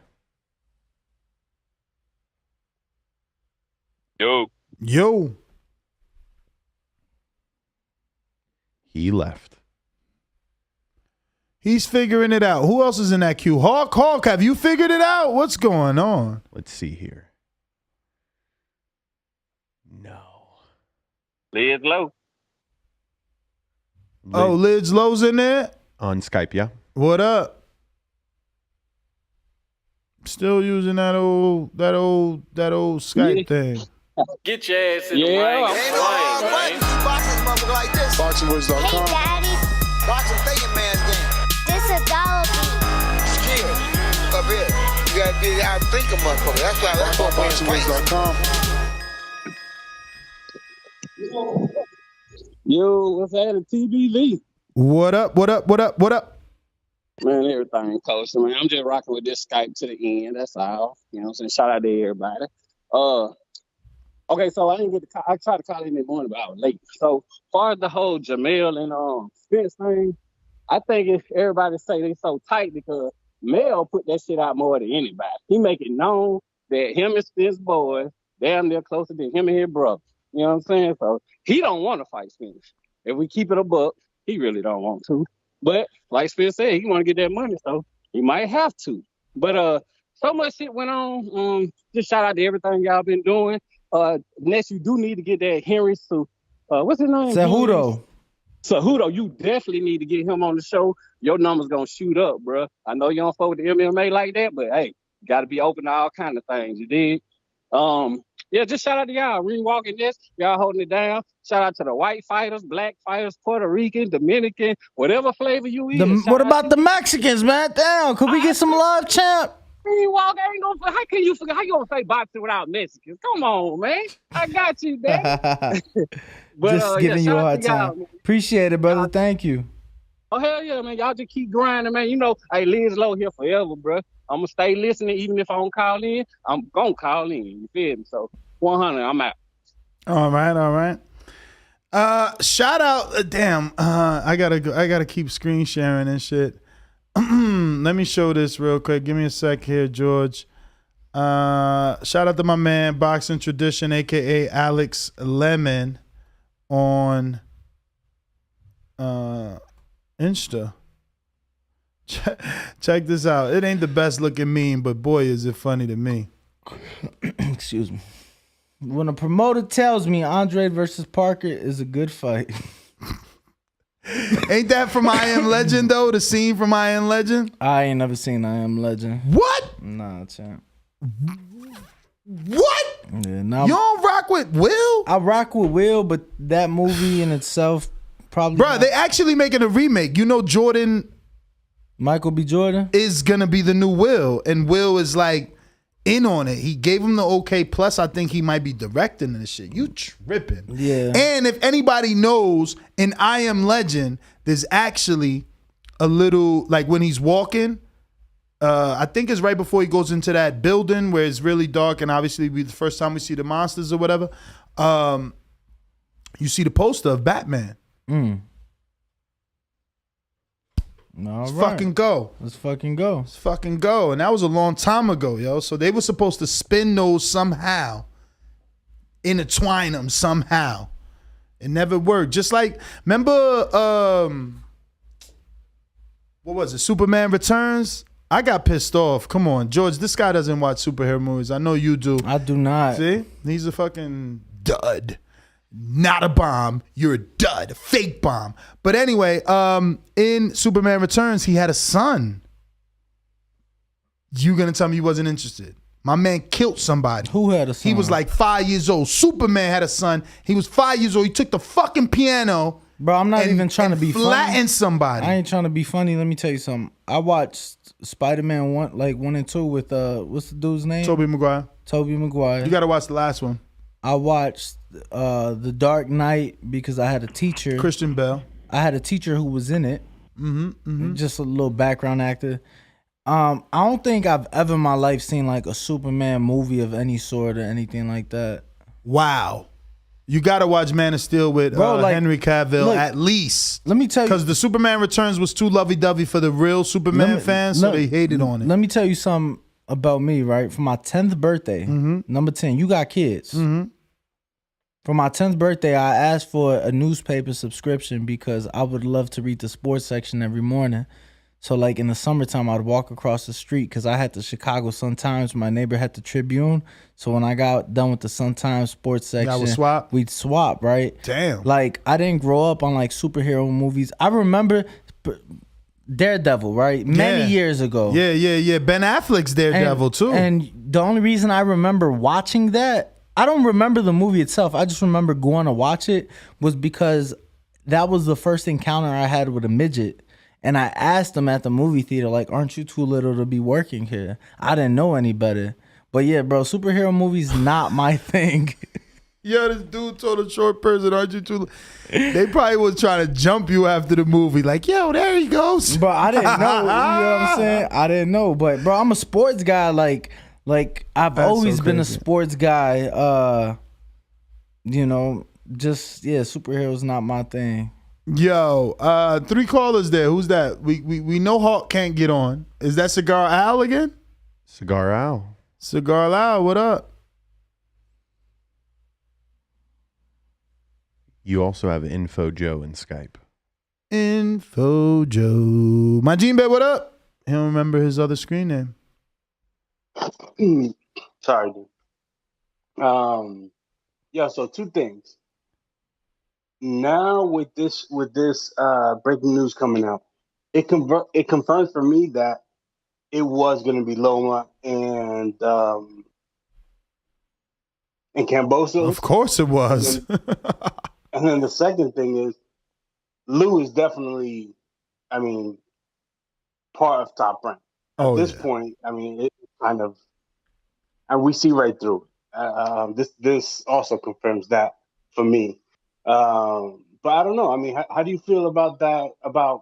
I understand that he needs a network, but are they just going to be serving up Lou's guys to Top Rank? I don't know, man. It seems kind of shady to me, but I don't know. Just wanted to get your opinion. Great show, guys. Later. I mean, serving up is such a, ugly word, but at the end of the day, how else is his fighters going to get opportunities if not versus the top-ranked fighters, to expect all his fighters to stay and remain in A-side position? Well, now Pro Bellum, right? No, I'm just saying to expect, I'm coming to your company. How all of a sudden my fighter is going to be A-side? Oh, I got you. No, of course. No. We're doing you the favor, you gonna take what I'm working with you, so I gotta work with you. But let me get to, because there ain't no show without Info Joe. Are you ready for our next bout? Let me hear you. Shout out to the boxing god. It's showtime. TheBoxingVoice.com. Fight starts now. Give the fans a show and let your hands go. SDS Promotion. Puff Puff Pastries on IG. Satisfy that cannabis-infused sweet tooth. Yo, what's up, my boxing brothers? What up? Hey, man, I tried the Discord, man. I got to get back on there. I see you, but I don't know. I don't hear anything over there. But I'll figure it out, man. I'm old, brother. Yeah.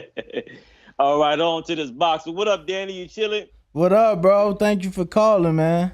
Yeah, man. Y'all doing an awesome job. I feel like you one of the first TBV listeners that you actually met? That I actually met, bro. So it's dope how everything just swings full circle. Most definitely, man. We had a good time that night. Oh, yo, I had your pie, bro. I had your pie. Oh, you had the pie. I had the pie. I probably had it like 2-3 nights ago. I don't know. I guess I forgot to bring it up, bro. The pie was fucking rocking. Let me tell you, I'm not a pie guy. Okay. Right? Yeah. I'm not a pie guy unless we time out in the bed. You know what I'm saying? But nah, the pie was dope, bro. I loved it. It was good. It was sweet. I finished. Yeah, that's what bro, the minute I took that spoon, I'm like, oh. Bro, I kind of wished I had a second one because I'm like, damn. It's small. It is small. But it's really good, man. But go ahead. Go on with your card, Joe. Oh, man, my pleasure, man. I'm glad you guys enjoyed it, brother. I'm glad you guys enjoyed it. Shout out Puff Pastries, man. Most definitely, man. The illest and the trillest man in the world right now. Hey, put me down for Tim Tszyu, Burchell. What else is going on? That's it. Basically, the kind of the biggest names. You're not picking Kiko and Josh Warrington winner? Give me Kiko. Yes, sir. Let's go. Yeah. I'm rolling with Kiko. Put me down for Kiko. If the rumor is good, I'm happy with Crawford signing a 2-fight deal, man. I just is that a rematch for in case he loses with the fight? Well, these just rumors. These just rumors. Yeah. We don't know the details. We don't know the details about that deal, but we definitely know the details about another deal about the Devin Haney deal, which the what's the saying? The cat's out the bag now. Yeah, the cat is definitely out the bag. And I wonder if people gonna have that same energy now that they see Devin got to jump through so many hoops. He got a 48-hour vaccination clause. He's got to sign to the he's got to leave the company he's with, sign to another promoter, and it's a 3-fight deal. Because when it was Canelo, people had an issue with a 3-fight deal. Don't give him a way out. When it was Canelo, Charlo, Benavidez, whoever, and Plant, they was like, no, why you got to sign? No. So same shit. And to me, because I feel like some people are like, oh yeah, he's a top-ranked fighter now. To me, it's just a co-partnership. It's a co-partnership, and it's exactly what Canelo's doing, right? he did that technically 2 fight, but he had the 3 fights with Eddie, and then he chose to go to the PBC route. Canelo signed that deal with Eddie because he wanted to get those belts, become undisputed. Guess what? When it came time to it, well, now I only got 1 belt that I need for undisputed. Now I'm going to go sign this deal with Al, and we're going to make some money together, and we're going to go do this with Al. He did it with Al, and now it's like, all right, cool. So to me, that's what Devin's doing, right? He's choosing a path that will lead him to the fights that he's been asking for and the fights that he wants.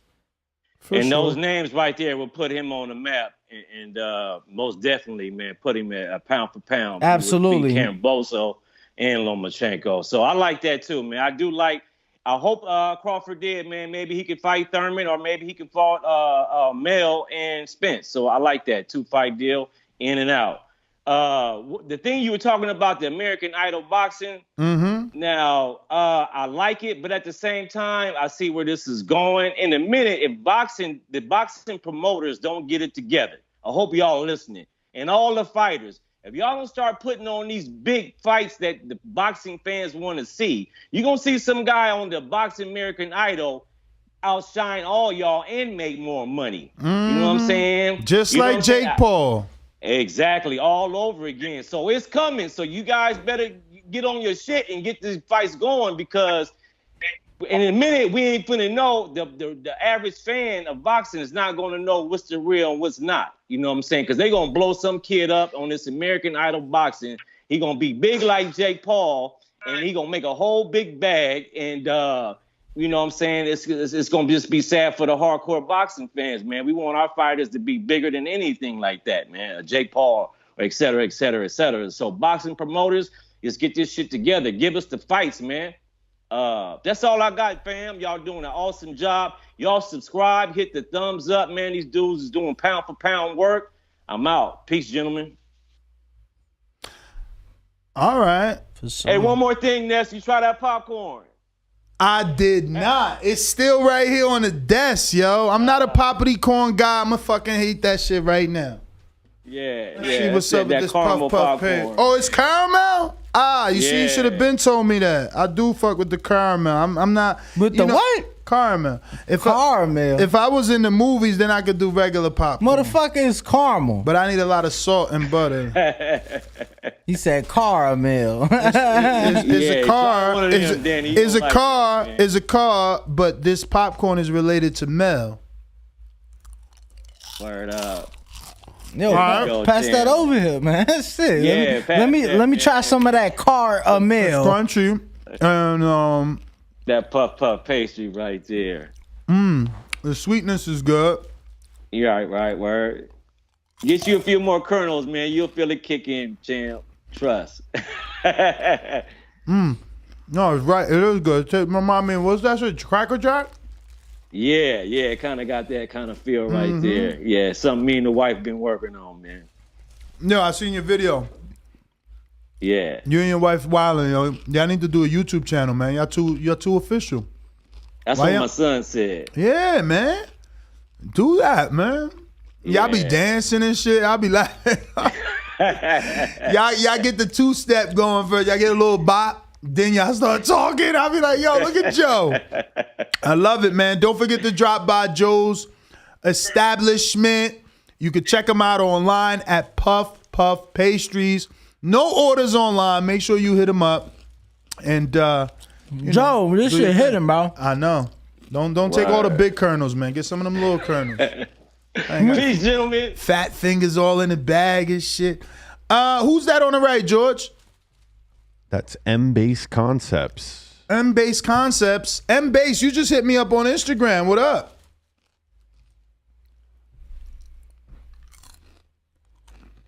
M-Base? Gotta unmute yourself, M-Base. Gotta unmute.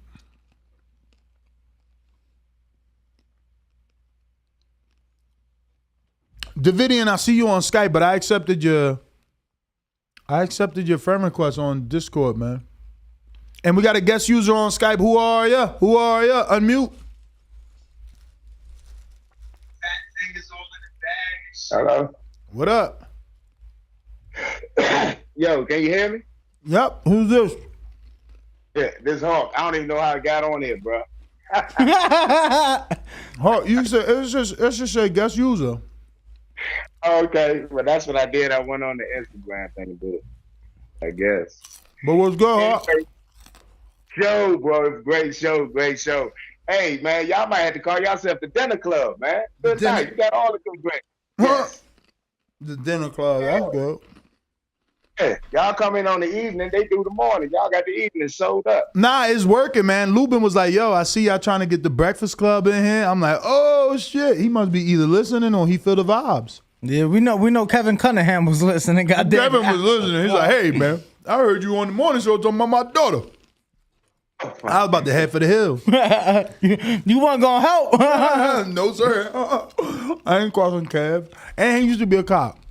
Really? Yeah. I didn't know that. Word is born. Let me double check. Pretty sure. Hawk, go ahead.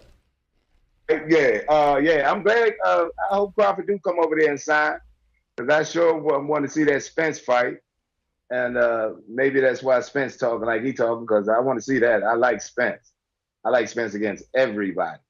But that heavyweight fight though, if they charging 80, I don't think I'm gonna roll. I don't know if I'm gonna roll with 80, but 50. Yeah, I'll go ahead and watch Ortiz and that should be a good little slug match. They both got off the mat. I think Ortiz got off the mat twice in his last fight. And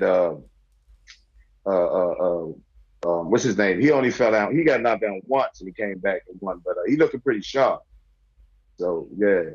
But the fights this weekend. What's the good fight this weekend? The one you looking at?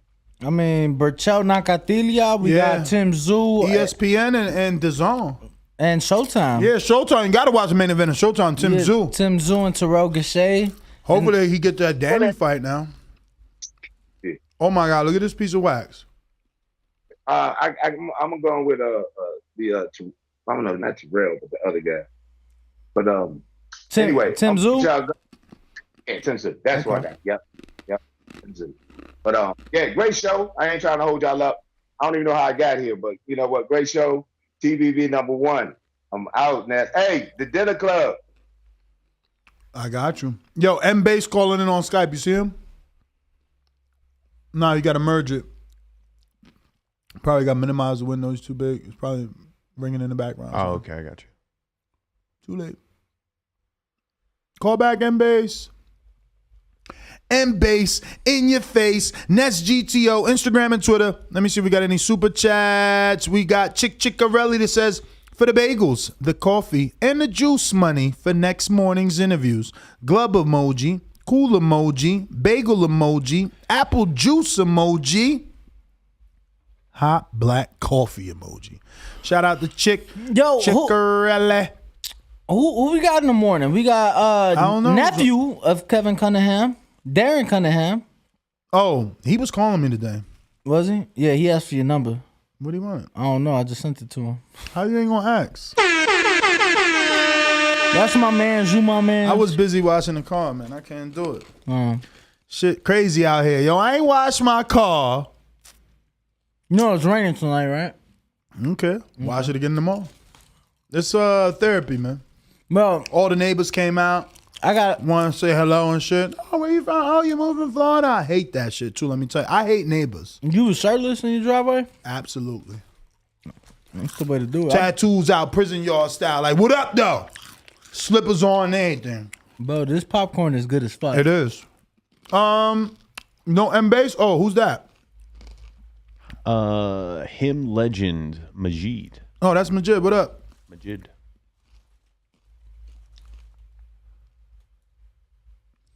For those of you asking, well, I see Puff pastries. That's where you get it. One person commenting regarding the Tank tweets. We have already discussed that. Press rewind. Majid, you gotta accept. We late too. We about to do 5 hours and a half, 4 hours and a half. I'm out of here, man. Majid, what up? Who that? Canna? Coach Myers. Myers, what up? Y'all gotta teach each other how to use this shit, man. Myers, you definitely got the hang of it. You gotta teach everybody. Yo. Yo, what's going on? Question. Yo, what if Loma's not available for that third fight? You think Bob would set up Devin versus Shakur? Or Tszyu. How to use this? It might be Tszyu. He might get Tszyu. I hear you, Majid. We coming right back to you. Yeah, but what was the topic again? What were we talking about? Crawford signing potentially? A little bit of everything, man. All the weekend's fights. Crawford signing. Tszyu versus Gausha. I mean, Nakatilia versus Berchelt. Ruiz and King Kong Ortiz. Tank's tweets. He ain't no longer with Mayweather. Tank's tweets. He ain't no longer with May. That's crazy, yo. And he said his contract's up. That's crazy. You know. That's crazy, though. So what's y'all take on the Ruiz and Ortiz fight? Stop playing, Coach Mike. Press rewind. I just hopped on, man. Nah, but we both like it, to be honest with you. Who y'all I picking? want it. I Who y'all mean, picking? you know I'm riding with Ruiz till the wheels fall off. And you, Danny? Yeah, I'm picking my Mexican brethren in that one. Me too. But, yo, good show. Appreciate That's you, all I man. got. Appreciate you. I just want to throw out there. That by the time today is over, we will have had 6 guests on the show. Shout out Haha Davis. Nah, I'm killing with you, DeAndre Savage. Yeah, we had DeAndre Savage, Alexis Rocha, we had Kevin Zoom. Cunningham, Erickson Lubin. Damn, Canna. Caleb Plant. Canna, you got a lot of work to do. And Filipino Flash, Nonito Donaire. What's that, 6? 7 if you want to count Rachel. You know, Rachel did jump on the call. Yeah, no, that's got to be the same one. But it's not separate. Over 8 hours of content today. Yes, sir. Over 8 hours of content. The shit's insane. Nobody works. You know, I think the only people in the fucking world that might work harder than us is, you know, those Nike employees in China. No, George. He's here every time we're here. Yep. I didn't see. You're right. He's not here. Travis works harder. No, I don't think Travis works harder. He does have his feet up when we're on the show. I mean, he goes in the closet, goes to sleep. But nonetheless, he does go to the closet to sleep. Nonetheless, I'm addicted to the popcorn now. Yo, yeah, you kind of took over the bag. But any more callers, Nuss? It looks like somebody's there. I'm going to unmute him, legend. Yo. What up? Everybody need to like the video, subscribe to the channel, join YouTube members and Patreon for something, and download Concord, get on this new chat. But yeah, man, Bud going to PBC. I mean, if he do that shit for a 2-fight deal, I like that or whatever, because what would it be, like a Keith Thurman and then a fucking Spence? I'd take it if that's what's happening. Either way, that's some good news for him. And as far as Andy Ruiz and Ortiz, I feel like since I bought the last pay-per-view Ortiz did, I might as well, even though I got Ruiz winning that fight. And good shit on all those interviews, man. I'm like, that shit turned to the boxing club. You about to have to get the Boxing Voice fucking Breakfast Club shirt next. You know what I'm saying? But that shit a movement. Keep that shit up, man. That's all I got. Appreciate you, brother. We got more callers. Who's that? Chris Cernas. Chris, what up? Chris? You got to accept. You also got Mr. PBC. Let me double check. PBC just. He got a counter. What up, PBC? Yeah, man. Man, it's a beautiful day in the PBC neighborhood. You already know. But I mean, like when people call in, man, just show some love. Stop talking about, oh, I wish he can do this. Buzz with PBC, and it's a long time coming. I don't care about him doing a 2-fight deal. He's with PBC. Oh, I'm glad he's doing this. And nah, man, he's with PBC, man. It took this long to do it. Now we here. Now, you know, I mean, it took super long. And if he didn't do this, I don't know what he would do, because not a lot of roads out there. But shout out to Bud, man, for understanding. Shout out to the Bud boys for knowing what's up. Because I've been speaking this, Ness. You already know that. Mm-hmm. I've been saying he coming to PBC. We got chicken wings. We got clubs. Come on, man. He can do anything he want now. But he needs a fight. He needs to sell himself, and that's the ultimate goal. That's my call. Well, all right. Who's next? Chris Cernas. Chris, what up? What up, man? Y'all hear me? Perfect. All right. I ain't got nothing much to say. I just want to say shout out TBV. I'm going to listen to the show tomorrow. Shout out to y'all because y'all get me through my work day. I'm going to listen to this episode. How long is this episode? Woo, 4 hours and 30 minutes after you're done. Perfect. Because I leave home at 8, come back home at 8. So I got at least 5 hours to kill with this shit. So shout out to y'all. And I got to listen to the morning show. So shout out everybody on Discord. You got to tell everybody whenever you call them up on Discord, they got to accept the invite to talk. Because when I called in this morning, I had you guys in my pocket. I didn't know how to click accept to talk. So if you guys are listening on your phone, it's in your pocket or something, you got to open up the screen and accept the call or else they're not going to hear you. Yeah. And that's it. And boost the server, guys. That's a lot more features. Let's go. Boost that server. Yeah, that's all I got to say. I ain't got much on topics. Too many topics. Appreciate it, brother. Thank you so much. Thank you. Hey, George, does it give us a tally on how many members we got in Discord currently or no? No, that's a Travis question. No. I would be able to find it. It's just I don't want to close out of the call in and because we have Big Fish Vega server or what? Yeah, we're trying to figure that out. Do you know? Like offline, we got like 160 people, and online like 14 people, and so I'm estimating like 180 people. Nice. On Discord. Nice. Yeah. Oh, and Trav, make some voice channels in the. We got one. We got a voice lounge. No, but you gotta make a few more, like in the people's voice, like just a couple of rooms. I think that everybody will want that. Got it. I will leave a note for him. All right. Yeah. Why? Discord, yeah. Oh, because the other ones are locked or something? What is it? What's wrong with the one we got? The way I'm talking about, it's just easier where you just pop in. There's no lock or anything. You don't gotta like double click unlock to join or whatever.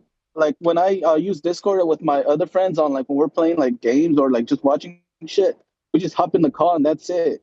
It should be under. But when you hop in the call, is your mic hot? Maybe that's why they made it like that, so that you guys don't hop in a call and interrupt someone else's call. No, but I'm talking about separate from this. Like, this is dedicated to the live stream and. You mean like open up another open up another voice lounge that doesn't have the lock feature? So you see how this call is under TBV live stream? Mm-hmm. I think it would be cool if you put some voice channels in the people's voice, like people who just want to chill, chat. Because I know that that 24/7 chat, it's always like people are always on that. Yeah. Maybe they just want to talk it out or something. So. I would recommend a few channels on, voice channels in the people's voice. Got it.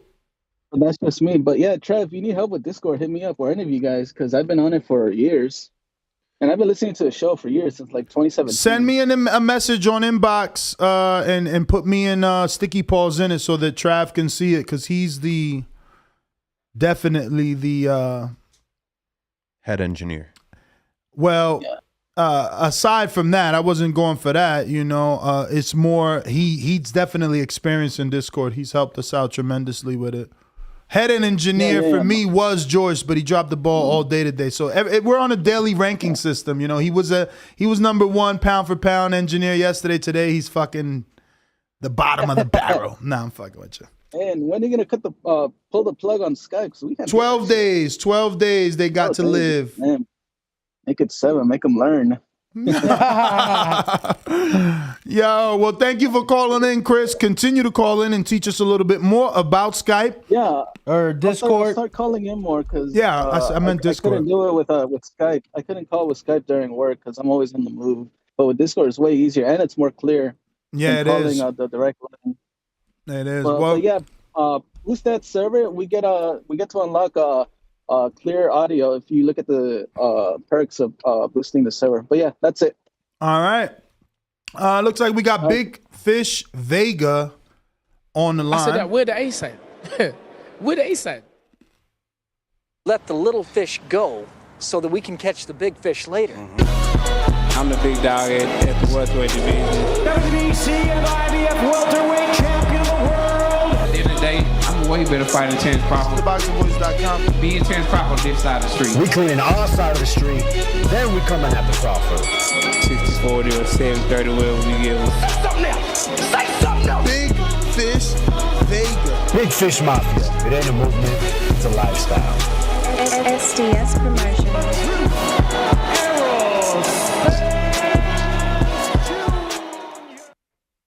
Good evening. Can you hear me? Loud and clear. Dang, man. Long, busy day today, man. A lot going on. Man, I was about to fall asleep, but your loud ass crunchy woke me up, whatever the hell you was eating. Puff pastries.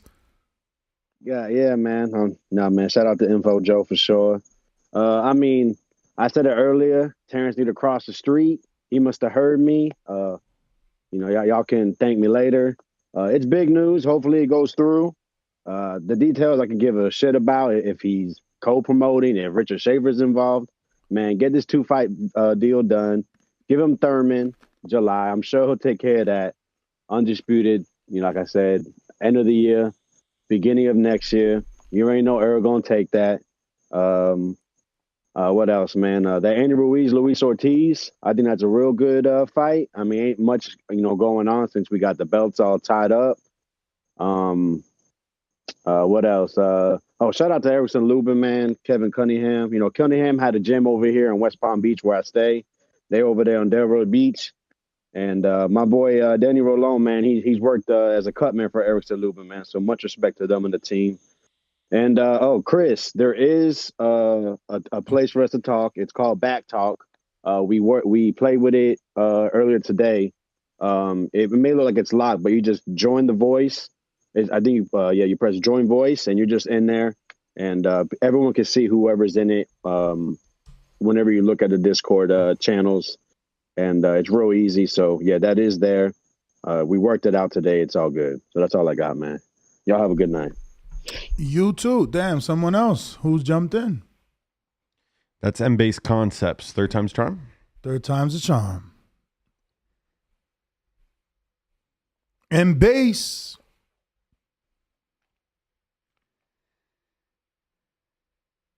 No M-Base. He ain't figured it out. Well, all right.